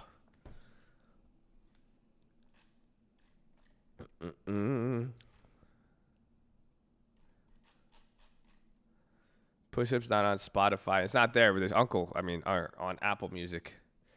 Is it riskier to get a spread on Robinhood because of forced exercise? Not in this scenario, right? In this scenario here with a little bit of time, you know, if you only have like 1 day left, yes, but overall the ghetto spread is good. The only time the ghetto spread is risky if like they do the automatic exercise and then there's like a day or two lag and then the stock is like very volatile. That's the only way you're going to get screwed. But in these cases, it's pretty valuable for you. It's pretty good. So you'll be straight. But again, it's ghetto spread season. This is why I like it, is because it's giving me upside. And then if the market starts melting up, we're golden. But now I got all of my money back. I still have upside, fat upside. But then we also have those old June, July puts still. So we're getting hedged pretty good depending on how the end of the year plays out. And then if there's a risk on moment, if we start getting a little bit more inflation to the end of the year, you're going to want that exposure. But then too, now we've limited our risk so that in the next 2-3 weeks, I don't have to lose money. Think about it. Those two plays just set us up very, very well. Now we have free Disney, $10,000 upside, free Spotify, $15,000 upside. Yeah, we have to wait 2-3 months for it, but shit, those two plays alone, that could give us 30-40% of our account if you get a crazy melt up. So I'll take it. I will take it. Either way, we'll probably make a little bit out of it. It's usually what I've seen with the ghetto spread, you'll make like 30 to 50%. So maybe off that we probably get a couple grand out of it. It keeps going up. What about 2026 though? I don't know about 20. Are you a lawyer? Wait, are you a lawyer or what?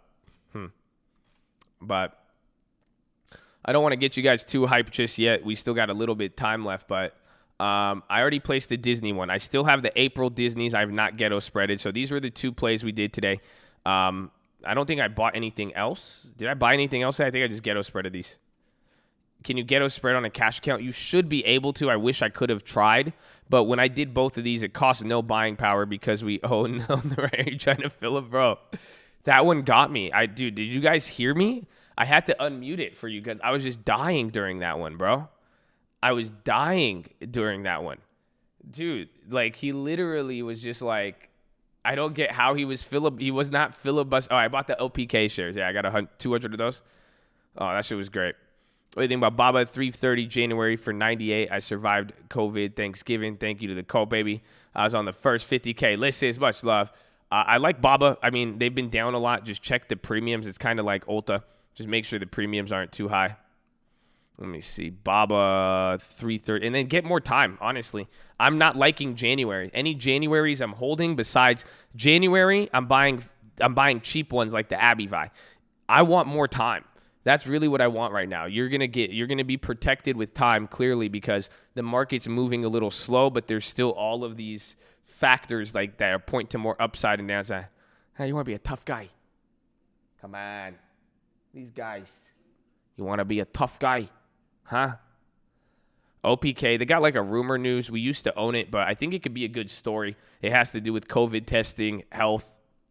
I think a decent story. I put $1,000 in at 460, so it's like what? I'll lose $500 if it goes down 50% on shares. That's our strategy we did with all those. I'll take it. Who's very inside? Can you give me advice? Paper trade, get a long-term account. All of these options are cool, but the best part is we own Spotify in the long term. We're killing it today. Our long term is growing. It's being great. We love all of you. So get shares. I mean, honestly.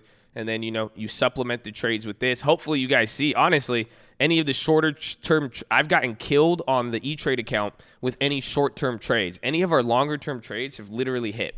That's what pisses me off, low key. I mean, I'm trying to think which ones didn't work out. I think maybe these Nvidias. How much I spent on those? There's a few. I guess there was a few that didn't hit with it during that set, but they were puts, honestly. What about doing it with WBA calls? Ghetto Spread, you could do it with them. I don't. That's not one that's going to move too crazy. I don't think you have the same risk on Robinhood. I wouldn't be too worried.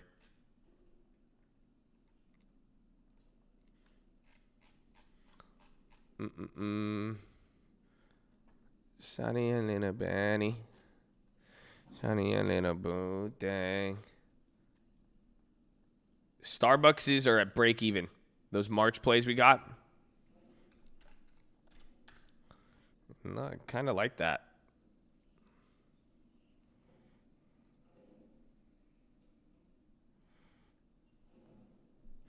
Every time she talk about the stimmy. I'm sorry.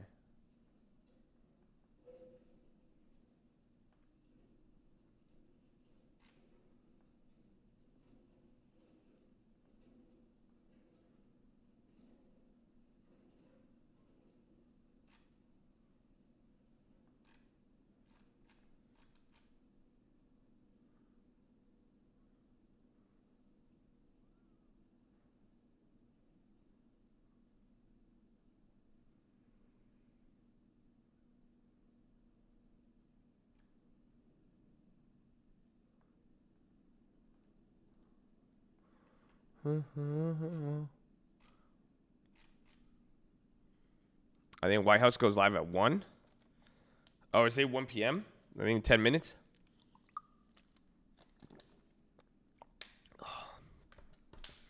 Damn, they're going to make you delay the PHILO?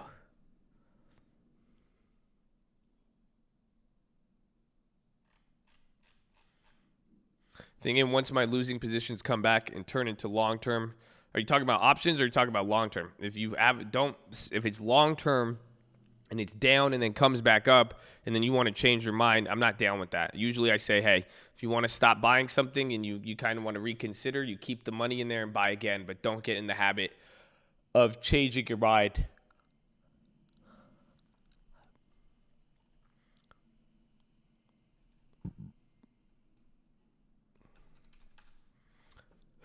Dude, Robinhood, I put up 140. Albert, I read your question before the dono. I said to get the long term, I would focus on that, get a TD Ameritrade to buy independent podcast publisher. Oh, that's why.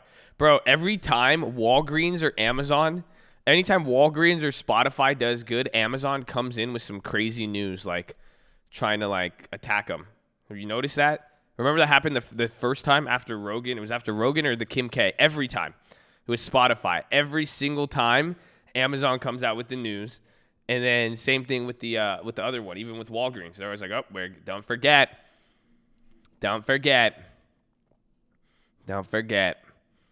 Amazon's always like, just don't you dare forget, baby. We're going to have our own prescription drugs. You punk. I'm like, damn, son.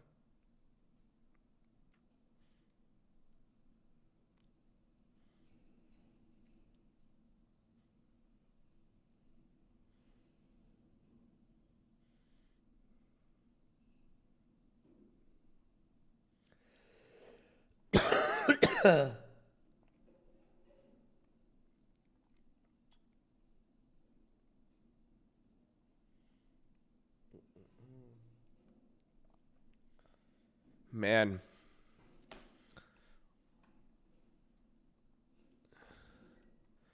If it was 100 a week of those 100, how much for options? I would do $30 max, 30%. That's being aggressive.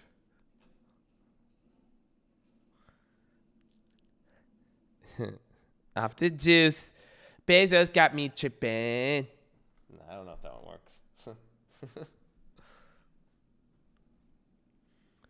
It doesn't seem unlikely Spot will become as big as Netflix. I love Spotify. I mean, again, like, even then, keep listening to Uncle. You guys, dude, I didn't know you guys were Uncle fiends. Okay? Make sure you guys get it. Here, I mean, shit. I just think it's time. It's time. I guess I have to leak you guys the cover now. Just as an honor. In honor of everybody. I have to leak the cover. I have to leak the cover now. Just in honor of the cult of you guys running up Uncle. I think just to get you, because I didn't know you guys were that big of fiends for Uncle. I mean, so we got to make sure you guys get what you need. Okay? Are you ready? It sucks, though. It's going to have a new name. So the minute I show you this, I'm going to give away the new name. Are you ready? That's it. The minute, are you sure? It's called Drip Tape Ram 3500. Are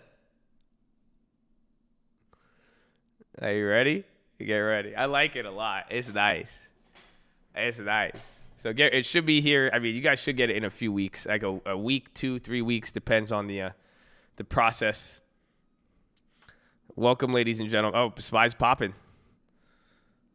Oh, Spy's really popping. Hold on. Ready to screenshot? Okay, I'm not showing it. Never mind then. Never mind. You guys could blame the plug. He's been banned many times. That's it. No, never mind. Never mind. We won't show it then. No, let one person ruin it. Just let one person ruin it. Hold on. We need to check the news now. Just blame the plug. Now you guys know. See, it's always the guys who get banned. Always the guys who get banned who ruin it. You see?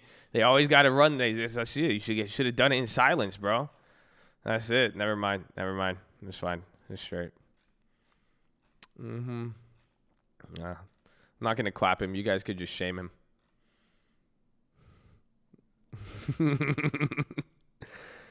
Welcome, ladies and gentlemen. You are going to get the drip tape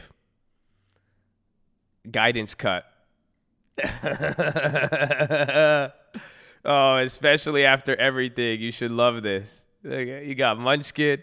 You got Biden. You got Powell. Oh. It's pretty good, right? I love it. Shout out Benny Silver. I can't say it, dude. I butcher his name every single time. Silverio. Benny Silverio, baby. He went hard on this, bro. Some real Hollywood level shit. I like it. I like it. Pretty dope, right?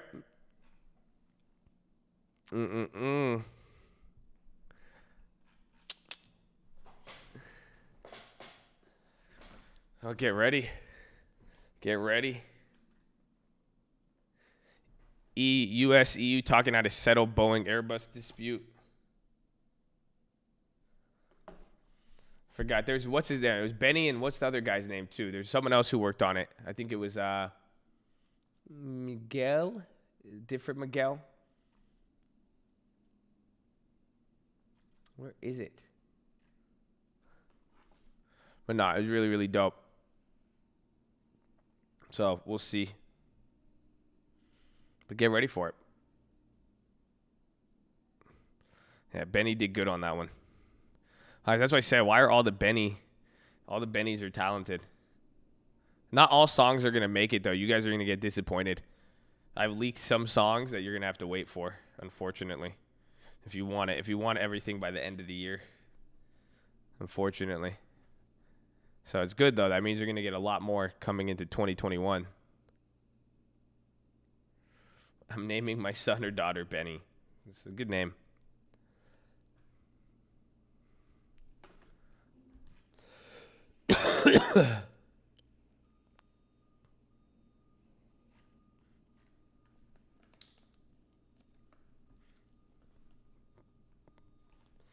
Hold on.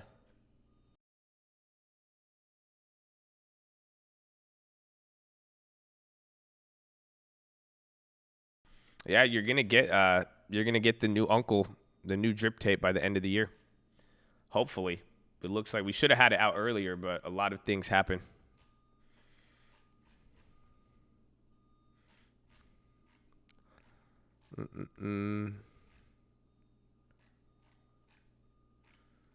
That's Corey. I didn't realize you guys running him up on Spotify, so I have to. It's the least we could do.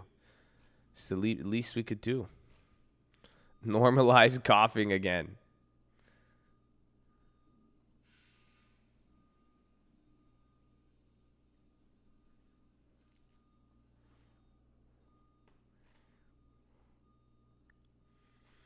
No more leaks, bro. No more leaks. We're going to go to media blackout soon. You just got the cover. That's it. You just got the cover, bro.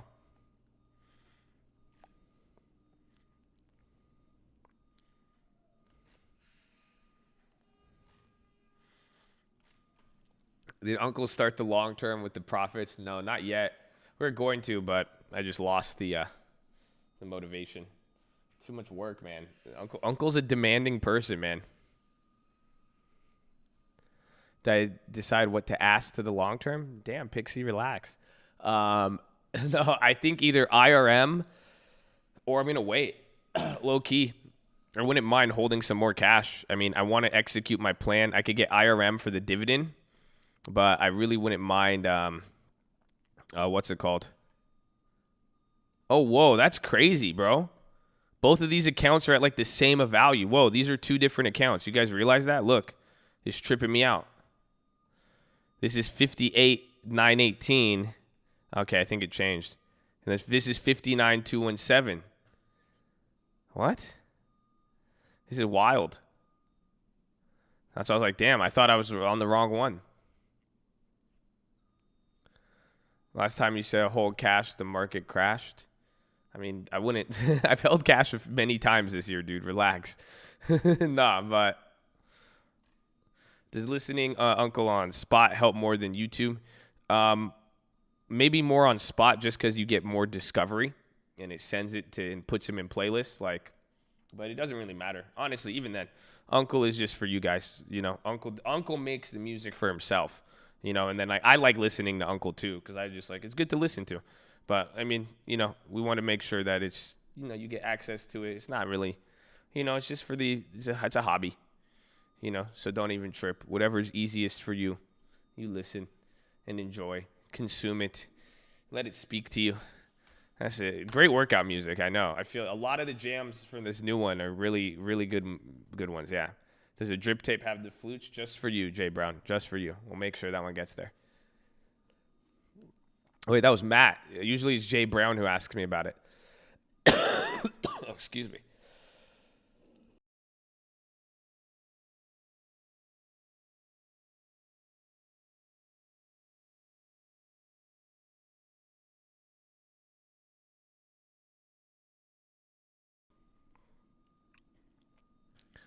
Ooh. You feel like opiate will go up? Why buy? That wasn't into the long term. I just bought it just because if it goes crazy. And it's cheap.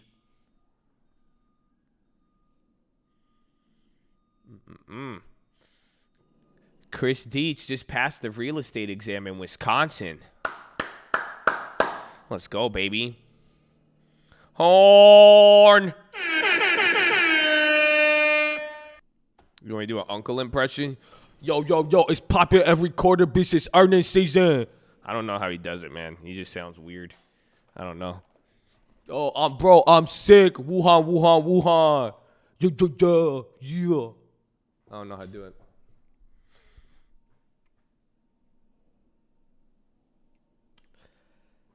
Am I uncle? Honestly, I think all of us have a little uncle in us. Now that I think about it. You know, everybody has a little uncle in them. Everybody is uncle. I feel a lot better today, bro. I told you, I feel terrific. Terrific. The guys at Tylenol did a wonderful job. The guys at Tylenol NightCall, wonderful, terrific people. And I feel immune at this point. So I'm glad.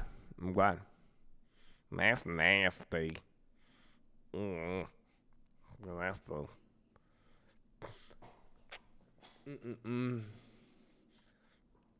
Is Uncle single? He doesn't really talk about that, but he's weird. Uncle's like, yeah, you don't want Uncle. Just keep him away from your granddaughter. That's what I think that says it in one of his bios.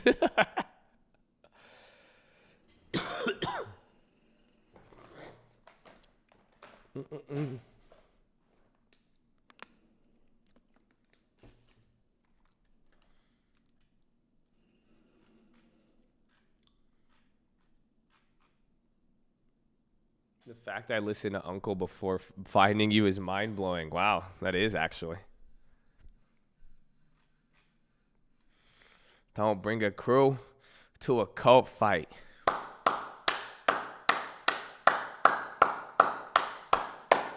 I feel a lot better, though, today, honestly. It was great. So, how you guys want to do this?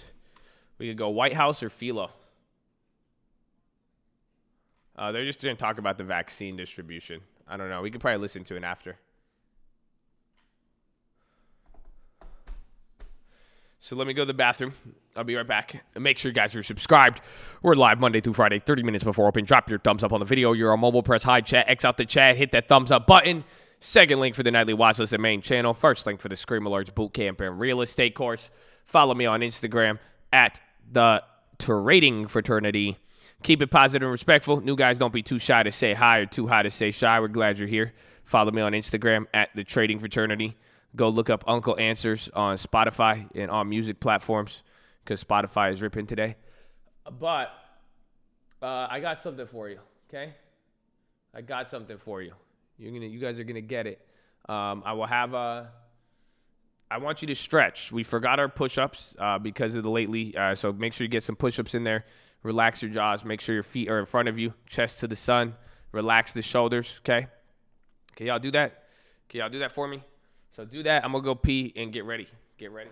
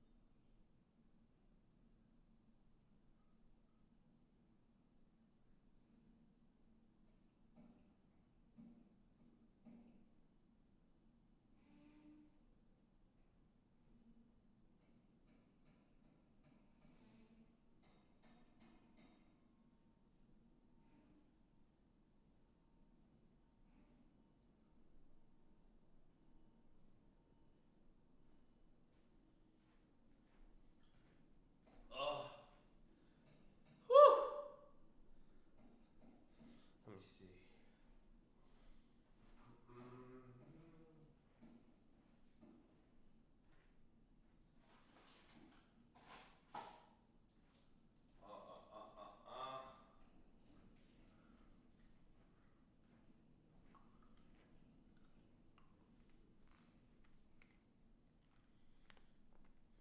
Jamia. Yeah, they're having the, I think it's the vaccine distribution meeting now.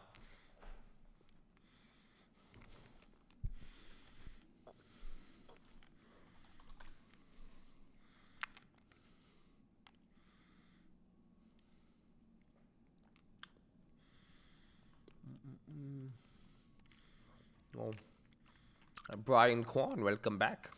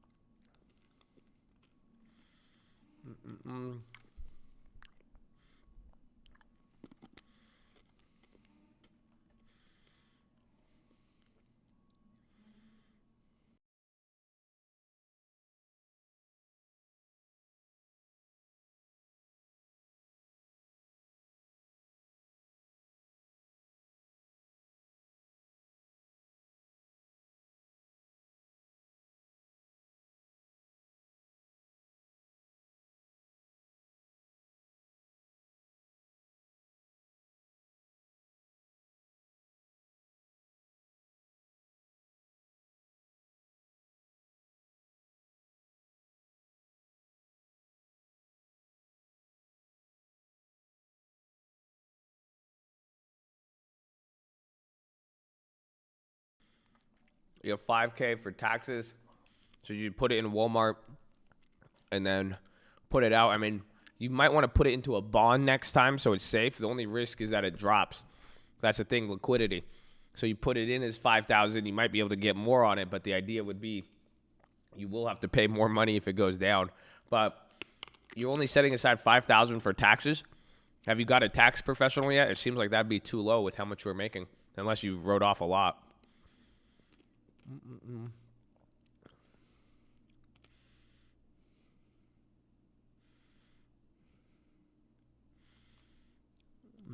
Best advice for very small accounts under 1K. Long term, keep it small, utilize the ghetto spread, and then contracts with time, realistically.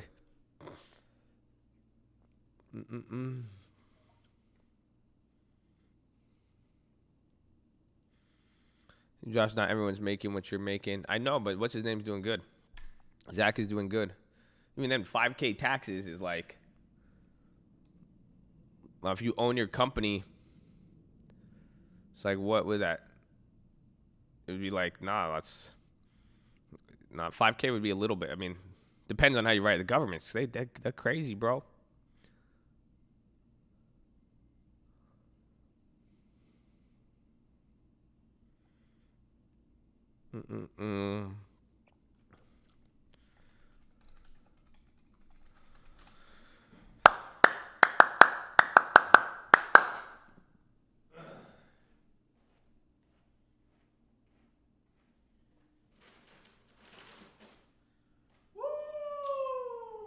This PHILO.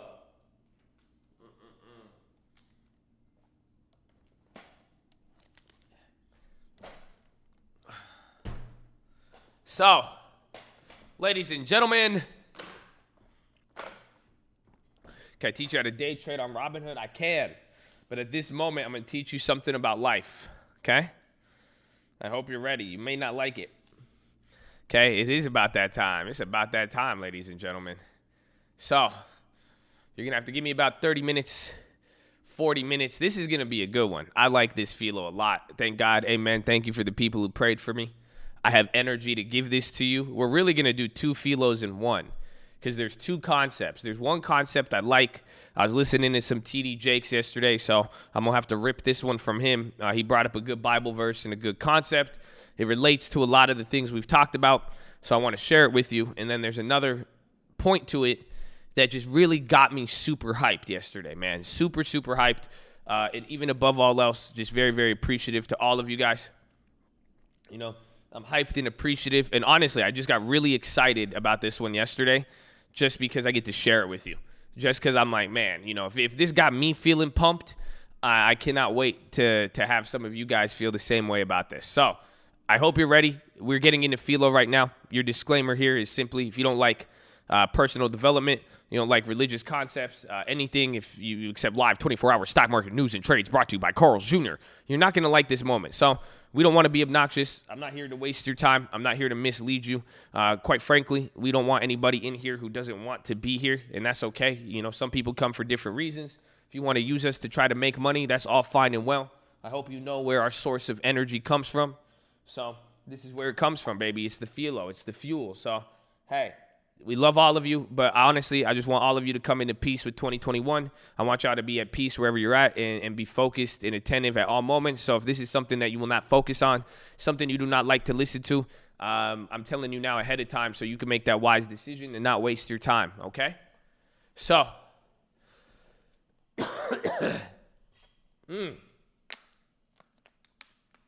I'm excited about this.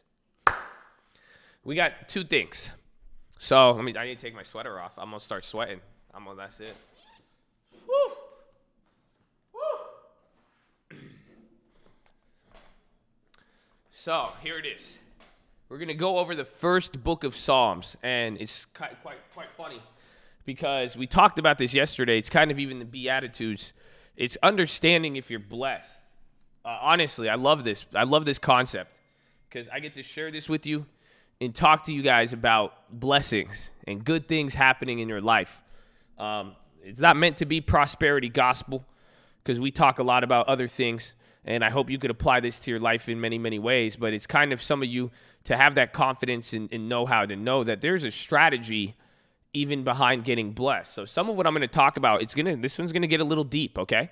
And I'm really just going to speak to some of you guys. I just want to talk to you at this moment here. I don't even have, I just have the Bible verse, and the Bible verse speaks for itself. And there's some points that I will highlight upon. But where is it? Oh, did I not get it there? Let me see. I think it's on the other one. Honey, in a baddie.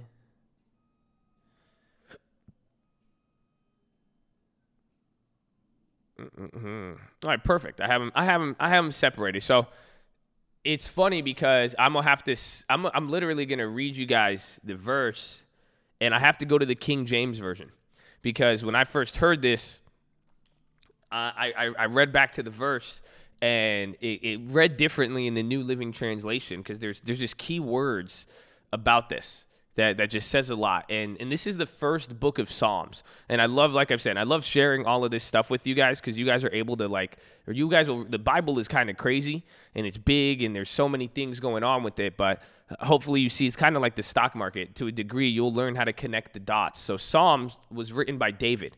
So this is David's Uncle Answers, low key. This is David would write music. And that's what a psalm is. These were his holy songs. And it was given kind of instructions on life and all of that, right? So this is the first book of Psalms. And this is the first thing. This is what it starts with. Blessed is the man. You guys realize what that's saying. That's what I'm saying. It's telling you who's blessed and who's not. It's just like the Beatitudes. So I love it. It says, blessed is the man that walketh not in the counsel of the ungodly, nor standeth in the way of sinners, nor sitteth in the seat of the scornful. That's what it's saying. It says, but they do delight in the Lord, his law, they meditate day and night, and they shall be like a tree planted by the river of water that brings fruit in his season. I love it. This is the important part.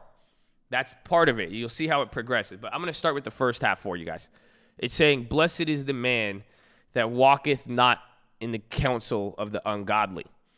So I heard this yesterday from T.D. Jakes, and it was pretty much explaining how you have to be careful. Again, there's two things now. Again, we've been talking Beatitudes. Some of you guys are changing your mindset. Honestly, I think this might relate more to some of you guys if I said, blessed is the man that walketh not in the counsel of those financially irresponsible.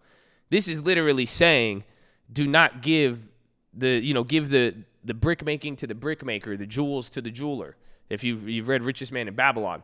But this is a few things. I mean, some of you guys, if you want to figure out how to get blessed, my question is, how many of you are taking counsel from quote-unquote ungodly people? But that's not really the thing to focus on as much as it's focusing on, there's things and then there's ideas that you get.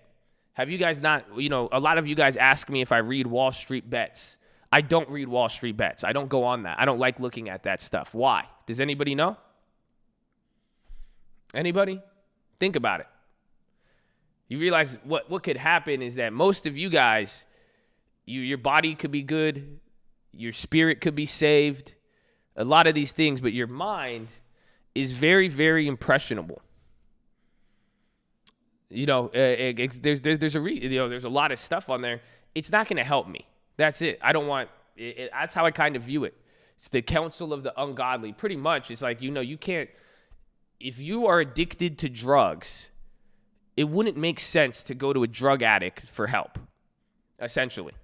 You see a lot of stuff, even, go look around on the internet, there's all of this, but you could see, but pretty much what could happen is if you start, I could tell you guys a lot of stuff and I could teach you different things, and you're going to interpret it however you want. But in life, I play a role in your life. I'm just Josh. I'm just the Colt. I'm just that, but that doesn't control the other interactions you have. And what could happen a lot of the times saying is, blessed is the man who doesn't get swayed. That's really what it's saying right there when it's saying the ungodly, because at some times your friends, if you take an idea as truth and it's not related to the real truth of the matter. Honestly, the truth of the matter is positivity. You become what you think about. If you save up your money, you go in the long term. Literally, if you start listening to those YouTube ads telling you 5% a year is bad, 10% a year is bad, and you literally just start listening to that, and that's counseling you and teaching you. You see, your teachers are different than your spiritual leaders. Your teachers are different than your parents. Some of you go on Reddit, you guys read about girls, you read about health, WebMD, all of this stuff. That's your teaching, quote unquote. So however you get counseled on this stuff, it could really, really shift a lot. Pretty much the question I'm going to ask you guys for a lot of you, are your ideas your own thoughts? That's what I'm asking. Think about that. Because if you're walking in the counsel of a lot of people, some of you may be good people. Some of you have walked a straight line. Usually all it takes to get into a mistake is you get a thought from somebody, and you take their truth. It may be truthful to them. That's why I said there's a difference between godly and not. There's a difference between financially literate and not. If you take someone else's truth as your own, or if you listen to it enough, what's going to happen? And that's what it's warning of. Because again, the final point, like it gets down to, it says, you shall be like a tree planted by the river that brings forth fruit in the right season. Well, yeah, it's kind of like a brainwash. But it just, again, I love it. Ironically, this is the first verse of Psalms. This is just saying, blessed is the man who you will be blessed if you will be able to literally think critically for yourself. That's how I interpret this. Because when I say the counsel of the godly, I've came to my conclusion of what I believe of God, what I believe is financially smart, what I believe how you should treat people. I agree that you should love your neighbor as you love yourself. But, I've been around a lot of people. They may not believe what I believe. They may not have the same mental focus I have, or the mental transformation, more or less. They advocate me to retaliate against people. Or they would say, no, why would you treat people treat them like this? You should do this. And eventually, all it takes is one idea. But again, the first part I'm asking you, is it your truth or is it their truth? That's all I want to know. Or maybe that's all you need to know for yourself. The next, it says now, blessed is the man that walked not in the counsel of the ungodly, nor standeth in the way of sinners. So what does that mean? I read it in the other version, and it says get in the way of sinners. What do you think that means? Stand in the way of sinners. And again, and I hope you know, all of you are going to heaven. Nobody's going to hell in here, okay? This ain't no hellfire preaching. Some of you start reading King James Version. It gets real aggressive. Some of you, this is new to you. And then you're like, oh, shit, man, this sounds real aggressive when you start hearing words like sin. It's not, trust me. Mind your own business. That's how I interpreted it at first. I agree. Stay in your lane. That's how I interpreted it at first. I feel you. But that's wrong. That's not it. That's not it.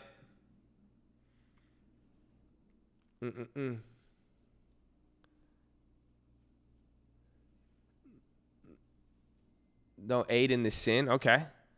Don't stand in the way of others' redemption. Don't be a mental block. All great answers. But I don't think it's true. Well, this is what I got out of it. This is what T.D. Jakes said, and I agree. It's the way of sinners. It's not like don't get in their way. Let them do what they want to do.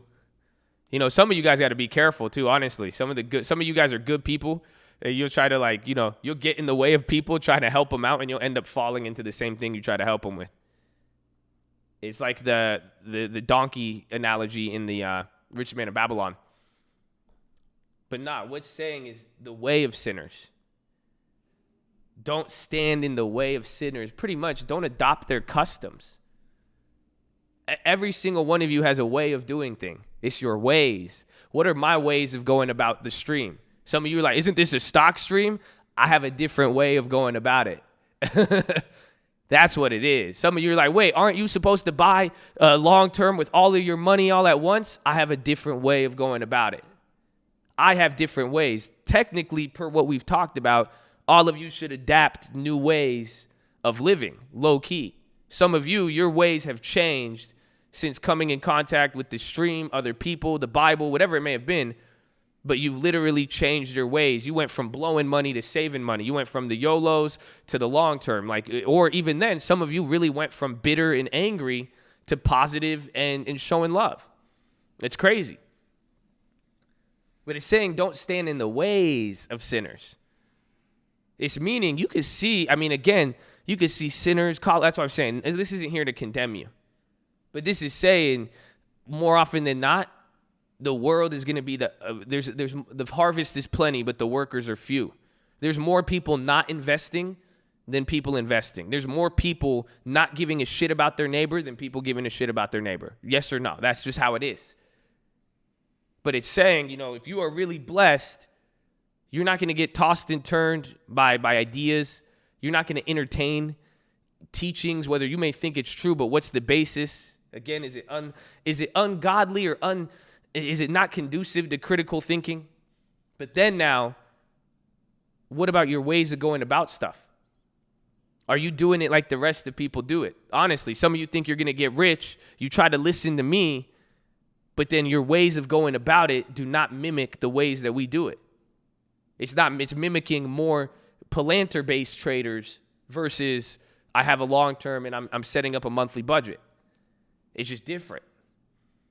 But this is just saying, be careful not to fall into the ways. A blessed man is literally going to fall into his own ways, the ways of upright. Honestly, the things we talked about yesterday, how as you guys will see it, and you'll see it with money and finance and everything else, as you start to develop, as you start to go through this process, you will literally transform, and your ways are going to be different. Your way of thinking is going to be different. The way you do things, the way you treat people, the way you treat your money, the way you treat your time, your future. Those are ways of going about things. But blessed is the man who's not adopting the ways of the wrong, the ways that don't work, the ways that it's clearly, there's nothing fruitful there. Not adopting the ways of the world. So it's pretty crazy when I heard that one. I said, wow, that one's amazing. Because then it's a really reminder for me, too, because I've done a lot of things, and I see myself grow. I see myself change. But then I look at myself and I still see myself doing, my ways are still kind of like my old self sometimes. Sometimes I do certain things that, my mind is new, and I feel like I'm thinking stuff, but it's easy to fall back into certain habits or to adopt certain habits that weren't really conducive for me or my growth. So, blessed is the man who doesn't walk in the way of the sinners. Again, don't let that word, don't get too hung up on it. Finally now, this is my favorite one. And we've talked about this. I gave you a whole lesson. I'm going to give you a little bit more on this one. But finally, it says, it says, blessed is the man that walketh not in the counsel of the ungodly, nor standeth in the way of sinners, nor sitteth in the seat of the scornful. Woo! Do you guys know what scornful is? What is a scornful person? What is scornful?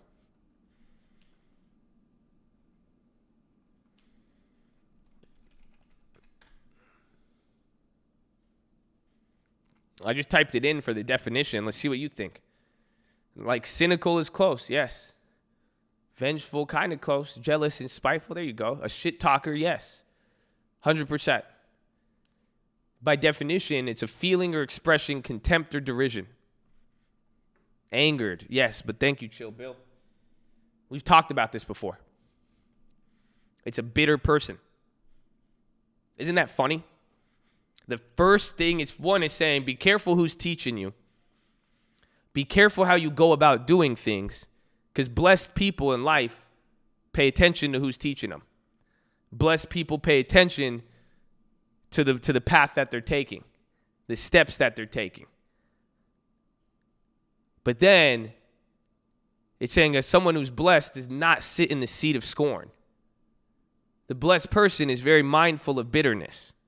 I hope you know that. We had a whole thing on this. I told you, it blew my mind a couple weeks ago when I shared it with you. Scornful person is a bitter person, honest, and we've seen it all in life. I'm not the only person who experiences it. You go take this outside of the stock market. You all experience scornful people. Have you noticed people will love you until they don't? Isn't that funny? Sometimes it's usually something makes you bitter. The minute you quit a job, the minute you stop working for that company, what are you going to say about your boss? The minute that boy or girl becomes an ex, what are you going to say about them? That's bitterness. It's literally saying, scornful, you didn't get what you wanted, and now you get bitter. And I hope you guys know this is what it's saying, literally, per the verse, the blessed man. Bitterness will spoil your shot at being blessed. It even says that many times in Proverbs and throughout the whole Bible. This idea of scornfulness and bitterness, again, it comes up. You know, honestly, you know how many people are listening to this right now, and I love you guys. I really do. Especially, like I said this the other day to the people who especially have had bad experiences with church, with the Bible, I don't even like church like that. Honestly, I don't even, all of that stuff. Like it's an interesting one. But a lot of people have had bad experiences. And even then, people love stuff until they don't, and they get bitter over it. Honestly, a lot of people will say, oh, yeah, that's all, It's a cynical, bitter person. Do you guys understand that? Like, I hope you read, and it's okay. But that just, the point I'm telling you this, so you understand, it goes back to step one. Be careful the counsel of the ungodly. Because if you are around scornful, bitter people, and you adopt those mindsets, and you take their truth as your truth, what's going to happen? You're going to miss your blessings, and you're going to miss out on a lot of stuff. It's the people who, oh, no, that's not an opportunity. It's never going to be like, oh, that always works. I've seen this before. Oh, it's never going to work. You can only do that if you're rich. You can only do that if you do this. You can only do that if that. No. They only want your money. That's what they say with churches. Literally. They say that? I love it. This is the joke I heard from it. They're like, all you want. That's all you want? They say everybody goes to church. That's what I'm saying. Your bad examples with church. People will have such a bad experience with God and be, again, anti-theists. Not just atheists, anti-theists. They hate what I fucking say. Isn't that funny? They will hate you for this. It's crazy. Because of whatever they're experiencing. Oh, they only want your money. People will not go to church or they won't listen. They won't like God just because they think there's some ulterior motive. That's the bitterness. Isn't that funny? You're saying, man, you're mad at, you don't want to listen to this positive stuff, and you're mad at it. Oh, you say, oh, the church just wants your money. You think I have some ulterior motive. You think all these people, why? But you're okay with paying trading commissions? Okay. You're okay with going out, paying cover charges, paying products with 70, 80% margins? Like they don't only just want your money? You go to strip clubs, you think she likes you? That's the joke I heard. That's what TD Jakes said. He said, you go to the church. The church, that's all they want is your money. You think you go to the strip club, you think she likes you? Everybody just wants your money. Isn't it funny how people pick and choose? Seriously, think about that. Everybody wants your money. That's it. But you guys, no, why would I spend my time here? It's not doing this, but you'll go pay for a course. You'll go overpay for commissions. All of this stuff. You'll let people waste your time, overcharge you, do all of this stuff. But God is that positivity is the thing that you want to, that's a twisted logic. Do you see what I'm saying? It's tainted. It's a literally tainted logic. The logic has been tainted by bitterness. They will tell people to stay away from God and start, but if you're going to tell people, by that logic, you better tell people to stay away from everything. Do you see what I'm saying? That's why I think it's fun. Again, and we talked about this, the bitterness. But these are the three things. You want to know if you're blessed? Who's teaching you? Who are you listening to? What path are you taking? Are you mindful of that path? Are you doing what everybody else is doing? Are you conforming? Wow, strangest secret in the world. Finally, are you sitting in the seat of the scornful? Are you putting yourself around bitter people? Are you being bitter? Are you listening to bitter, tainted logic, trying to stop you from getting your blessing and going to miss something because you were bitter about something? It's hard to work when you're bitter. It's hard to get something good, and people, based on their bitterness, will keep you away from really, really good opportunities. Isn't that crazy? We've all seen it. then you know what happens usually? You in turn get bitter. You told me not to do this, and then it ended up doing that, and now I hate you. Like, the cycle continues. So if you want to know you're blessed, keep those 3 things in mind. And I hope you focus on those things. And I hope some of you, it gives you a path of what to look at and focus on. Guard your thoughts and think critically. Do you guys realize that? All of these, I love this. And this is personal development. I love it. We could take God out of all of this because all 3 of those is just literally critical thinking. That's what I love about it. The man who is blessed, it literally takes the time to think about the path he takes. The man who's blessed doesn't accept what everybody throws at him. And the man that's blessed understands every situation is different. The man who's critically thinking and intelligent is able to come to that conclusion. And I hope you guys know, too, there is a difference between educated and intelligent. Because some of you guys are educated, but you're not intelligent. That's why you could go read a bunch of books, but you don't know how to apply it. That's why you chase certain things and do stuff. And some of you are intelligent, but you're not educated. You know how to operate. You know how you actually think for yourself, but you've never trained it. Come on. But all of this is showing critical thinking. At the end of the day, you could take God out of all of it. Go ahead. Mwah, God bless you. But if you're not doing those 3 things, I call it blessed. I see God. I see all that. But that's just the level of intelligence right there.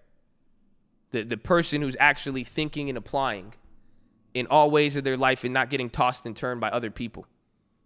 And it is finding a way to make the most of life and doing it whether, there's going to be good and bad, but doing it with a smile, or at least understanding this is not technical analysis. That last thing isn't going to create my next thing. So, this is the next part. That's the first part I want you to understand. And critically thinking now, I don't know. I hope this motivated some of you because I got excited by this. And then this was the final point that really, really got me excited, man. Like, it really, really got me excited, this. Because I said, yeah, who am I listening to? What is my path? Am I being bitter or am I being smart? Am I seeing the opportunities laid out before me? And am I motivated to go get them and seize the opportunity? That's what I started asking myself. And that's what it comes down to. I had a whole PHILO on this before. You guys remember the story in the Bible with the fish where Jesus feeds the 5,000 people? You guys have heard that. I did a whole PHILO on this before. Whole PHILO. We talked about it. I'm gonna fast forward for you and skip a little bit. But it's the process to how the fish were multiplied. A kid just came up to Jesus. He said, "What do you got?" He said, "I got 2 fish, 5 bread." He said, "Word, give me it." But God didn't just take it and then instantly, the minute God touched it, it turned into, no. It was when he started breaking it apart and he took not enough, gave it to the disciples, but they had to reach into a bag that they knew was empty and pull something out. I hope you get the point. It's in the process of getting blessed, and that's where you see who the blessed man is. The man who's going to be blessed. This is what I'm saying. It's kind of a science, bro. It's like figuring this out like money. I really hope you know that. The science of it is the man who is blessed has those 3 features I told you about. But at the same time, it's the man who works in the process of it. It's not the man who waits for it to happen. And this is what I'm going to remind you of, and I hope some of you know this. Some of you are sitting around here with your accounts, with your life, your job, whatever it may be. You are not waiting on God to bless you. Do you understand that? I hope some of you do. You are not sitting there praying, asking the sky wizard. I love it when people say that. They say the sky wizard. I heard that one lately. I love it. Because that's how foolish it could really be sometimes. If you're sitting there doing nothing, listening to people who are not the best counsel, not watching out your path, you're being scornful or being around that. Think about that. And then you're just sitting, you think you're going to pray, click your heels 3 times, and now you're going to get rich. You think you're going to buy one option because this guy talks about Jesus, so he must be blessed if I copy his? You really think that's going to happen? For real. Wake up. You are not waiting on God to bless you, my friend. God is waiting for you to be ready. God is waiting for you to work into what you want. I really hope you know that. You can't do anything sitting around praying all day. It's good. I'm not saying don't pray. But faith without works is nothing. It's meaningless. The fish didn't get multiplied in the kid when he gave it to God. Some of you are expecting you to say, hey, God, give me, and then boom, everything's going to multiply in your life. That would be a shitty God, honestly, because it wouldn't teach you anything and it wouldn't leave you with any skills. It was in the process. In the process of working through it, that's where the multiplication happened.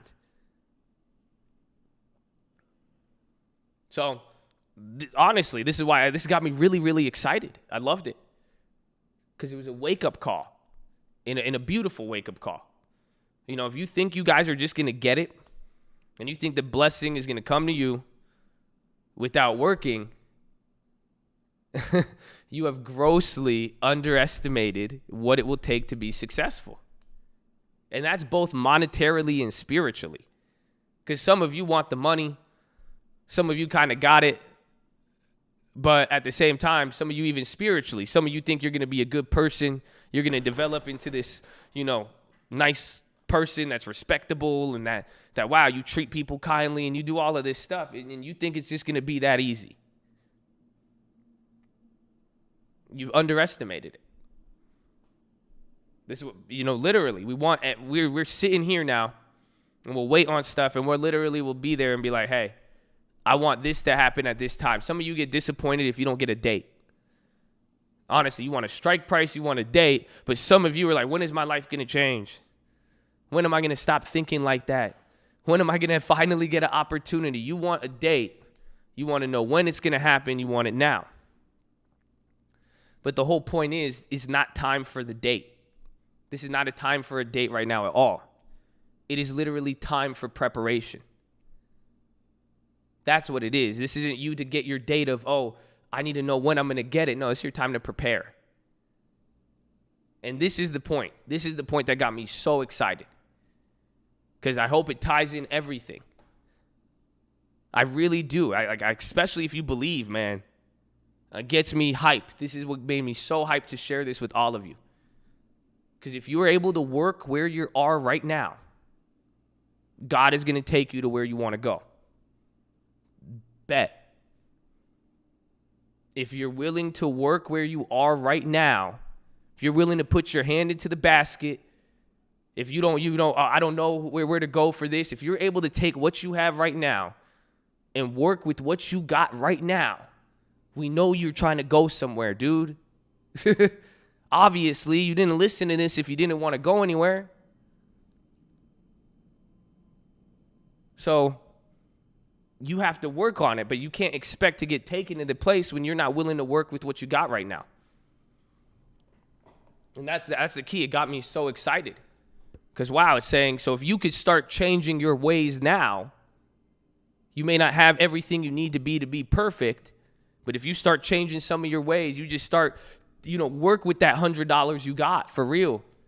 You're like, I don't have a lot of money. I don't have a lot of time. I don't have this. If you're able to work with that and not let the bitterness stop you from working it, not letting other people and what they're saying, oh, no, I tried that. It's never going to work.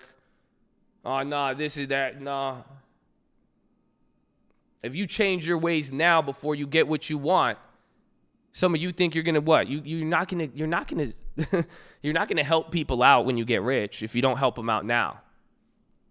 That's what it's saying. If you work with what you got now, God will take you where you want to go.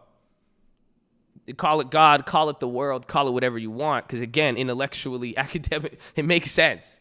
It really makes a lot of sense. It is developing into that position. But it's about, dude, I love it. This is your time to prepare. Some of you are interpreting your current situation as the final stage or the setback. You do not see it. That's why I'm like, open your eyes. I hope you see it, that this is, like I've said to you many times, but I think it clicks a little better today. This is your battleground. But the point is, put your hand in the bucket. Put your hand in the basket. If you're able to work with what you have now, you are going to get taken where you want to go. That's it. But don't ask for more stuff right now.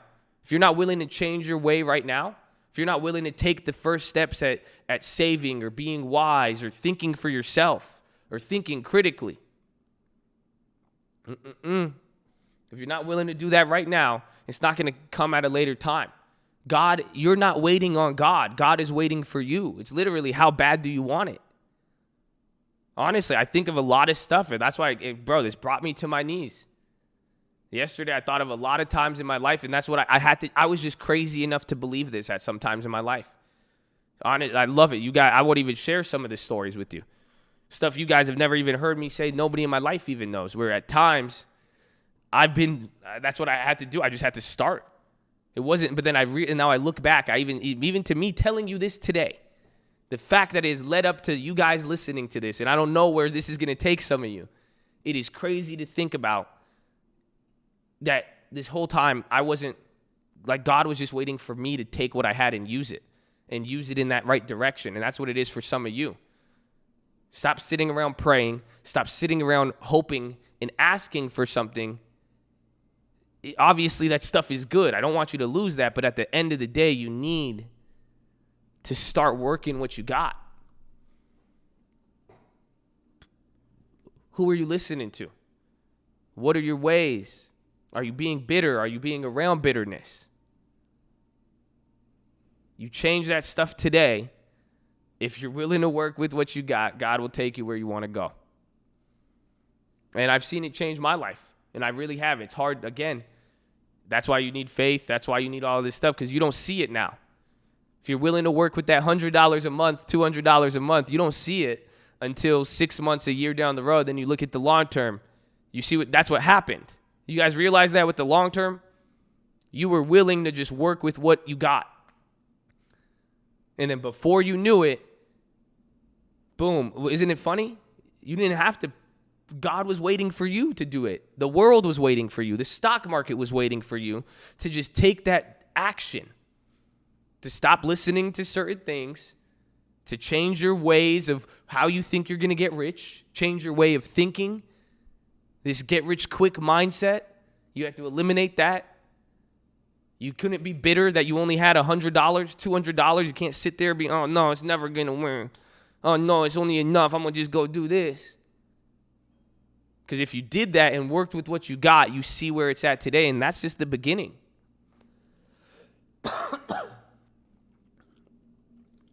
So, I hope this got you just as excited as it got me, man. Because it started to make me realize there's a science behind this. There's science behind the blessed man. And that's what I'm seeing when I'm reading it. It's literally written in plain writing. The blessed man does this. Blessed is the man who does that. It's the man who works with what he has. Every single one of you right here, right now, today, I hope you know you are not asking God for anything. God is just waiting for you to realize what you have and to work with what you got and to do so without being bitter, by doing so changing something, because clearly the ways of the world have not been working. And then, what's the first part? What did he say with the first part? Man. And then the counsel. Stop listening to dumbasses. But realistically, it's not even dumb or smart. It's mainly, is it right or wrong? Is it positive or not? Does it click? Does it make sense? So, it got me really excited. Because I literally, this whole PHILO got me thinking about everything in life and all those moments I had years and years ago. I'm telling you, some moments you guys don't even realize it, man.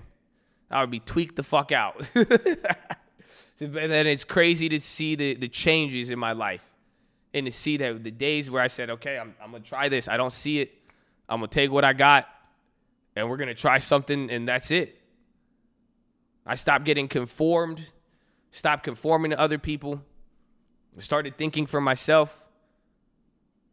I had to humble myself and be okay with the pace, with the ride itself. But then ultimately I showed what I could be trusted with and what I can't be trusted with too. And that's what I'm saying. For you, this is your opportunity. So I hope you do it. I hope you take this opportunity. And the longer you take, that's going to be your journey. It's up to you. You want the speed? Great. You want God to answer your prayer today? Change something today. Work something you have today. Watch what happens.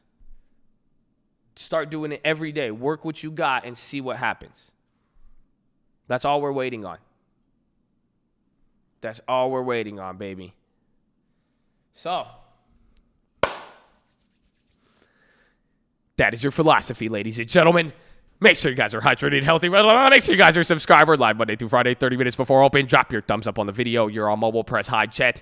X out the chat. Hit the thumbs up button. Second link for the Nightly Watchlist and main channel. First link for the Scream Alerts Bootcamp and Real Estate course. Follow me on Instagram at the Trading Fraternity. Keep it positive, respectful. New guys, don't be too shy to say hi or too high to say shy. We're glad you're here. Yeah.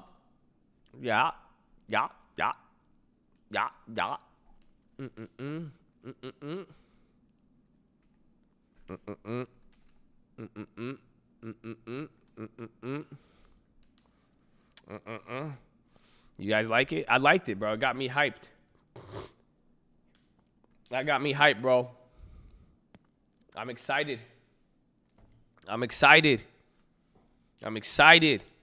You know, I've been asking God for a lot, and he said, dummy. He said, are you dumb, stupid, or dumb, huh? He's like, bro, you ain't waiting on me. That means you could control it all. The minute you step up to the plate and use isn't that crazy? That's why I'm excited. Oh, man. They don't feel me. Man. It's okay.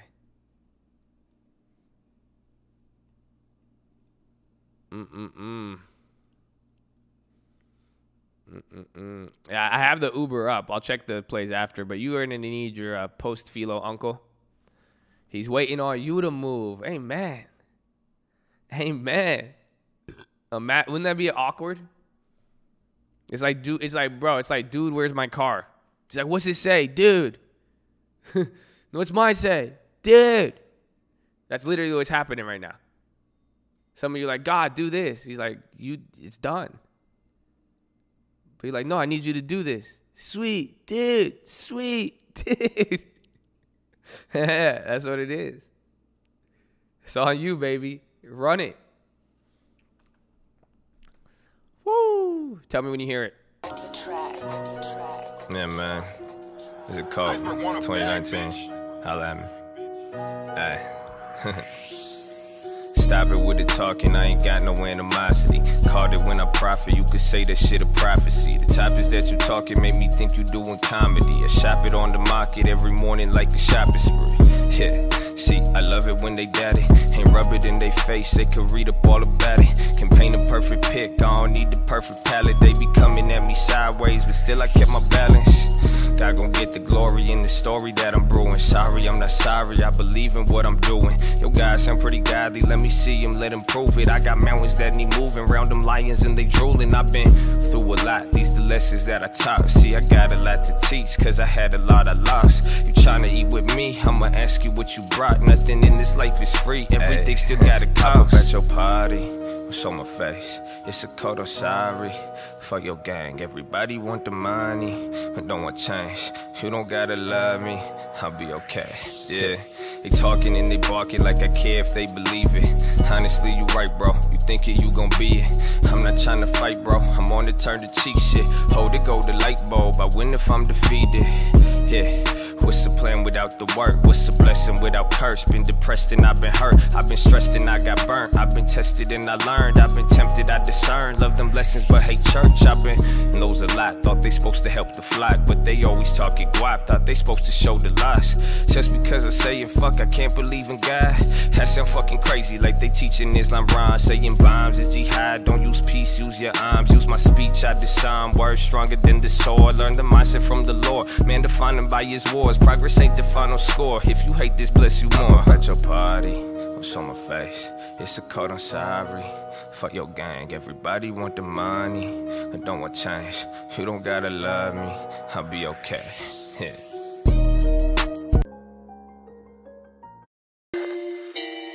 Yo, screw your chorus and your hook. I feel like Jordan with the books. I'm more like Soros with the puts. I open doors, I use my foot. I thank the Lord we doing good. I use the sword like it's my words. A 9 to 5 ain't what I'm worth. I go define my life in verbs.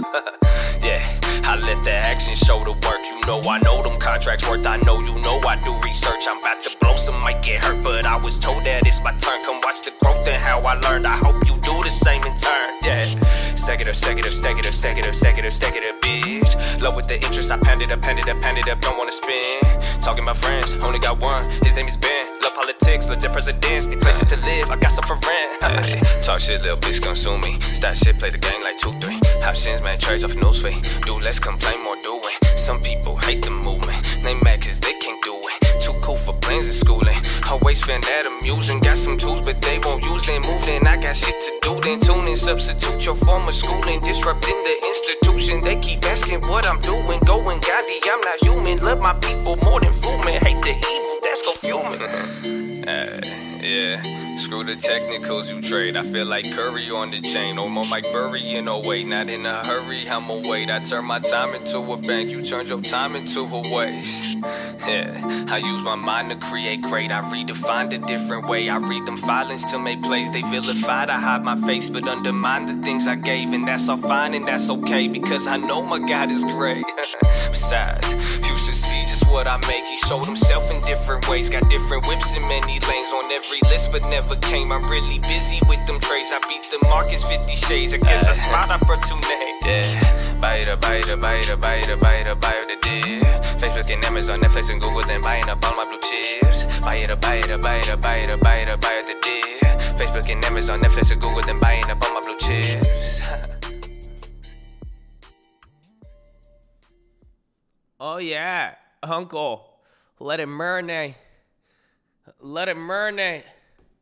Let it marinate. Let it marinate. Penumbra. Oh, that was great. Good PHILO. I hope you guys take it to the bank, baby.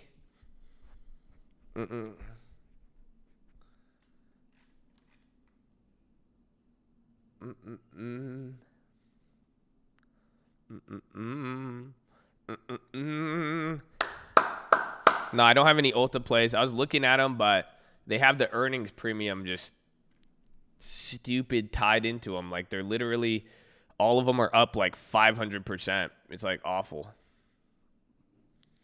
Like, low key, it's off. Unless I want to sell like Elite, maybe.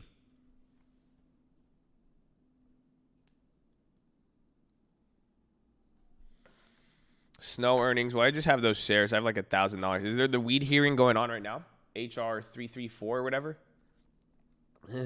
Why do they call it HR 420? What the fuck is this?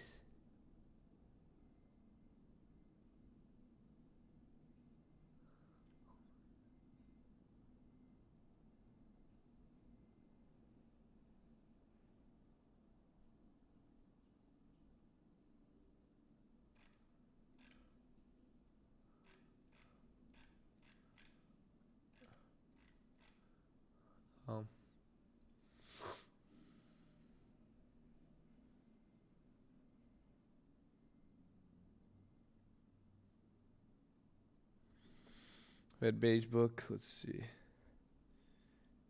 H3A84.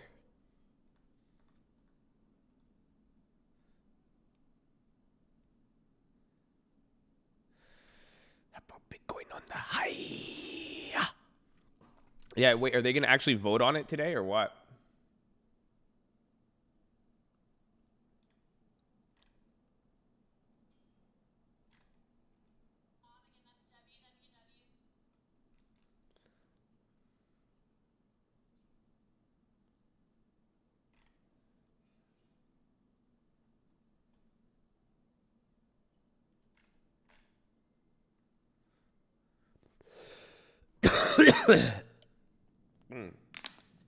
Excuse me.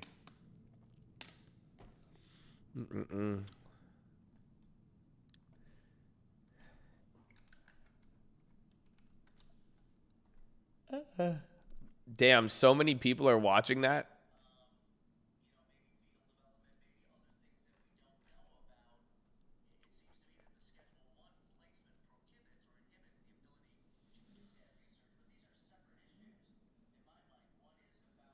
Oh, it's a committee vote, so it's, yeah. I don't think it's a real vote.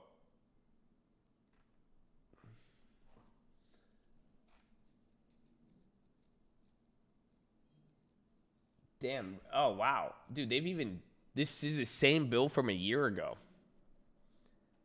That's crazy. I'd be careful then with the weed stocks. You have an Elon, baby. Hold on. I think that just could be part of this story, bro.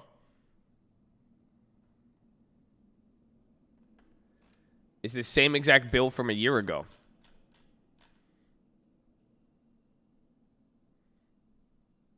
Yeah, this isn't a vote to allow it. No. Yeah, it's like a vote to allow the vote. This isn't like a vote legalizing it. Or I think it's not going to pass. Or no, it may not be it depends what they did. It really depends on if it changes or not. I mean, I'll have to look into it a little bit more. But even off of that, it just looks very interesting.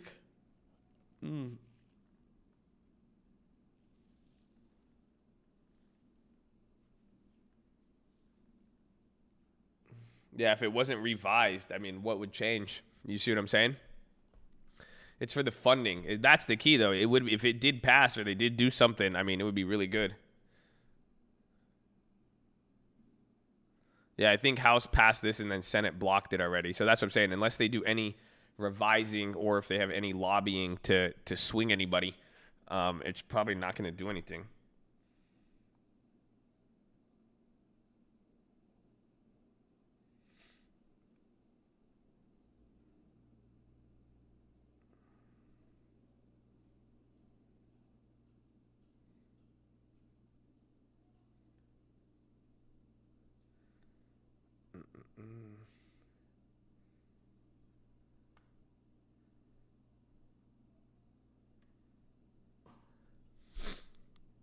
Bro, I'm dying right now. But I'm not. I'm thinking about the gym. Is Rolo in here? Did y'all get Rolo 1,000 subs yet?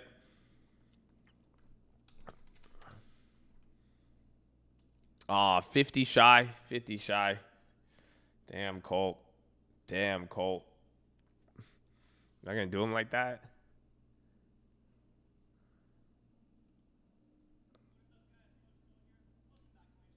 I'm watching his videos.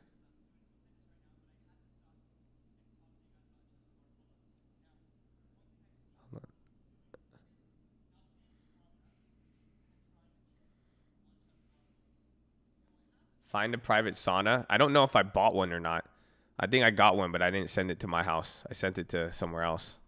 I don't want to. I don't know. Saunas like mess me up, low-key. When can we have another 11 out? We need to do an 11 out of 11. It's been a while. It's been a long time. Should have let you. You could get it done today. I don't think you guys could do it. Can you guys do it? No.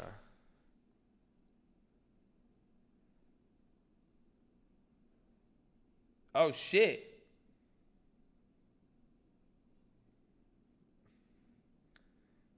Is that at my house? Never. Yeah, no, I got a. I got a sauna. Fuck yeah. My boy's listening, and he just sent me a picture. He was like, I was just like, bro, is that my crib? He was like, yeah. We good. We good. All right, but now y'all need to show Roderick some love here. 50 people, man. Come on, 50 people. We're gonna see. I'm gonna be his guinea pig. I'm taking Rolo's supplement. He gave me some creatine. It's called Creolite. It's pretty dope, bro.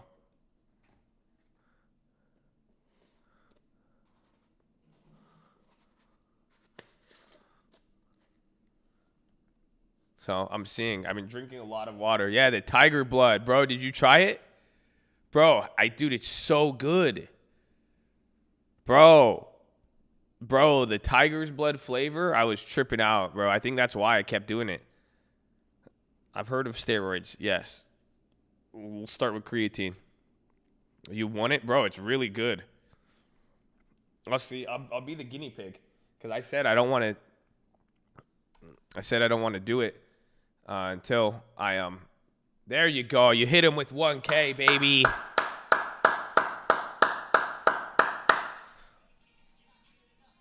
Horn. Amen, baby. Appreciate that. God bless you. God bless everybody in the cult too.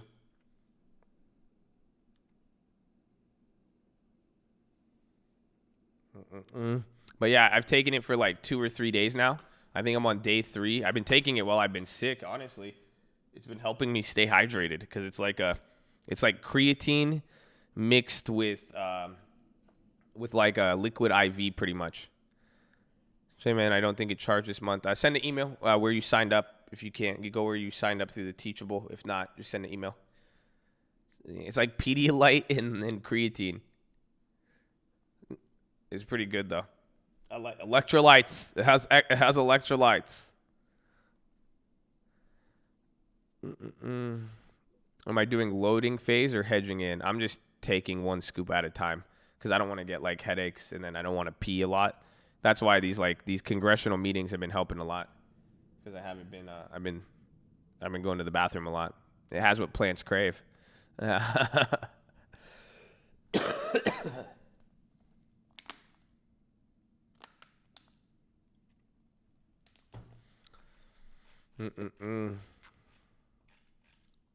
But what time is it? 11:09. We have 2 hours left.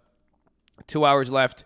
I mean, we still made some decent plays today. I only grabbed the OPK shares. Boeing is looking decent. I actually really like the Boeing still. What is those plays valued at? So you guys remember the Boeing play from Monday, how I was really hyped on it? We're down 150 on the puts, but we spent more money on the calls. So remember I did it both ways on January.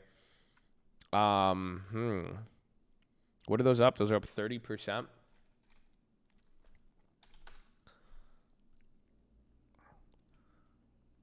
You never took creatine again. Why? Your buddy's got kidney stones? Oh, hell, don't scare me like that. I've been drinking a lot of water, but fuck, man. Don't say that. I rebuke it. I rebuke it. I'm going to go get a water bottle.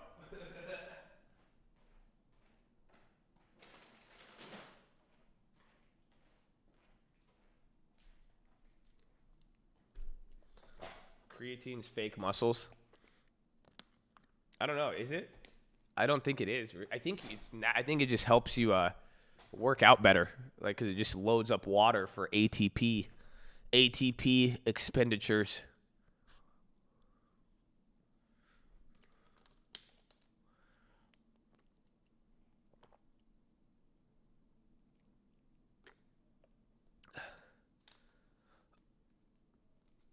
Performance enhancer.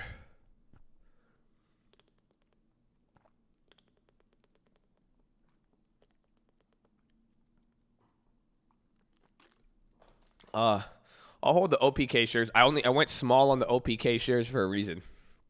So I did I only did like what, 900?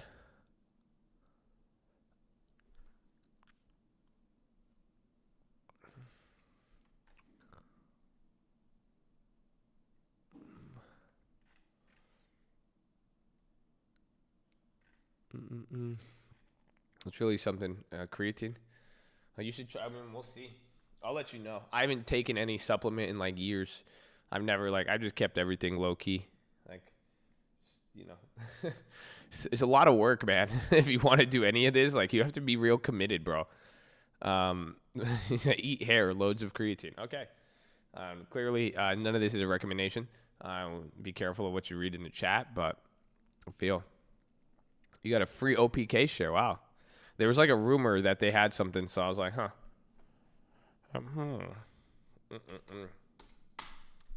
Sorry. OPK is still going up. Nice. And I'm still thinking about the PHILO. Options for OPK, I wouldn't. It's just cheap. I mean, I did $900, $1,000 for 200 shares. So it's like if it drops 50%, I'll lose $500, $400, but then you could own it forever. So it doesn't. I like the equity on it. It has a decent story behind it. Again, I don't really believe in the company. I just think it's stupid. It's getting rumors, but the story and what it's into, I think it'd be decent. I didn't realize it went up. I just saw shares. If the stock is cheap, I always go with options. So even if the stock is below like $20, usually you could get 100 shares for $2,000. But the idea is you will get you'll get to you just get to hold it better. It's not going to have the same decay, so you're going to not have the same leverage, but it's a lot less riskier. And that's what we did with all of the free shares, if you really think about it. Every single free share in that Robinhood portfolio, that's what we did. Oh, I need to check what's it called? I need to check the Ubers. So, like, most of these shares, that's what we did. We just did free shares, keeping it small. So there's the OPKs. Like, well, I got $20, baby. Ooh, did we use leaps for what? On the Uber, I did. Remember, the Uber was the first leap play. We made these free. We have these till 2023. We got $6,000 in them, but this is all profit at this point. So you guys remember we did this play. I guess we spent a little bit more. We bought 10 contracts for $13,500. That was November 5th. 10 days later, 11 days later, we sold out 7 of them for about what? $800 less, $700 less. So then I was able to get 3 contracts. See, we bought 10, sold 7. The 3 remaining contracts are worth $6,000. Our real initial investment is $800, and we're in the money for the next 2 years.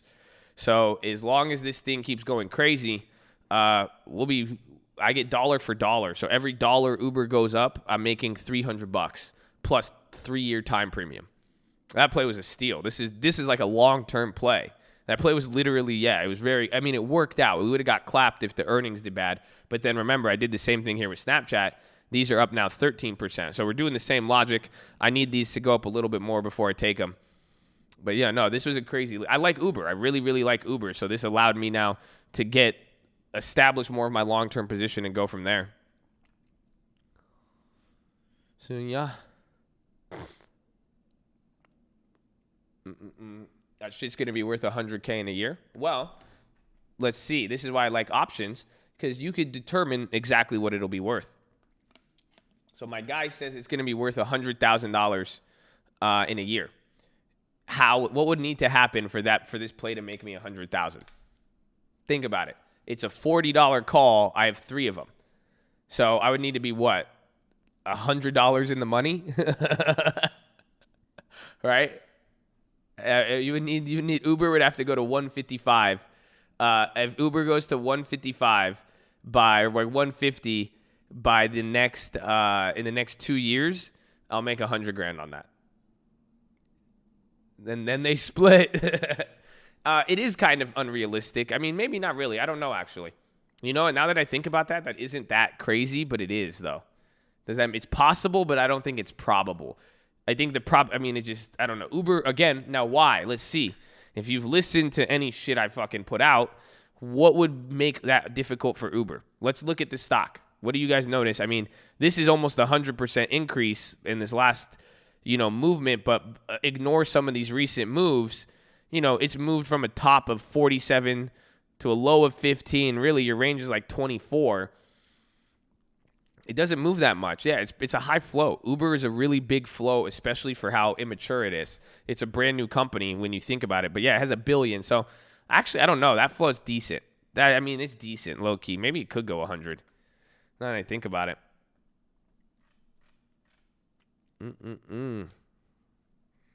How much are we up on the long term? Remember, we have 100 shares in the long term. We have 105.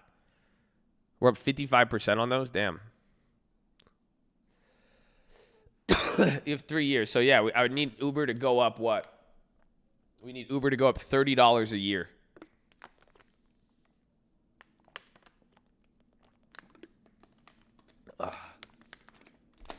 What's the market cap and the float? Well, that's the same thing too, though. So now do that perspective. Uber's only worth $100 billion, 92. So if it tripled, it'd be like what, 270 billion? Actually, yeah, I can see that. I think it's possible. We'll see. Market cap's at 93 bill, 92 and a half.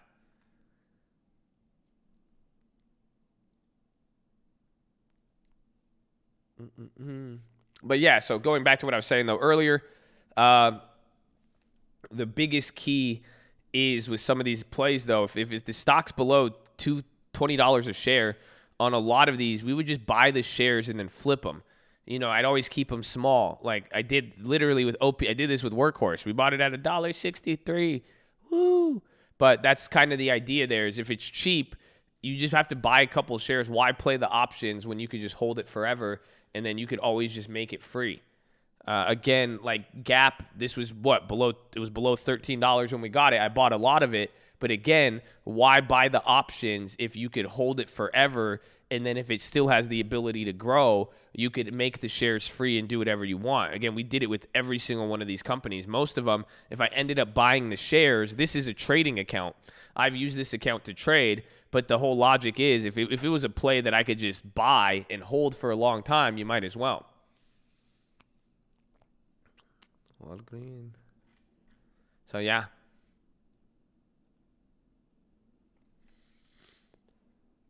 Bavarian Premier. Fractional shares, what's the point of a stock split? For the company's disposal. Because the company gets to use the stock split. It allows them to divest equity at better prices. So when they do employment plans, if they want to buy a company, if they want to do anything, it allows them more flexibility and it could help affect how the stock moves. So it makes it more difficult. Can I screenshot that? What?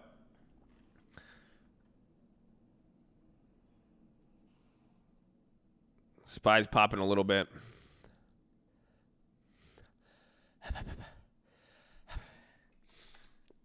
Disney call. We Ghetto Spread those. Pelosi, Schumer backing bipartisan plans for stimulus. Uh-oh. Really? Or is that just the wording of it?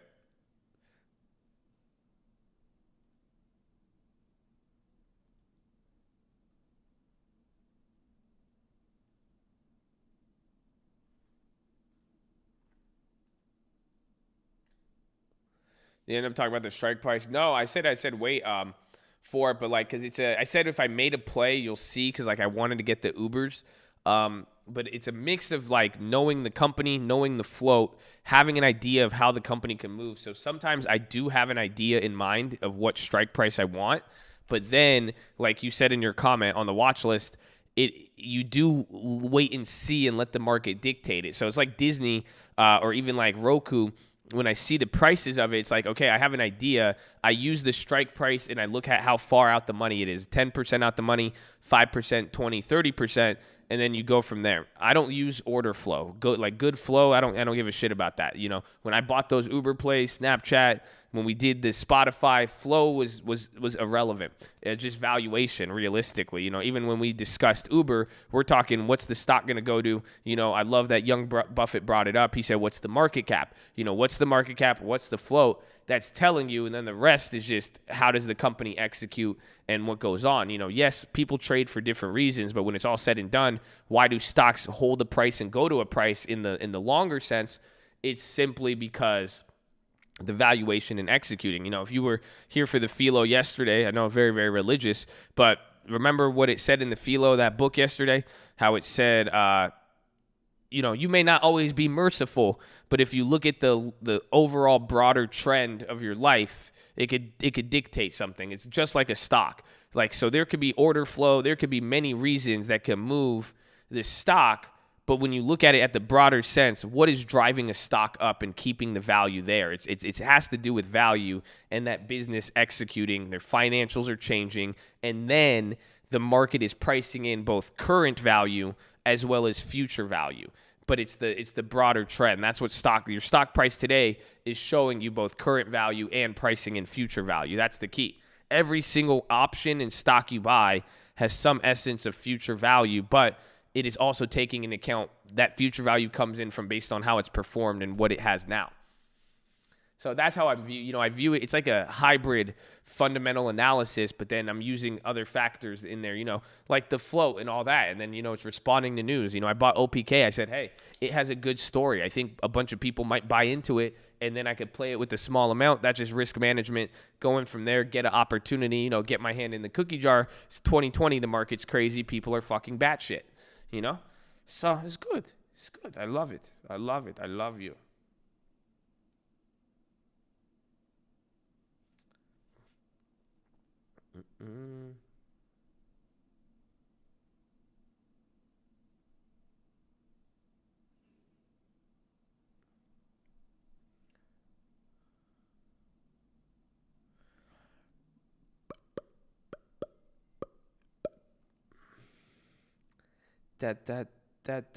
Da.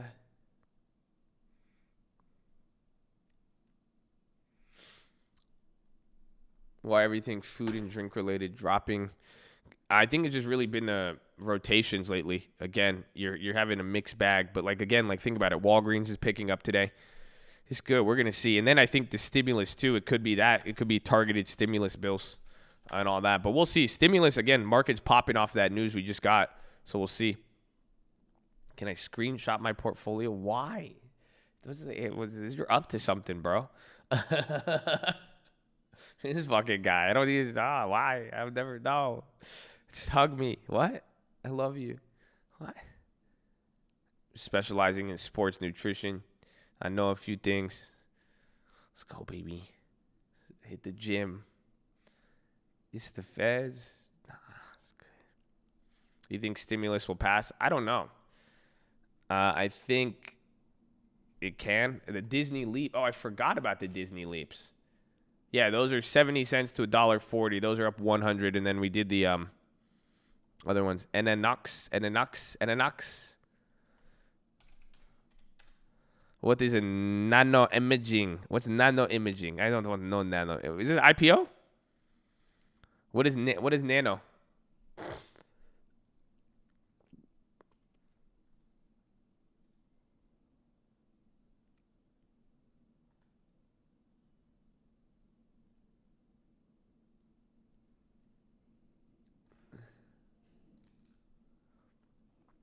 X-ray technologies. Excuse me. Efficient X-ray machines go in your house? What the who would want an X-ray machine in their house? That sounds so dangerous. That's a lot of radiation. I don't know. Don't you need to go to school to operate one of those? I got a sauna, bro, but I'm not, dude. The last thing that came up, we should get a sauna and an X-ray machine. You ain't never want to see what's going on.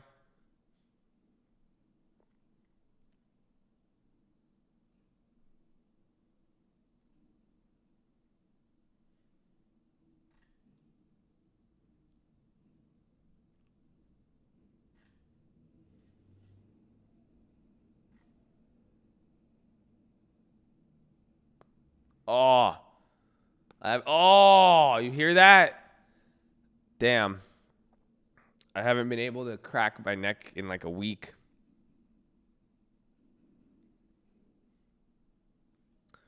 Trying your shoes back on the day, you could see your foot inside the shoe. A bunch of people got cancer from it. Dude, yeah, X-rays are crazy. You heard that? That was great.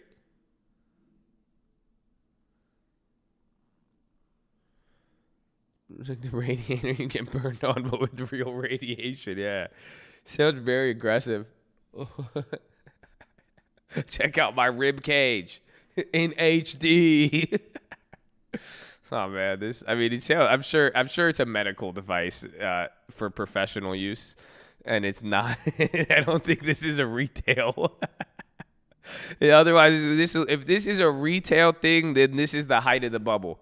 I hope you know that there's a $3 billion company offering retail X-ray machines for at-home use. That's the peak of the bubble right there. That's where I'm like, okay, maybe we should reconsider a lot of things, but.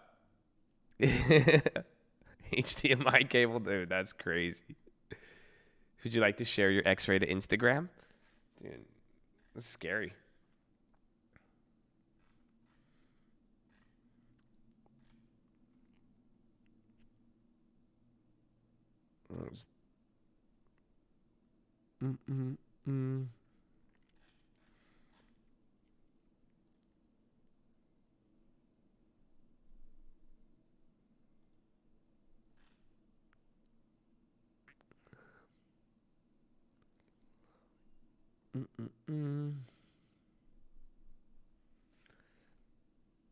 It's like 20%.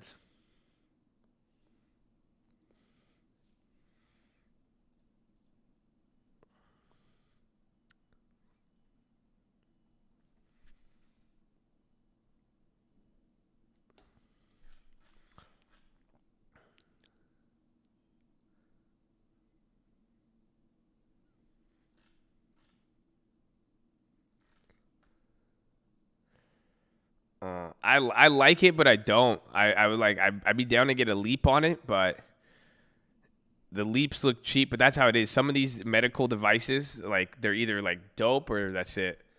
They're like hit or miss. It's like Radius or like what's the other one? Like RoboWalk. I have RoboWalk. I bought this shit in 2014. I want a hostile takeover this company. Me and my friend. Oh yeah, look at they reverse split. I bought this IPO. Damn, they reverse split so many times. No, bro, we talked about hostile taking over this company. Me and my boy from China. We literally were like, why don't we just look, what's the float? Yeah, 26 million. If you come up with fucking 13 mil, you could buy half of the company. That's why I was like, why not? But then we'd have to assume all of the debt. That's the thing. It's a lot more in debt. They've raised more money than they're worth. How about Puma? I got a pair of Puma sweatpants from Costco. Probably the best $15 I've ever spent. Those things are comfy as hell. They wash really good, and they're just solid. So I'll buy Puma sweats. This ain't Puma. This is Nidos. Workhorse got a delay today.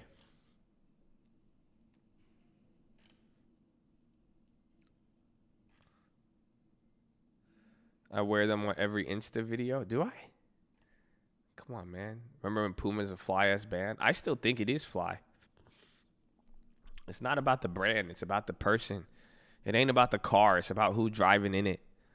Okay? I learned that as a youngin'. You know that? That's why some of y'all better have your chest to the sun. Whether you wearing a Puma, driving a Pontiac, I don't care. That's it. Chest to the sun, baby.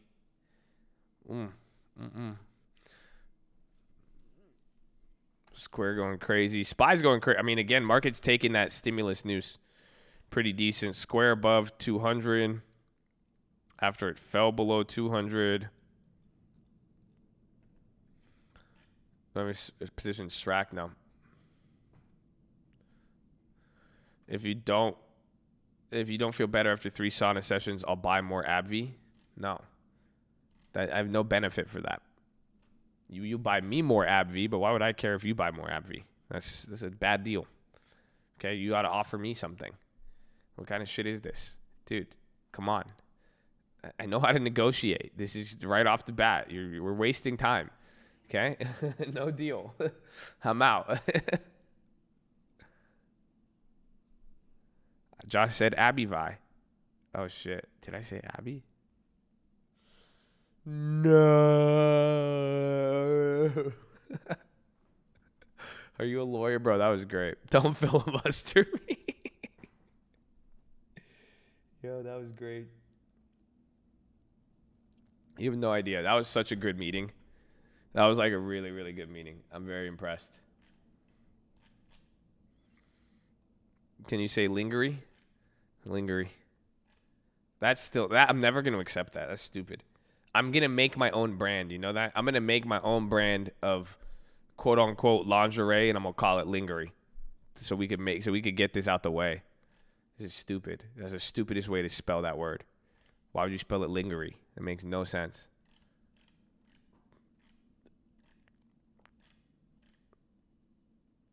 Would you Ghetto Spread the April Disney leaps? I like them. The Aprils they have more time, so they're gonna be a volatile play to the degree. If watch how they've moved. But do you see why I wanted to Ghetto Spread the Disneys? It's January. Anything with January right now, especially after some of these companies have got a little bit of boost. Actually, never mind. Yeah, we're not selling any lingerie. I'm sorry. I don't want to set a bad example for some of you.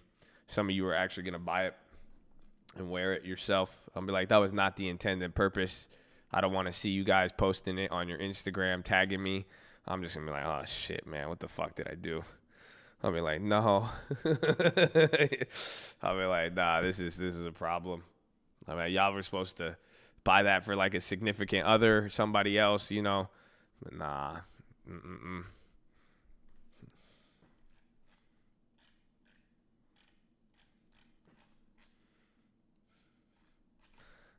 Start a movement with male lingerie? I don't know.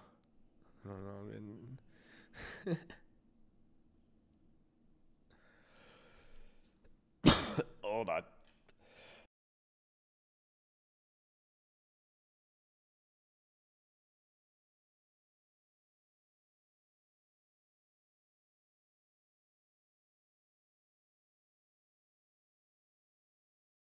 So, yeah, but let me show you the Disney, because you'll see the January. We had the 180s? Like, look at the chart. These are up 83% in a day. Like, do you see how, when we bought them, we got them at a low, right? We got them on the 13th, I think. You see? So they dropped in value. Like, they've had their pops, but they're going to decay easier. So that's why I'm like, these are a little bit less. Look at the trajectory of those, and now compare those to the other ones we have, where you can see, even though ours are further out the money, do you notice the difference between the types of plays? That's it. This is a great Ghetto Spread lesson right here if you're paying attention. Do you guys notice the difference? So we have two Disney plays. I Ghetto Spreaded the Januaries, but I didn't Ghetto Spread these. Do you see it?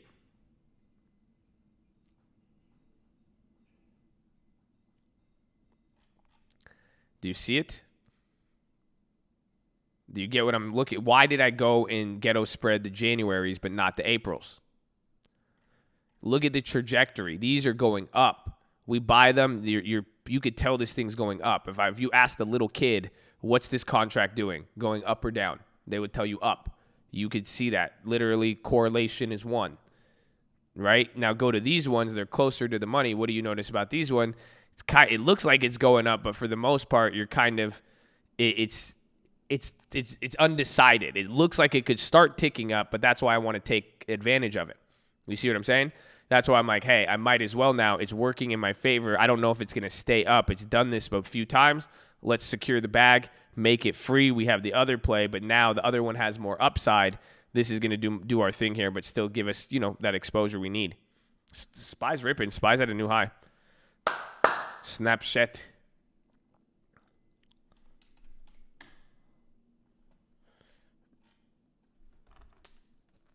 House and Senate reached an agreement on something. Please hold. Make sure it's not the earlier news. We'll see.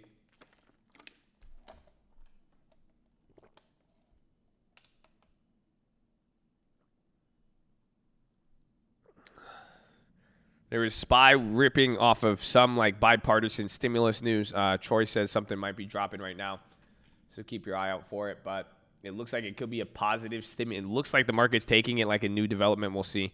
Pelosi, Schumer say bipartisan framework should be basis for COVID talks.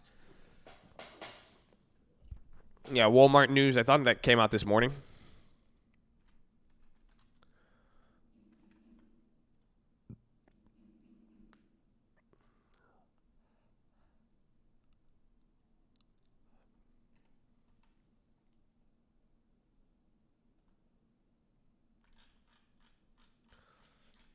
What a crazy day. Crazy. There's been a lot of plays.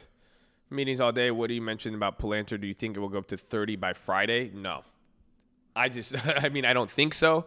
It's dropped a lot, but I really wouldn't gamble with Palantir here. Again, I have shares at $10, so I'm just holding it. But remember, the moves it's made lately were very, very big. And then now, after a big drop, you're not going to get the same momentum and excitement as when you were here. Do you guys realize that? Like, do you remember that one morning where everybody was going batshit about it? Like, literally, do you see how now people got fucking burned?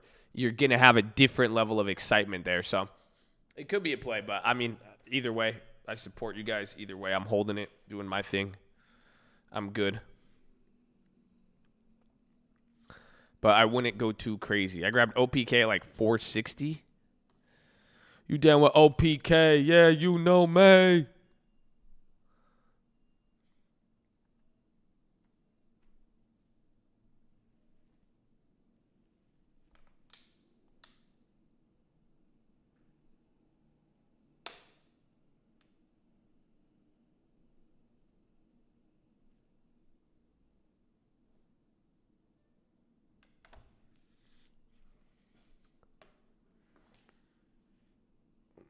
And you guys know we have Colt PHILO too. A lot of you like that PHILO, huh? A lot of you like the PHILO. I like it. Some of you have already sent me messages. I love it. Amen. Hey, man. Hard. I love that, bro. That PHILO got me excited, bro. Amen. Amen. That's good. So we have a Colt PHILO page for all the other ones. So it's on YouTube. You could always run this one back. That's awesome, man. U.S. congressional negotiators agree on a final version of national events without Section 230 repeal. He's not going to accept it, probably. Many as half his American diplomats from the U.S. Embassy in Baghdad as fear-growing man tried to strike. A lot of weird stuff. But, say where the quote's from. What quote? Let me go to the bathroom real quick. Ask me when I get back.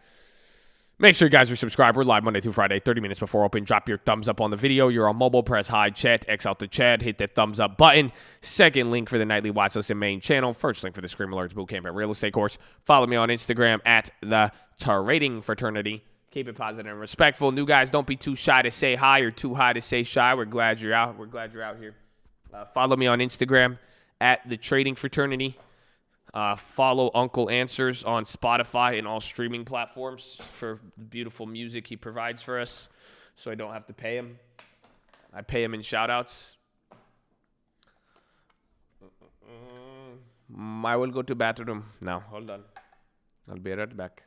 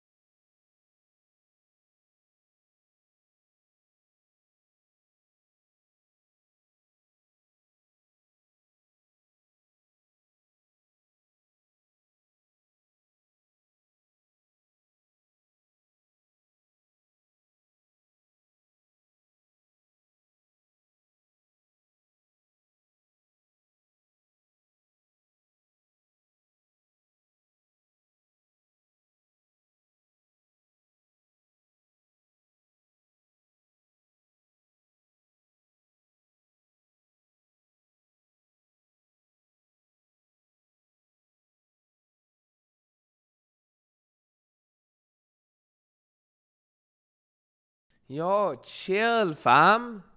Yo, for real, I just went to the bathroom for a little bit. Why you getting so pressed on this, huh? You need to chill. Yo.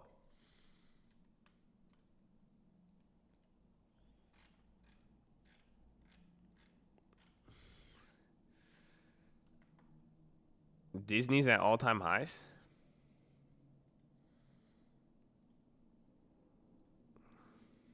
That Uber just keeps killing it. This isn't all-time high for Disney, is it? Close. It'll go crazy. That's it. Is it? Wait, I think it is, huh? Yo, wagwan, man. That's dope. I've been saying, bro, I went on that. I've been hyping Disney up for the last like 3 weeks. I liked it. That was just like the weird value winner. It was like, it's like hybrid growth value. It is high. 155 is high for him, 100%.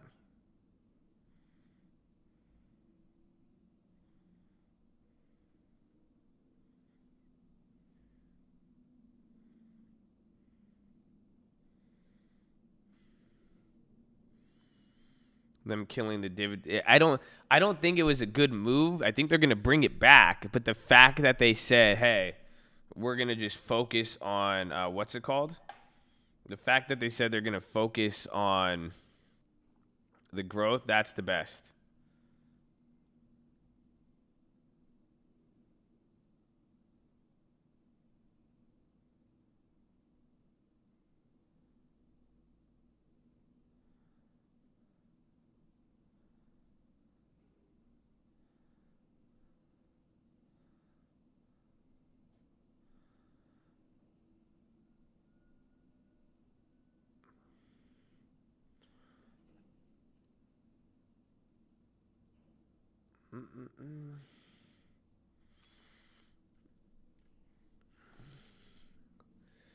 How do you pick what stock to trade on? Usually either news or I like the company, you know? I kind of like try to be like a little like analyst, but like I'm not that sophisticated. So I'm like, I like Disney. I literally like, I bought one share of Disney after watching Frozen because I really resonated with that movie. I was like, damn, Elsa is like awesome. I love her attitude. I love Olaf's attitude. And I was like, I'll probably show this to my kids whenever I have kids. I'm going to give them a long term. So that like Uber, I always like Uber. It's very similar logic. And then like go watch. You will buy Uber stock. Go ask somebody under the like 18 years old, 20 years old, 22, 23. Just ask them when the last time they used a taxi was. If they even know what a taxi is. That's what got me sold on that.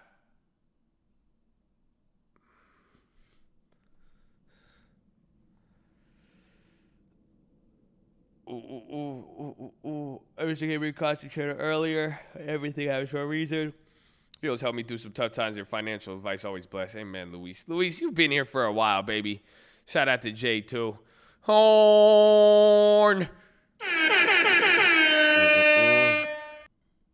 I'm 21 and I never used a taxi. Would you ever use a taxi now? That's the thing.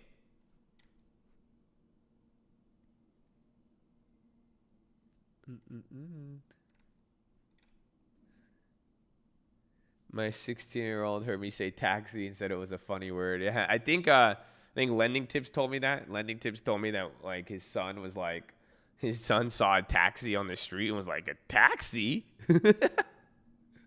Because his kid's like 2 years old. He's only seen taxis in books. Like, you don't see them in real life. When was the last time you saw a fucking taxi on the road? I'll wait.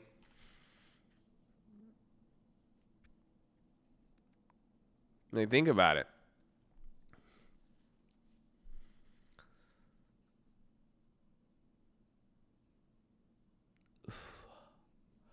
I don't think I've never been in a taxi in my life.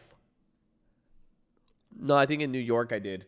In New York I've been in a taxi, but even then.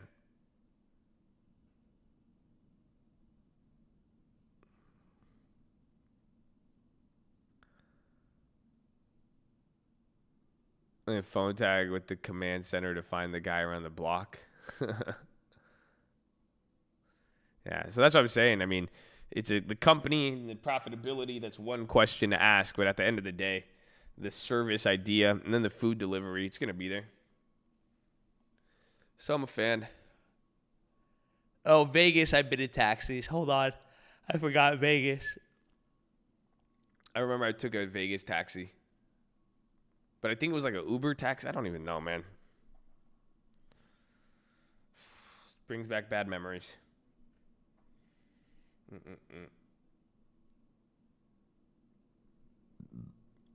Excuse me.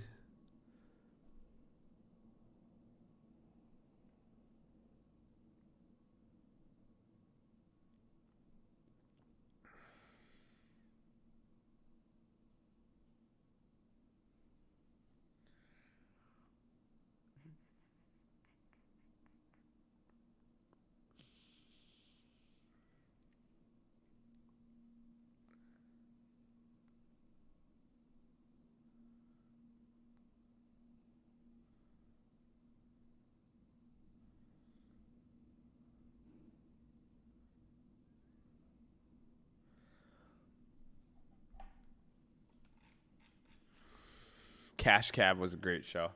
I think that was the end of taxis. Once Cash Cab fell off, they were just like, nah.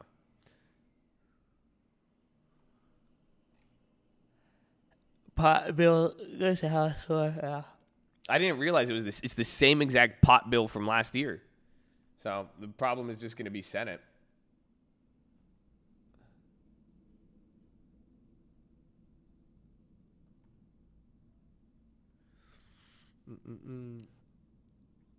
Chad Cash in the Lambo. We should. I'd be down. Are you guys in? Who's in San Diego? I'll just pick up random people for Chad Cash. I'll wear the Yosh mask. That's it. If you need a ride for somewhere, I'll pick you up, and then you'll get an opportunity. We'll ask you some questions. We should get Chad Cash.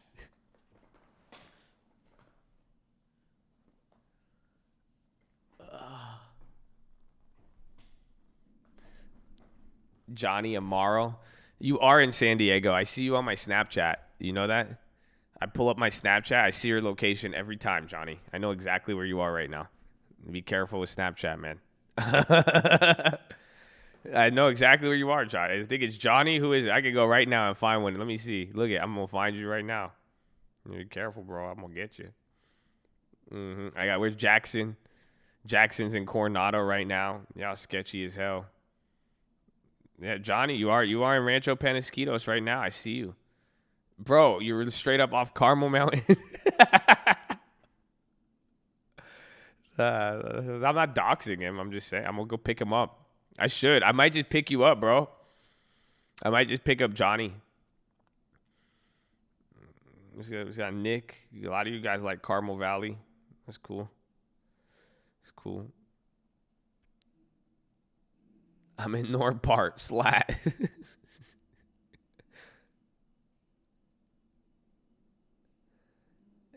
You're in La Jolla. Come to Poway.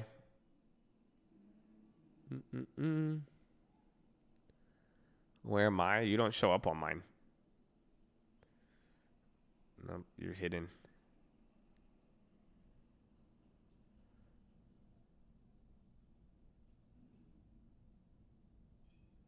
This thing's crazy, low key.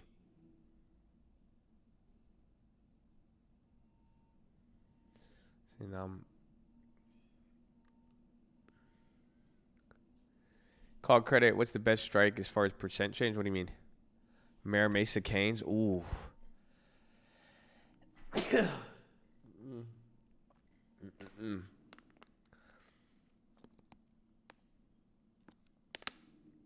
I need to get food.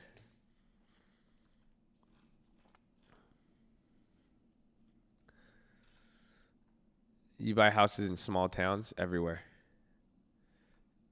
You got me rethinking the whole Snap location thing. Fuck yeah. Why would you have it on there, though? That's it. Why? I mean, unless it's like your Snap is like close personal friends, then it doesn't matter. Well, you know. Like mine, like, nah, man. Like, y'all would attack me. Not even. I've realized I'm not even like y'all would have, based on the emails I've gotten, y'all would have killed me already. Like, honestly, like, I think some of you have already had enough reasons to just, like, you know, we've had a lot of miscommunications, but I think a lot of people, y'all would have just clapped me already. So I'm not even tripping for real. Like, at this, that's why I'm very contented with everything, bro. No, I'm chill. Like, I'm like, hey, man, like, there's no, I it's like reverse paranoia now. I don't even care. Like, I don't even give it. I'm like, y'all just gonna fucking, like, one of these, someone's gonna be motivated enough. Y'all could do whatever you want. You're gonna run into me eventually. Oh, I mean, it's straight. Like, God is good, baby. You know, we could duel.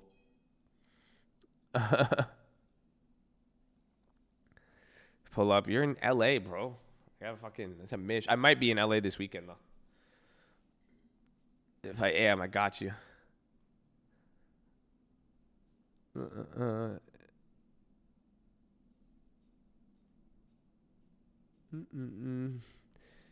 Defense bill moves to floor. He's gonna veto it. God is with you. Amen, baby. I saw you ripping the Lambo in La Jolla last month. It depends. I told you, I showed you guys that video. I don't. Last time I was in La Jolla, some dude got pissed. Like, this dude was like trying to run me off the road. It was the wildest thing ever. I want to buy a house, rent it out. Everyone's telling me landlording will be a lot of work. You want a bunch of homes. How do you handle it? I have property managers. So I used to do my own property management, but it's a task. Like, it's not like I used to be crazy. And like, I used to just put all the work on myself. I didn't trust people. I was cheap as hell. But nah, you got to, you can get a property manager. Your first one, it's good to get experience though. Temescal Valley. Can you, girl, bless me with the churro cheesecake? Where's Temescal Valley? That sounds awesome. Churro cheesecake? You know, those are the two things I love. Kick, I want to shoot a music video. I do too, actually. Well, we're gonna do it. We're gonna set up a video for Uncle. We'll get a nice one. We'll get a good one. Like, I'm gonna get, like, I know we have a lot of guys in here who do video. We have really high tech video guys in here. So, video guys, you're gonna get your shot. Just be patient with us. Oh.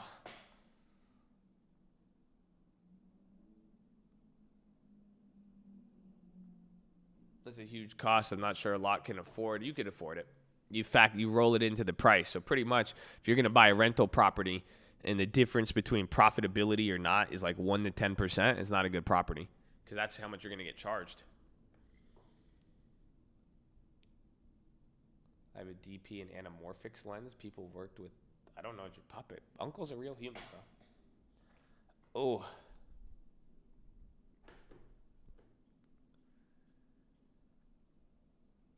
Ow, bro, I need to go to the bathroom. We have an hour left. Yo, I need to go to the bathroom, bro. I don't know if it's this Creolite. I don't know if it's this creatine. All of a sudden, I have an instant urge to use the restroom here. Ladies and gentlemen, please hold.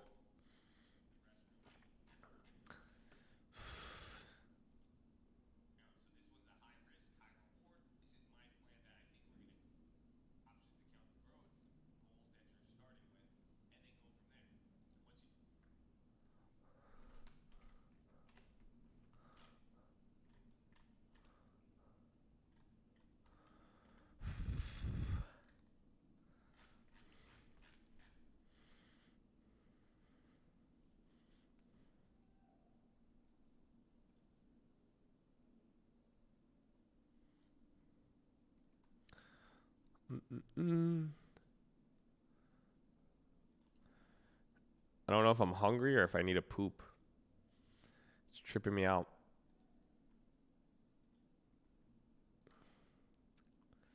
But enjoy this video. Tell me when you hear it.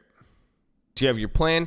It's just about executing. You're either going to buy indiscriminately on auto, and indiscriminately, that means just on the first day of this month, the 15th day of this month, right when I get the money, I'm just going to buy. I have my stocks outlined, or you could buy in a window. You could set yourself a window, and again, let me know what you guys want to do. I'm leaning more towards a window, or even then indiscriminately if the cash sits too small. You don't want to be focusing too much. The farmer who waits for the perfect weather never plants, but as I go over some of these stocks, I will share, there is an industry, healthcare, which I think we could have a better window, but that's going to be as far as, diversifying at the later end. But that's what you have to decide. You either, and again, I'm going to put the $100 a month right away, right when the money hits there, or we'll wait every quarter or two to buy. That's another strategy you could encompass. So keep that in mind. But essentially here now, as I'm going through this portfolio, this is my plan that I think we're going to be using on this, is that I'm initially going to be starting out maximizing the allocations, not keeping too much cash. So a lot of people ask, how much cash should you keep? You should keep cash so you could buy stuff. But here, again, I'm younger on this. This is the first day of the portfolio. I mean, I'm treating this money as very safe. I'm treating this money as money that, I'm ready to lose in that sense, but I'm not ready to lose. It doesn't mean we're going to take too big of risk. But the whole point is I'm starting today. I'm kind of behind. It doesn't mean I'm going to gamble, but what I do want to do is start putting my cash to work. Even though there is headwinds and risks with the market, at the very least, we will be adding more cash coming in every month. So again, as things change, we'll be able to decide when to purchase or not, but I do want to start actually deploying this capital and getting it to work. I don't want it sitting here too long. And again, as the account starts growing, that's when we're going to start divesting it there into cash. It's not saying, I want to maximize the allocations. How much cash should we keep if we want to buy something for dry powder to buy the dip? As I start adding to it month by month by month, and we see what the stocks are doing, then we'll go from there and do that. And then last, I know some people have asked about this. It's not about the amount of shares. It's about the amount of money. A 5% yield, the stock goes up 5%, it pays out 5%. It's based on how much you put in, nothing relative towards the amount of shares. So you could only get one share, but it pays 5% and the stock goes up 10%. You still made 15%, even if that was a really expensive stock. So go with it. That's why I haven't looked into it. I'll need to check into like M1 and all that, but I just like it, buying the shares, buying the equity, the OG way, how I've done it, making sure I get my little slice of the pie. The key here is just all about, this is it's like a savings account. It has nothing to do with the amount of shares. It's how much money is invested and how much is the return we're going to be getting. And now, since we're doing multiple stocks, it's a blended return. So that's pretty much it. Let's get into the stocks now. So here are the stocks that I want to buy. These are my first 5 picks now. Some of these you've heard me talk about, some of you haven't. And this was after kind of making this plan here and kind of talking about and deciding what I wanted to. This is where I came to the decision. So we're going to put all these, but Snapchat, Spotify, IRM, MO, AT&T, and then this is what I was saying earlier. I want a high-yielding healthcare stock, but I'm waiting because I think healthcare is going through some changes. And again, with both the politics and the election, I want to see, but I want something that has a dividend and that's been beaten down with healthcare. But you'll see these two pretty much are technology and growth. This one is a REIT. This one is a consumer non-cyclical product. And then this is telecom. You could even say with a little bit of technology, and then here is high-yielding healthcare. But even off the bat with 3 of these, this is set up. This is income, dividend, and yield. This is consumer cyclical with yield. And then this is another high yield. All of these, and again, all of these are high-yielding, and how they're diversified is their industry. But you'll see 3 different industries here, and then these 2 are pretty much the same. But I will be about just under 50% weighted towards tech, and I will add Redfin to that list as well too, but I already have some in that other portfolio. But I want to see, another one I would consider here would be Net, Cloudflare, but it IPO'd too soon for me. That one's going to come up, and that's the key here. As time goes on, I'm going to be throwing out some more of these long-term picks as we start, but these are the ones I want to start with. So let's take a look, and let me show you now. Let's start with the first one, Snapchat. So this one, I like it for growth. This is just one I want to be able to buy into. And again, I need you guys to tell me which is the first vote that you want to put in. Which should be the first one we should put, or if you guys have. And again, we have $500. So if we really wanted to, there's 5 companies here. If we really wanted to start and keep it equal, we could just go put 100 into each of these right now and use that as our base $500, and then use the additional $200 a month to go from there with how we want to add. And that would be a pretty balanced and safe strategy. I'm not too opposed for that, but let me know what you guys want to do. But essentially, this one pays no dividends. The key is, you can pretty much buy it half off from the highs. However, imagine, this thing was trading at $6. That's kind of crazy to think about. So it's kind of right here in the middle. That's why the timing is going to be interesting. If anything, maybe if we did decide this, I'd wait till earnings. But this is something I just think they're going to be around. So this one's a high risk, high reward. But I do think as far as the tech goes, the user base, all that, in 10 years, Snapchat's going to be able to, I think, is going to be able to grow and will be around here. And if they're able to execute and take advantage of their user base and things change in the marketplace and they get some more of a positive shift or take up some of that social media market share, they could be pretty good. So that's why I like them. That one's a solid one. The next one is Spotify. So this one, we would only be able to buy one share, but here it's at the bottom range, and maybe we wait being an IPO and it comes down, but I love Spotify in general. I think Spotify will be around, or I think they will get acquired by an Apple Music, who will be their competition, but I really like it because people use it, the younger generation uses it, the older generation uses it, and I think they will be here in 10 years simply because the value they give. It's intertwined with social media. People know about it. It's in cars. They just got it into the Tesla. And essentially, it's the value it gives value to the consumer. That's why, there's a reason they're going to use it. Even like Snapchat, there's a reason these kids are going to use it. I think people would really keep using it, and the artists too. Spotify is responsible for a lot of artists blowing up, coming out of nowhere, and it's made them millions of dollars and given them fame and celebrity. It's because of how the platform works and pretty much how awesome it is. So I think it's always I think it'll be around here for the next 10 years. And the fact is, I like how it's pretty much down so much here. So we'll see after earnings. Again, that could be one, but I really like them. And these are my tech stocks here. The other ones, like I said, Redfin and Cloudflare. But for the most part, I know Redfin will be there, and I already have literally. I bought that for my nephew. I allocated a lot of money to that one already. I think we have like 30,000 into that already. I think maybe, give or take a little more. I need to double check on that. But so again, I don't know if I should put it in here. But again, if we want to treat this totally, and that's kind of the point, I do want to treat this independent from everything, but just throwing out some ideas, but these are the ones I've came down to. And then next, we're going to take a different route, and I know I really don't like these companies. I don't like them, but hopefully you see how it meets my philosophy of what I'm trying to accomplish now. So you see how risky, and look at the charts on Spotify and Snapchat. They're all over the place. Now look at the 10-year chart here. This is Iron Mountain Inc. This is a REIT. So this is going to be a high dividend payer. But now how the equity works is interesting. But Iron Mountain is real estate. It's protection real estate. That's pretty much there to store data, store services.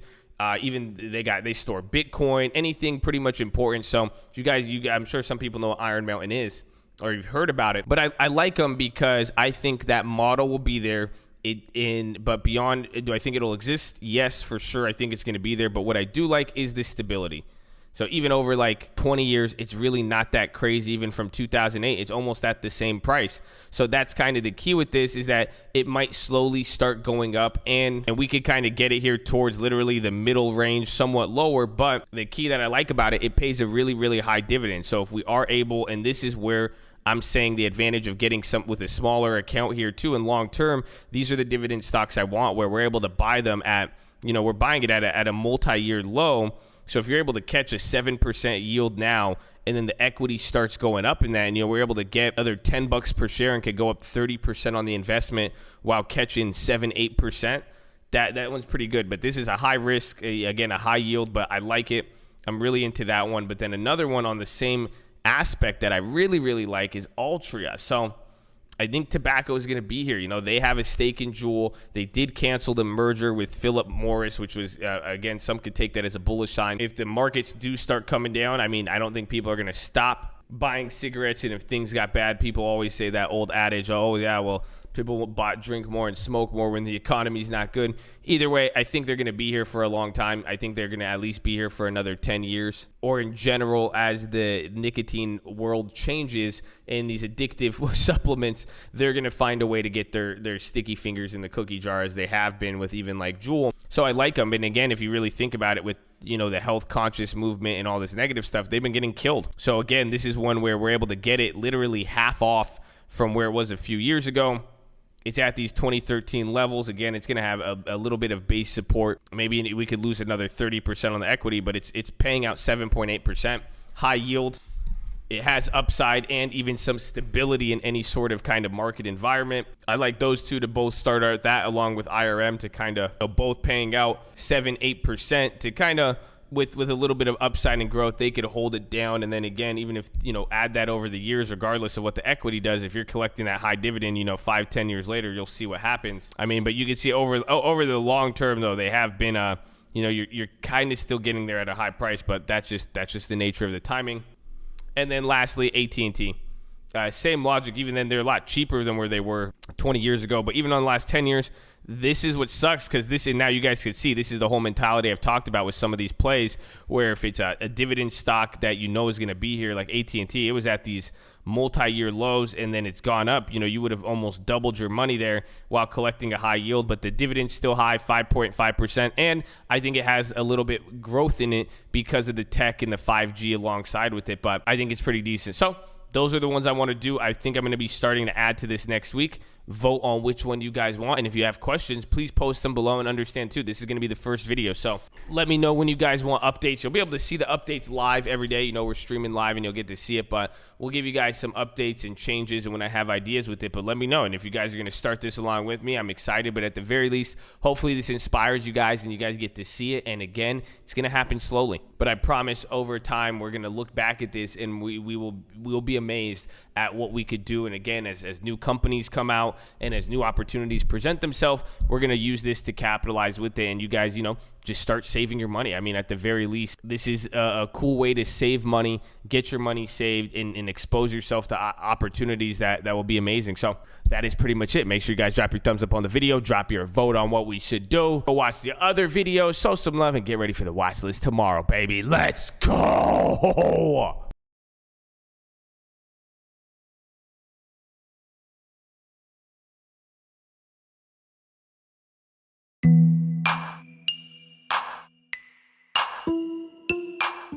All right, ladies and gentlemen, I hope you guys are having a wonderful day and a wonderful weekend. We had an awesome week in trading. We're going to cover all of everything that happened. I'm going to switch to the screen here in a little bit, but in the name of all of these new strategies, from the options, the butterflies, the spreads, and all of you guys are learning so many things, I want to dive deeper into another topic, and that is dividend investing.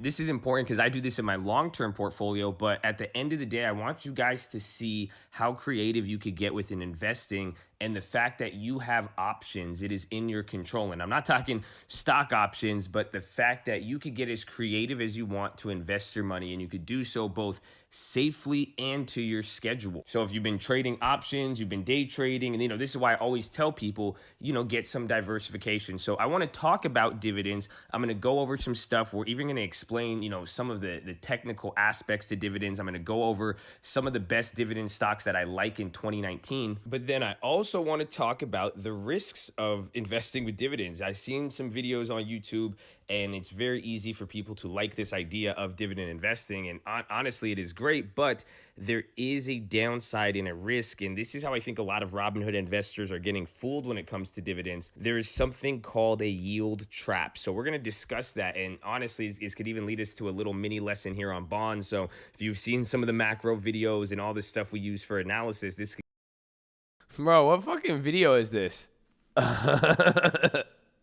They just played another one? That's crazy. That's the Robinhood account. Isn't that crazy? Look, this is back in the day. Look at this, how the videos look. That's crazy. God is good, man. That was like a year ago. That wasn't even that long ago. Some of y'all tripping. I want to hear about the yield trap. You got to click the video, man. Don't be fooled by dividend investing. Let's go. You better watch that, bro. Oh. Man, bro. Oof. I need more water, that creatine.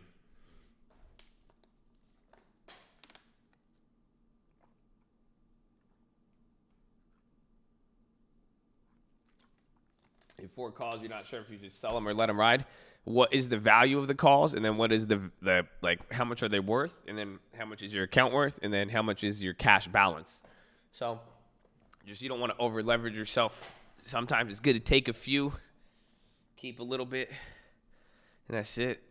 Oh, spanked on the REITs. Well, REITs usually, we talk about REITs. They're good. That's why I only have one REIT. I'm not the biggest REIT guy. Man.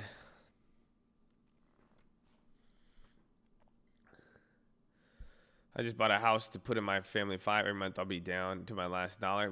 I answered this question, Justin. I said, unfortunately, no, it's not. You still got to save 10% no matter what. So, yeah, that's why I said, if anything, you should if it's going to overextend you that much, you maybe look for something cheaper, but at the same time, you have to be able to save 10% and then pay all your expenses. That's the key. Otherwise, it could be, it's going to be a tight position. But saving is key. Might take a look at AMAT. Why do you think it'll get a Santa? I know, I'm familiar with it. It's an interesting thesis.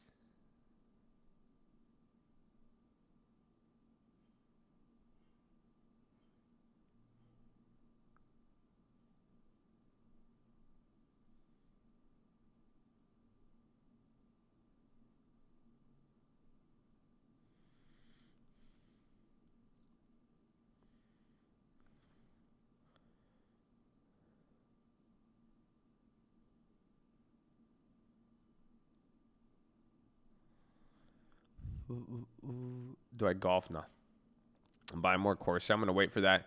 Should we turn the Disney Aprils? We went over that. We showed the chart. I think that was a good lesson as to why we ghetto spreaded some and then we didn't with the other ones.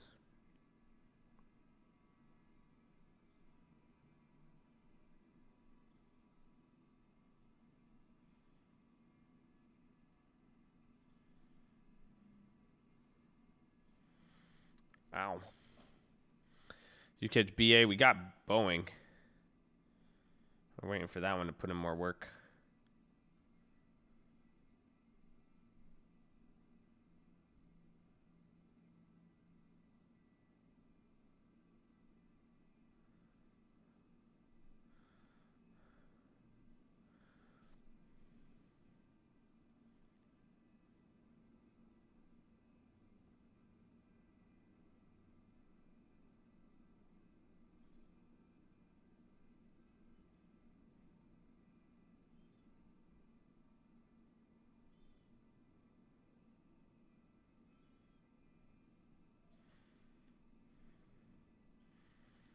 Where you are.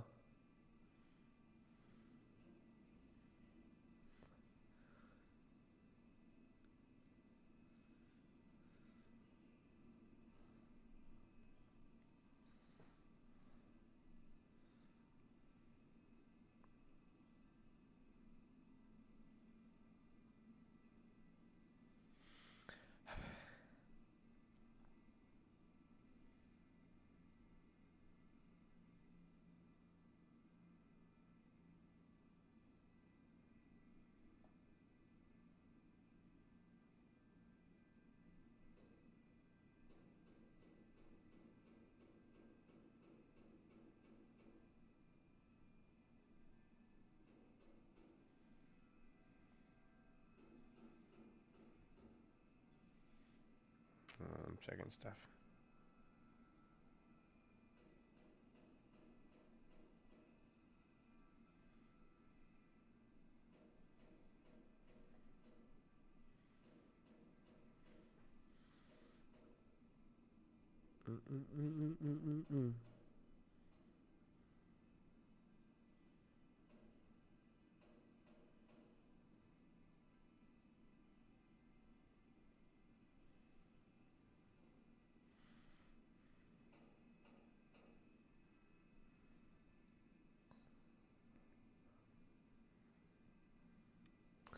What time is it? 12:16.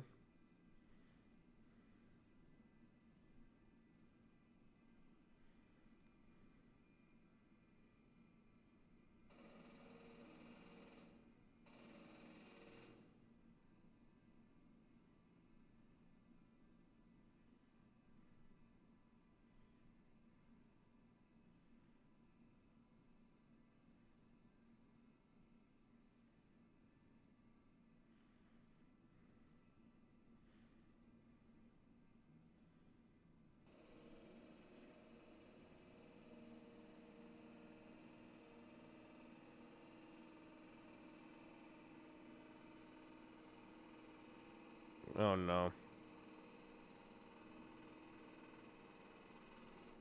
It's back. The Cardinals is back. Amy man Bebo.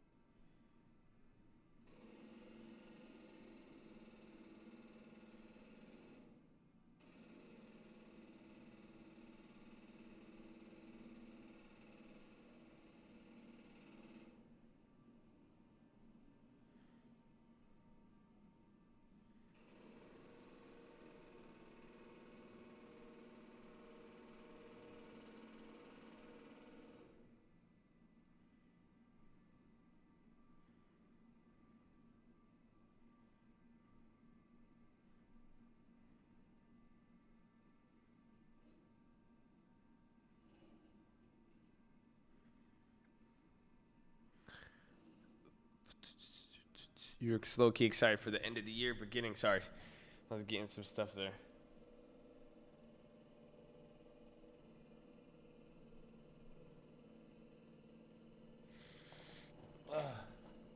The new Nike Dunks. I've seen those. I'm waiting for the Boeing Dunks. And then I like the Spotify Dunks too. Those are the next releases I'm waiting for. If you're not familiar, we traded them today. You need that AOC freestyle.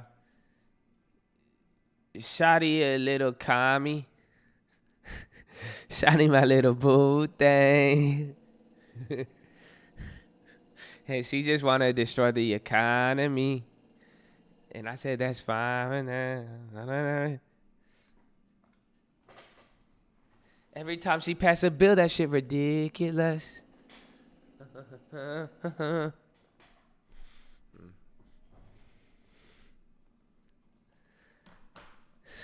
You say CCP is just a friend. And you say CCP is just a friend. And you say they're just a friend. Oh.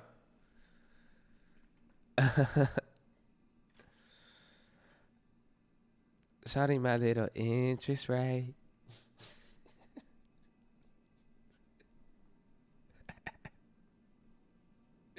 I love Janet Yellen. I thought I should let you know.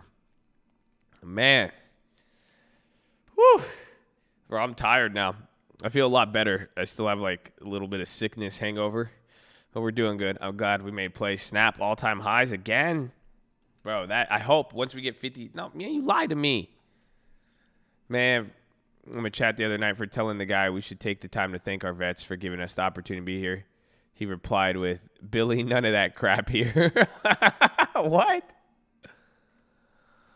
Orn. Let's go, baby. He lied. Wait, who lied? Wait, what? What did we lie about? Bro, that's crazy that somebody banned you for that. They said, get that crap out. But I mean, honestly, like people actually like, I get that like, I get it like once a month of someone like, no, why are you promoting the veterans? To me, it's ridiculous. But like, I'm like, hey man, why are you promoting the this is crazy. Why are you promoting the veterans? And then what's the best one? I love it in the morning. I see people in the morning, they'll be like, I'm done with this corny shit. I'm like, fuck out of here with all this corny shit. I'm like, how insecure are you, bro? Come on. I feel you, bro. You obviously didn't grow up with foreign parents, okay? You still getting embarrassed? Everything's corny to you? Like what, man? Come on. My whole life's been corny, son. I see you crazy. I think it's corny if you say it's corny. Does that make sense? Because I don't say it's corny, but like if you say it's corny, I'm just like, well, that's kind of corny. That because clearly like the corniness hits you in a different way. You know what I'm saying? Like that's why I'm like, yeah, it hits you. That's why I'm like, obviously, like that's a big deal. You trying really hard not to look corny. I feel like, and that's what makes you corny. Oh man, I grew up Coronado. We hold our service members to our hearts. In the middle and high school, as we line the streets for the fallen soldiers. Really? Did they do that? I didn't. I didn't grow up with that like military influence. I think my thing came from studying American history. So as I got into like politics, all that, like even it started probably like middle school, high school. I really liked American history. I just like history in general. I like history of other countries and all of that. And like you really get to see the veterans and what people have fought for this country have done. And then even then, as I've got to like experience people and get to meet people, from friends, parents, all the way down to people I've got to know, it's just like, wow, like, the sacrifice is unreal. It's like, it's a different breed of person. Like, it's kind of what we said, a blessed man. Like their ways are different. Like, I like everything about it, like honor, respect, discipline, like, I don't know, man. It's just like, yeah, literally built different. There's just something about there. And then like, you really don't recognize, it's very easy to take for granted the impact that they have on our lives. And then I hate too, that it's always baffled me that they don't get treated good when they come back. Like, it's kind of like, in a weird way, even now with some of the political pressures, like, we treat them like second-class citizens in a weird, and it just, like, it's mind-boggling to me that the troops don't, that, you know, because at one point they would come back and we would honor them, and we would, like, actually, like, care. And, like, you know, and that's why it's just, like, it's wild to think that, like, they come back and, like, what, we give them 10% off? Like, are you fucking kidding me? You know what I'm saying? It's just, like, it's ridiculous. Like, that's why it's, like, I don't know. You get tossed to the streets. Yeah, I agree. It's just, like, they're very, you know, I honor the service. I honor it especially because I know that, like, you know, I don't know if I would hang. Like, it's just hard, bro. Like, these guys, they're going in. Like, it's very, very difficult. That's why I'm like, man, it's crazy.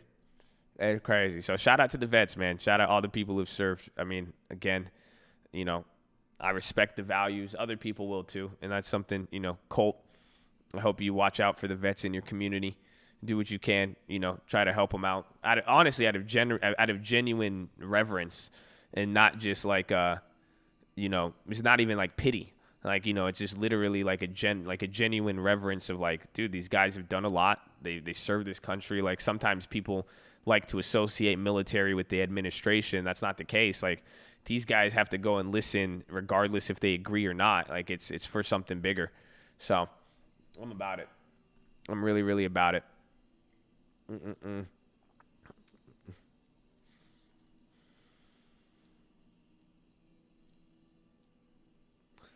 Tradition, you never thought. It's just crazy. Need water.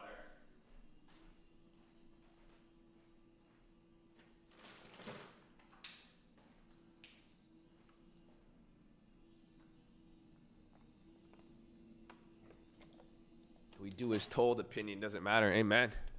Amen. And, like, it's not to say like, you know, do what you're told and don't, you know what I'm saying, but it's just like, amen to the fact that there's people who are so dedicated to this country that they will put aside their personal feelings and do some of the hardest things, and then they'll have to live with it too, which is crazy. It's ridiculous, honestly. That's why it's like, come on. It's like, it's just ridiculous that we wouldn't give them the same, if not more, admiration. Don't get me started on this, though. Come on. Don't get me started on this. Please. You know, I don't want to. Don't get me hyped, man.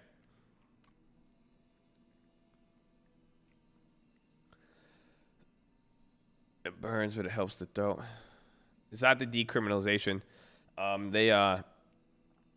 What's it called? They're passing the bill, but that's the same. It's like the Moore Act or something. So they passed it they're passing it.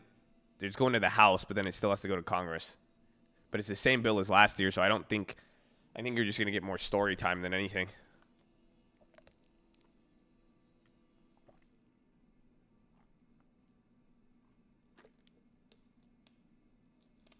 Ugh.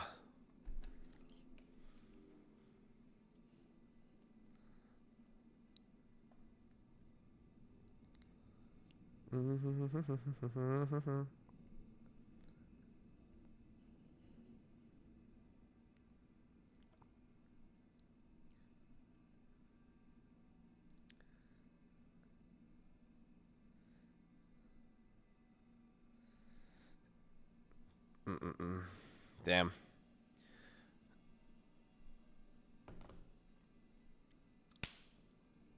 Told you I'm gonna get you a house one day. Amen, baby. Amen. Shotty, my little chatty.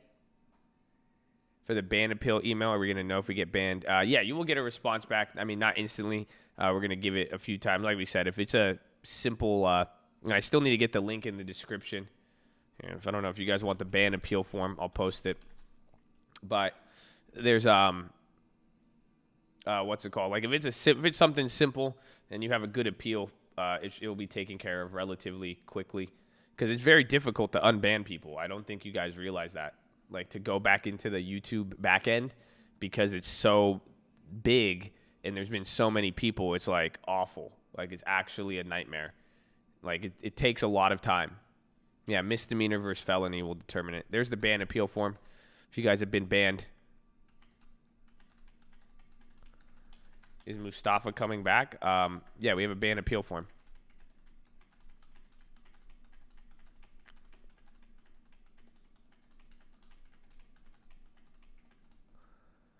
Anyway, you could look at a sample play and just like out loud basically how you're analyzing everything.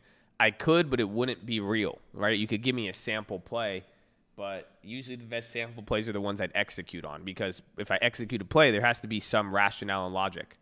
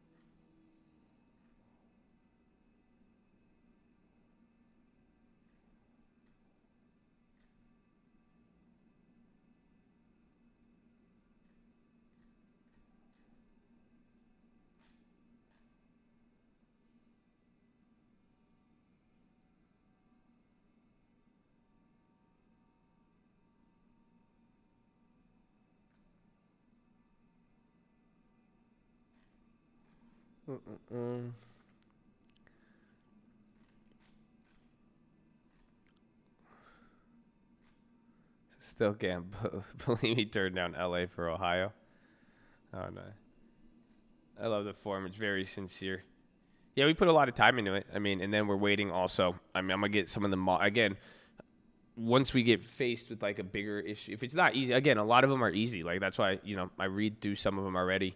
It's just like, dude, you know, it's simple. Like a lot of them will be easily remediable, you know, and apologize that you guys had to deal with that, you know, hopefully. And I respect the people who didn't fucking go off the rails. Like, even then, I saw Mustafa on the cult comedy, and I just laughed at it because I'm like, Mustafa still participates. He does his thing. Like, you know, I always thought it was like kind of funny. Like, does that make sense?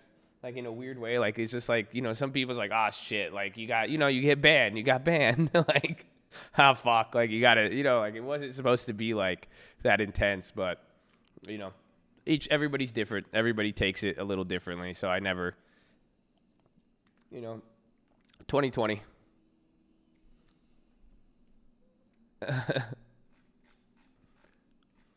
You know, we'll let you know, but give it, like I said, 2 to 4 weeks or something. Trying to get a system in place to make it there. You ban Mustafa? Yeah, everybody could get the smoke, bro. And you guys have to realize, man, in all genuine honesty, like, you know, some days I'm just going through some shit. You guys don't get it. Like, that's it. Like, some day, like, you know, honestly, I had a lot happen this year, bro. I've lost a lot of people. I've had people pass away. I had a relationship end. I had a lot of different things. I have all the business stuff, not to mention the pandemic. I got a family too. Like, man, like, you know, I wake up very, very early. Like, that's why I'm like, sometimes, man, like, some of y'all just wrong place, wrong time at the same time. But that's why, like, I hope it never got into, like, just don't take it too personally. I could always say that. But, like, you know, that's why I see, like, if you really want to be here, and I could tell you've still been here, and, like, you just hold it down, like, I want you to be here. Like, it's not like, I don't want you to have animosity. Like, it's not like that, like, at all.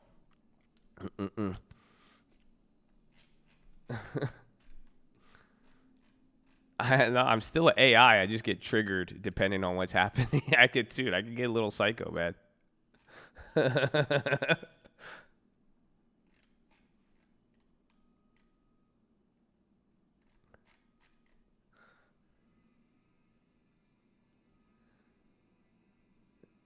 I made fun of your vitamin C filter. I'm sorry. Or timeout. No, timeouts are not bans. Nah. No, I work out after the market. So then I wake up sore. And then I started working out again. So a lot of testosterone. Honestly, it's crazy. I wish, you know, I one day you guys will be able to see. I wish I could put you in my shoes on some of these days. Honestly, this year has been crazy, bro. For a while, I thought you were hella mad at me for the rocket incident. Nah, like, that's not, man. I love you, G. Like, Tyler Trotter, baby. I know exactly who you are. I know your last name still. I love all of you. Like, I'm telling you, it's not even like, no, man. That's what I'm saying. Like, I'd hate any of you to, like, really genuinely feel like, oh, man. Like, you know, we have rules, though. Like, and part of it, too, you have to realize, like, we went down such a path where we've banned so many people. Like, I have to be fair at the same time. Like, you know, if I ban people for some shit, like, it kind of just starts, like, a whole process. And then I just start, you know, I was like, well, shit, if I banned him for that, then, well, that's it. That's kind of even how it winded up with Mustafa. Like, Mustafa should have been banned a long time ago. Banned 99 times? No, you would bully me. Okay? You would bully me, Nunya. Nunya is a girl, too. She's a chick, and she'd be like, Joshy, I love you, but you're an arrogant piece of shit. Joshy, I love you, but you're an arrogant piece of shit. I'm like, damn. Oh, man. I'm like, shit. All right. Well, I'm like, are you trying? Like, what's going on? Like, come on. Like, like how are we gonna establish any sort of conversation from that? That's why I'm like, all right, man. Shit. I feel. You still feel that way? Well, I accept it now. It's fine. But also too, though, that's why, like, Bam, in that sense, though, like, you shouldn't be around somebody that you think is arrogant. Like, honestly, I would never be around anybody that, like, if I was like, oh, they're arrogant. Like, I would tell them, and then clearly if there's no resolution, I say, I'm out.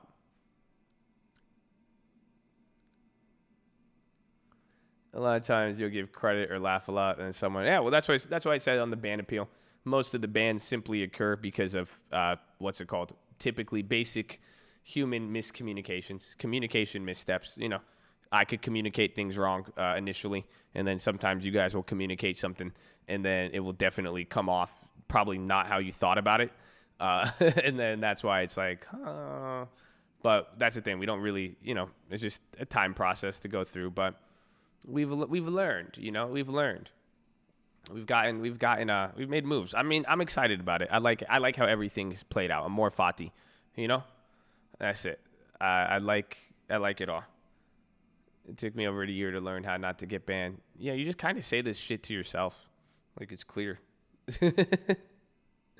What number is a high float? Usually anything above like 500 million is good. Anything lower than like 100 million is a low float. Yeah.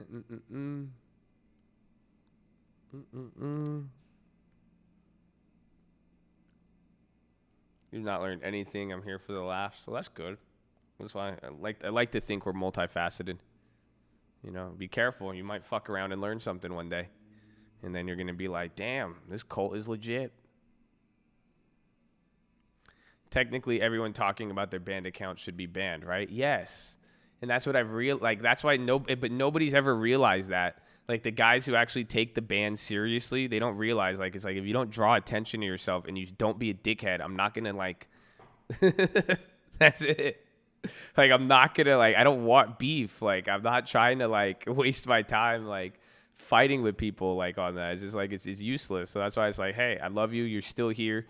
Just keep it low key. Just don't, like, be obnoxious about certain things. And, you know, I'm going to try to give you the same respect. That's it.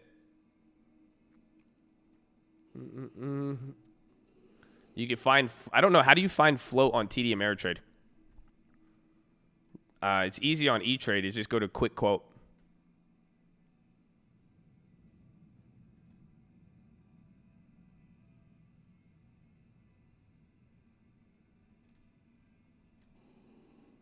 Ban me, Josh. Mods, don't ban him. Just don't ban him. See, that's just, don't ban him. No. I don't want to ban you, bro. Just relax. That's what happens. Some of you always say that, and then you get banned, and then you actually get mad eventually about it. Go all the way down. Where do you get it at? Is it at the Analyze tab or what? Let's see.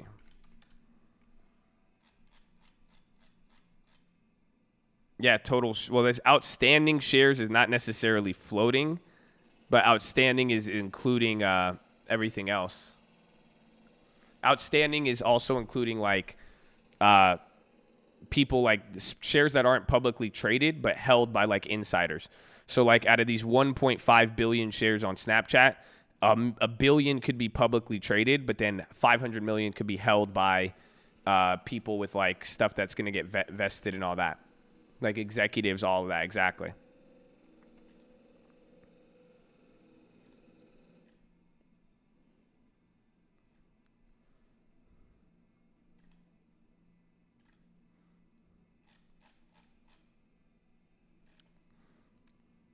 Divide market cap by share price equals float. Yes.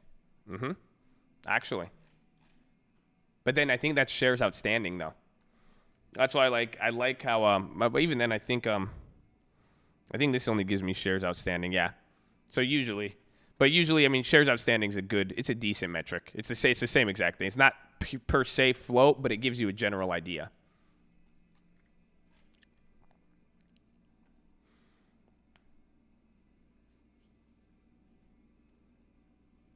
Well, often used to offer shares in lieu of cash bonuses. Yeah, a lot of companies do. And so that's when, like, that would be shares outstanding. So you would be, like, get a bonus and it hasn't been vested, but that's what it would be. 1,000 researchers recently left the U.S. amid U.S. crackdown on Chinese technology theft.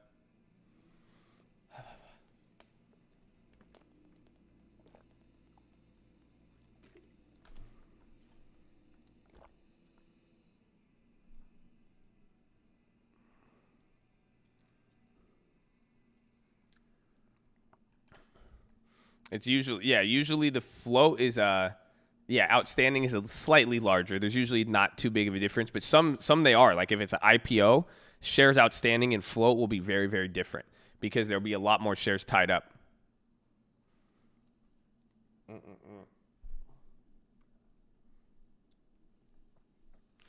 You and I are going to get married? No, we're not. I'm not marrying someone who's going to, I don't want to wake up and get called arrogant and then bullied all day. I'm sorry. I can't do that. That's it. I need, what does Drake say? I need some appreciation in the morning. That's it. I can't do that. I need positivity, man. I need some positivity.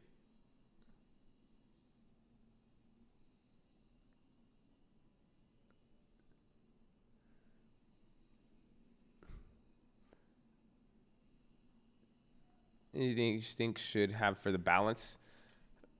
And the balance to do solid credit spreads? Any amount, really. That's just marriage. I guess. My ex was kind of aggressive at times, but not that aggressive. I mean, she called me fat once because I told her, I was like, I don't go to the gym because you keep me preoccupied. And I was like, I'm fat because of you. She called me fat, bro. She ever hit me? Hell no. The fuck? What? Who's hitting each other? So, but I like it when people call it. No, but anybody who's ever called me fat though, I appreciate it. Honestly, it's helped a lot. Like I think lending tips and my other boy were like the only two people. Like when I was like really fat, they were the only people who called me fat. Nobody else did. And I was like, you guys were mean friends for not telling me that I was fat because like someone should have fucking stopped me.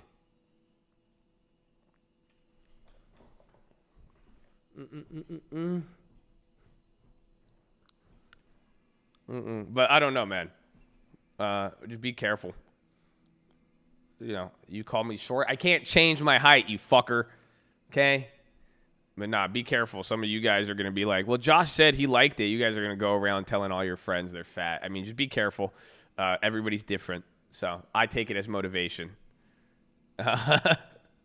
And I had a good relationship with people, so watch out. Some of you are like, oh, yeah, that's okay. I mean, we'll just call everyone fat today.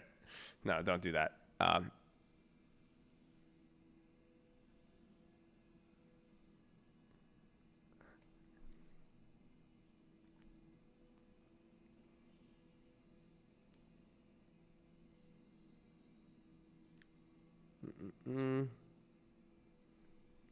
They tell them it's very easy to. You got out of a relationship. The gym is a good place. Gym is a good place for all the heartbroken people. I honestly think you only work out if you're just heartbroken. That's it. I think 90% of the gym is there because they just are heartbroken. I think that's a fact. Even TikTok confirms it. So that's all. So it's okay. So get in the gym, man. You'll be good. You'll get over it.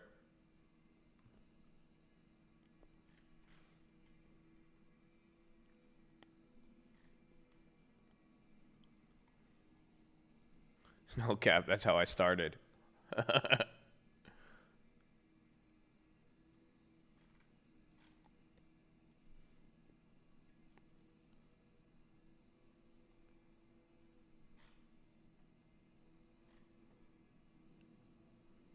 Trying to Rolls-Royce is a weird company. I don't know. A lot of people talked about it, but I think it might have a big float. Snap is hitting new highs now.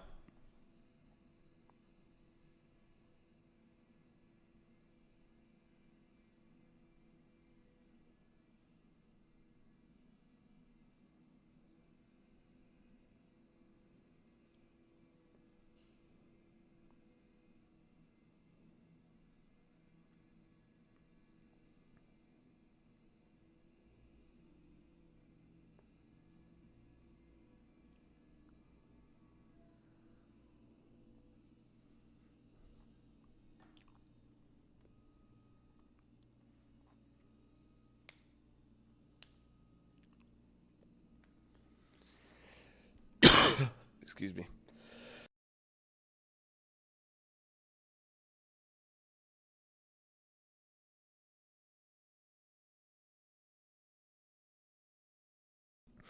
Do you agree that with people that say young people should, do you agree with people that say young people should be more aggressive with their portfolio? I do. But the problem, we talked about it today, it's like the whole bubble thing, right? You know, everyone's saying, oh, it's a bubble. It's a bubble. Like, why does it keep going up? It's like, it doesn't matter if it's a bubble. You need to find quality. I think young people should be very aggressive, very, very aggressive. Exactly. Aggressive versus reckless is a very big key. Like, you should be in growth stocks, but high quality growth. Like, you could invest in very, very aggressive stuff that wouldn't really be like Snapchat for a 50 or a 70-year-old, 60-year-old is not the same thing. You know what I'm saying? That's not what you need. But if you're younger, you can but putting, being aggressive is not putting 50% of your portfolio in overvalued EV stocks. Again, just simply put, you're 50% in one industry. And then the question is the level of quality. So you could be aggressive, but you can't be, you just don't be reckless. You got to literally look for quality. Like, that's the only key. Like, if you get quality, you'll be good. That's Snapchat for my grandma at 11. Shit, man. I don't know, but still, it worked out. But at least there should be some other stuff, though, too. I like FUBU, but it's already, we got clapped. Remember when that, dude, I think Anthony called it out, bro, and that shit went crazy. That shit's went up 30% since. No, that was the day. It was on here. I think Tiffany got a share at 16. Am I Asian? No.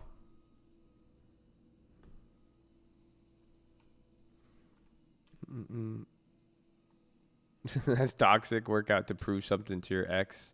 No, I don't think that's why you do it. I think it's a good, it's like therapy. It's nice. You get to work on yourself. It's for health. I don't think it's toxic.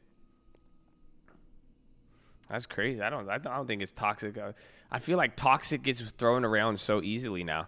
Like I was reading every time I read those books, I'm like, man, that shit is real. Yeah, exercise the scorn. I agree. It's cathartic. It's good. There's so many things to it. And we get in that same day. Now I'm like, damn, good call. I wish I got it. I just didn't have, my time. That's it. Release the bitter. Exactly. That's great.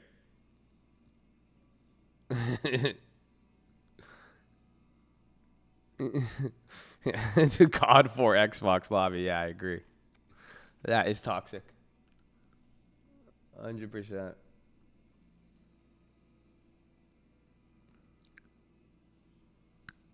on Magnite.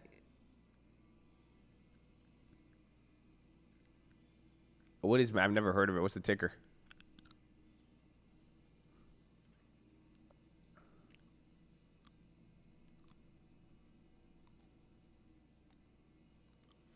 My ex said that working out is the same as drinking. Jeez. MGNI.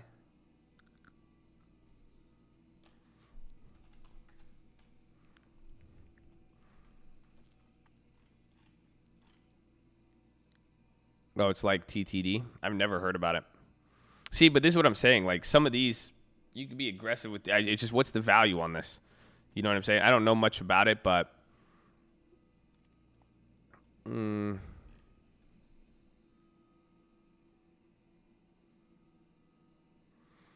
what do you think about marriage? It's good.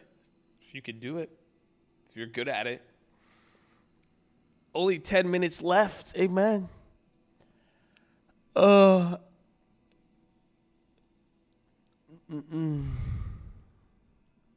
House vote is on China. Oh, that's true. But wait, has it passed the Senate?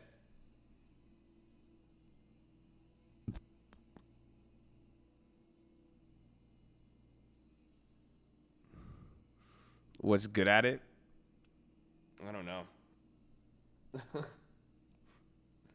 I just don't think. I think for all of, I love all of you guys. That's why just don't get close to me. That's all. I hurt anybody close to me. That's why. So some of you are like that. Some of you are just like, I'm naturally toxic like that, I guess. But I don't like the word toxic. But some people are made for marriage, and some people they have to develop more, and they have to make small good decisions. That's it. That's why some of you want to be my friend. It's like, you don't want to be my friend. Like, you guys get the nice version of me. Like, I'll rip you apart sometimes. I mean, you've seen it. I could get yoxic. It's not toxic. It's yoxic.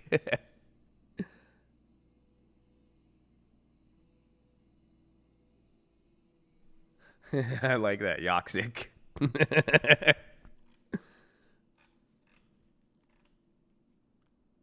How's China? But did Senate pass it?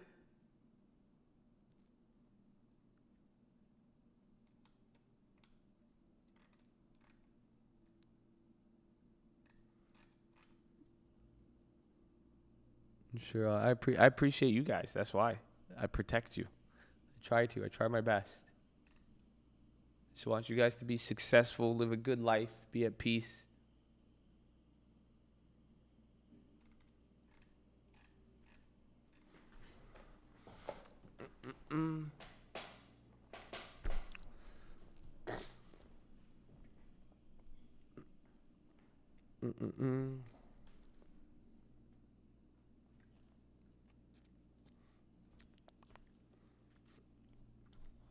Trump really did fall off. I know. It's sad.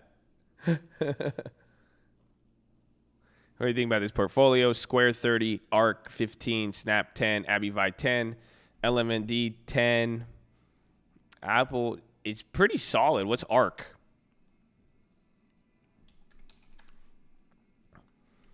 ARC Innovations ETF. What the hell is this? It's an ETF, so at least the fact that it's an ETF, I'll take it. That's honestly, that's straight. You got growth in Square, FinTech, ARC ETF, that's balanced, Snap, growth, AbbVie. Honestly, I like the portfolio. That's solid.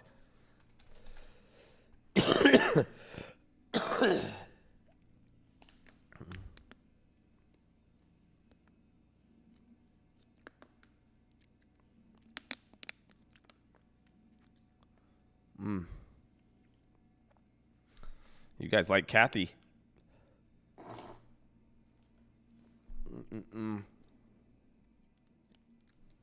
Yeah, that's a solid portfolio, bro. I like it. Honestly, I would just maybe get some more growth in there. I would start building up some more growth. But you got Apple. That's a really solid. It seems pretty safe, honestly. How old are you? Anon, how old are you?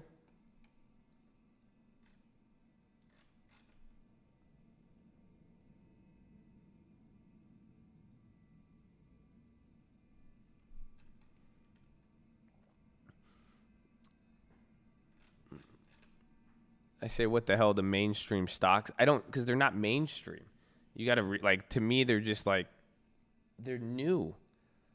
at the same time, like, these aren't like there's just there's companies that have been on the stock market for 20 years that have just made billions of dollars. Everything is immature. If you really, there's a lot of immature. I know a lot of these companies. I will hit you with random companies I know about, but at the same time, he says 20, about to be 21. Yeah, get some more growth in there. So I would get like Uber, throw some Uber in there. Not a recommendation, but I would add Uber to that and build out around like Uber, and then maybe like a Uber, a DraftKings, not DraftKings, maybe like Uber or what's the other one? Maybe like a Big Commerce or like you see what I'm saying? Like some of these little companies, I like those. But that's a good portfolio, dude. I like it. I wouldn't get RKT because he has Lemonade and he has Square and Bank of America. He has a lot of finance. I would stay away from RKT. For his portfolio, I wouldn't add RKT. He has a lot of finance already. But it's not a recommendation. No fucking Palantir. I say honestly, like something growth. DraftKings, and I said Uber, DraftKings, Big Commerce, like, it's picking on there. Ulta, Pinterest. Yeah, you see what I'm saying? Get like a little growth in there. But you already have growth. I like it.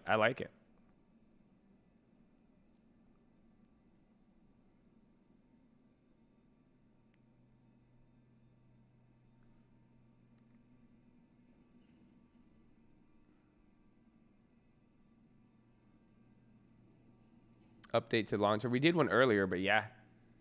We did an update like 2 months ago when we hit a year. ARK is good, but ARK is like, if it's an ETF, it's an ETF, you know?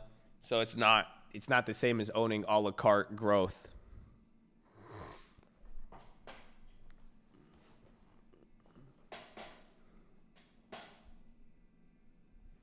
Everything you listed is ETF. I know, but even if it's in the ETF, you're not getting a la carte. So what? Even if there's like 0.005 and like the stock goes up 10,000%, you're going to make 10%, if that.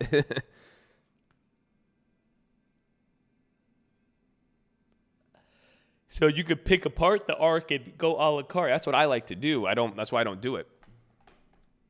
That's why I don't go with the ETFs usually. I just go a la carte. I'm an a la carte type of guy.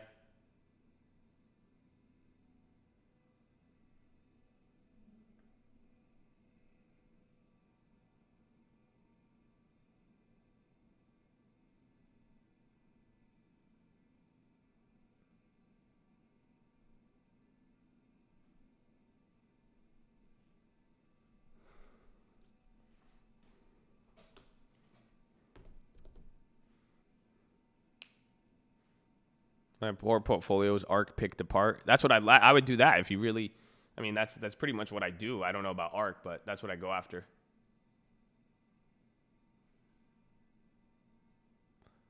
So buy the individual rolls, not the whole sushi boat. Exactly. Like I like the albacore. I like the toro. I could do a smoked salmon. You see what I'm saying? But I don't want that fucking like just the normal salmon. I don't need that. They're gonna hit you with the spicy tuna, anything. I don't want that one either. Like, you don't need all that. Like unless you're into it, you see. But I don't need the whole boat. Just give me a la carte, baby. A la carte, exactly. Unagi, I don't like unagi. I hate unagi and uni. I can't do it, bro. Ugh. I mean, what earnings are today? You got earnings here. Market's about to close. 3 minutes. I think you got Snow and Docu.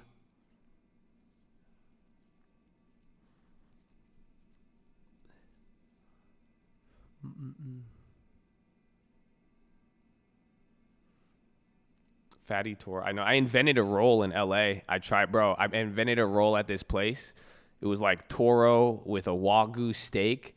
It was crazy, dude. It was like $20 for one roll. It was probably the most expensive, like actual just one piece of sushi I've ever had in my life. It was bomb though. It was bomb. They call it the Colt Roll. It's a place in West Hollywood. If you know where to go, they'll give it to you. It's great. This is the craziest thing ever. All right, ladies and gentlemen, we're making our final approach here. As we make our final approach, if you guys are holding on to any bags, please stow them in the overhead bins above or firmly beneath your seat. We'll be coming through the aisles with a trash bag if you'd like to dispose of them. As we make that final approach, we're going to be landing in the second link terminal in the description. That'll take you to the nightly watch list and main channel. Layover is going to be there around 5:30 p.m., and we should be taking off promptly around 6 a.m. tomorrow morning, Thursday, out of San Diego, California.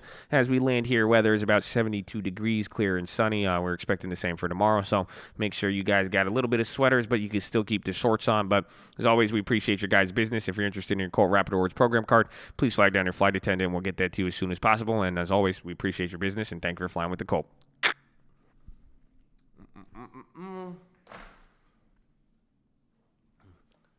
Shawty, my little commie.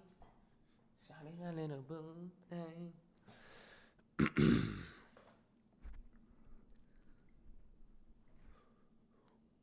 1 minute!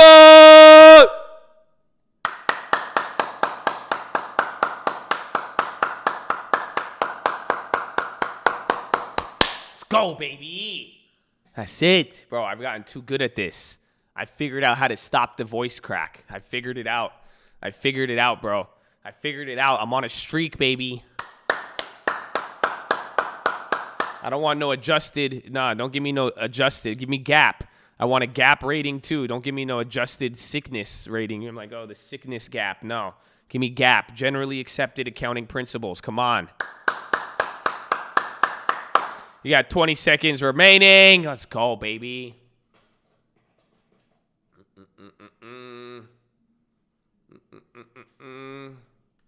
I didn't see that one. My consists of Nextera, Energy, Walgreens, Mind Medicine. I want to add more, but I'm waiting. We'll get to that in a little. Ding, ding, ding, ding, ding, ding, ding, ding, ding, ding, ding, ding, ding, ding, ding, ding. Horn. Let's go, baby. Amen. Amen. We did it. We made it. We did it. We made it, baby. Woo. Woo. Let's go, baby. Let's go. There he is. GG, everybody. We did it. Yeah, GG. GG. Clap it up. Clap it up.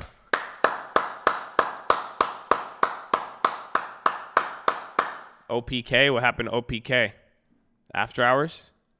Why are you guys saying OPK? After hours? After hours OPK? Huh? But GG. Congratulations. You got a few earnings here, but we did it. We made it, baby. We did it. We made it. So before you head out, let's see. Ooh, 2.2. You guys were a little weak in the morning, but look at it. You came through. You came through. That's what I'm talking about. Oh. Amen. But before you guys head out, I have a bunch of links here to shove down your throat if you would like to get brainwashed and upsold on following our channels and everything else. But before you head out, I just want to say thank you. I appreciate all of you today. I hope you have enjoyed the PHILO, and I hope it got you as excited as it got me. I hope you're ready to make some moves. I hope you're ready for the end of the year and what we're doing. But above all else, thank you for being here. All the people, whether you've been banned, not banned, anything it could have been, whatever, we're glad you're here. I appreciate your time, whether you like us or not, whatever it could be, how it's interpreted. We appreciate the opportunity. Sorry for being really, really sick, but I've gotten a little better. Yeah, I've had to deal with it, but I appreciate all of you. Appreciate you guys being here. Thank you for following the rules. Thank you for showing love to everybody and just holding it down. I really, really appreciate you guys. So thank you. And Uncle says thank you as well, too. We love you.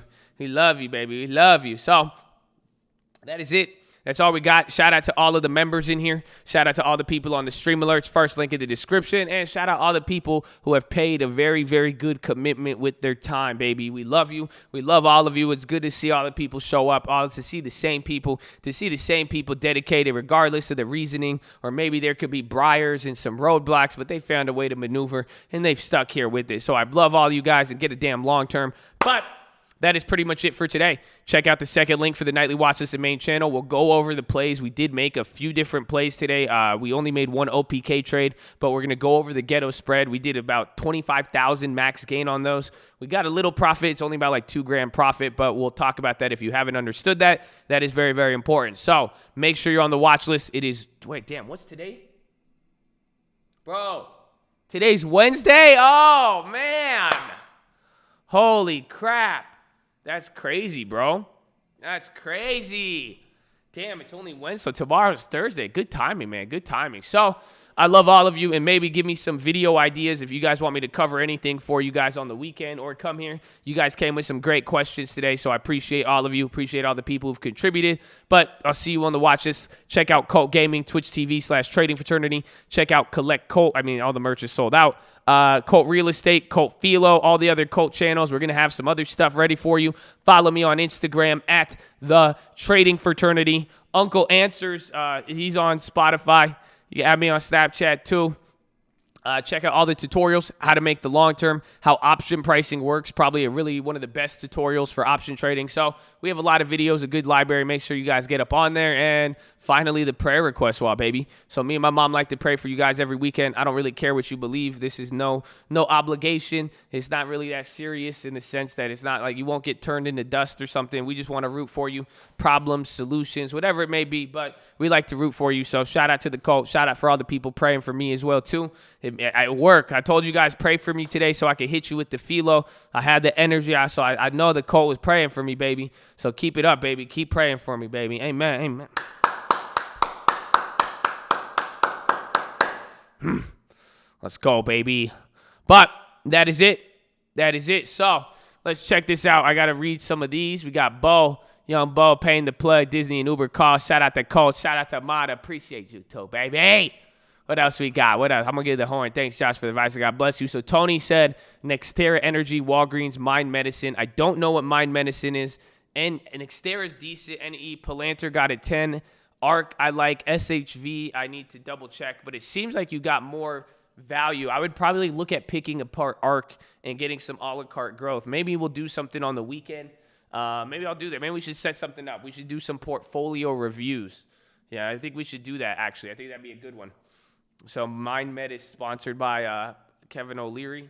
Kevin O'Leary, he does commercials, man. I don't know. But keep up the portfolios, but balance it out. Watch some of the other videos. Don't be too hesitant. Don't be too timid, but balance it out. We'll talk about a lot with it. So, yeah, I think you guys need some portfolio reviews because some of you guys are bringing about some really cool companies. Some of you guys, again, when we did that last time with the calls, we got Fubu, Pinterest, all the other ones. So I like it all. So we'll go through that, but at the same time, the key to the long term with all these, you guys may not feel diversified yet, or you may not feel like it's balanced. You have time, and that's the whole strategy we use is little month by month, little by little. It's hard. You're not going to fuck up if you slow it, if you're operating on that pace. You see what I'm saying? It's just going to take some time. So I'll catch you guys on the watch list. Be easy. That is all for today. I hope you enjoy the rest of your day. I hope I see you on the watch list. I hope I see you on my Instagram. I hope you listen to Uncle Answers, and I hope you believe in yourself. Okay? I hope you're ready. I hope you know it's your time now. You remember what we said earlier today? You got to do something. You don't remember what you got to do? You remember God. You ain't waiting for God, baby. He waiting for you, baby. If you work where you're at, God will take you where you want to go, baby. That was the PHILO. So get excited, baby. I'm excited for all of you. I love all of you. Before I head out, read Strangest Secret in the World, Richest Man in Babylon, Proverbs New Living Translation. Very easy to read. And that is it. That is all. Those are your recommendations. Go eat healthy. Go work out. You can do at-home workouts. Do whatever you need to do, baby. Stay focused. Stay sharp. It's the end of the year. It's time to prepare and get ready. You don't feel me. But don't ever forget, okay? Don't ever forget. That's why we're here every day with energy, excitement, everything. Whether sick or in health, baby. To God be the glory. Finger to the sky. I love all of you. God bless you. Thank you again for being here. Hold it down, you guys, and I hope you're ready for some greatness to happen in your lives in this next 12 months. We get to start all over. But I love you all. Appreciate you all being here. Thank you again for all the prayers, too. Have a wonderful evening. I will see you on the watch list, and good night or goodbye. Good day. I don't even know. Okay, yeah, I got to go. Bye. Oh, hey, I feel better. I want to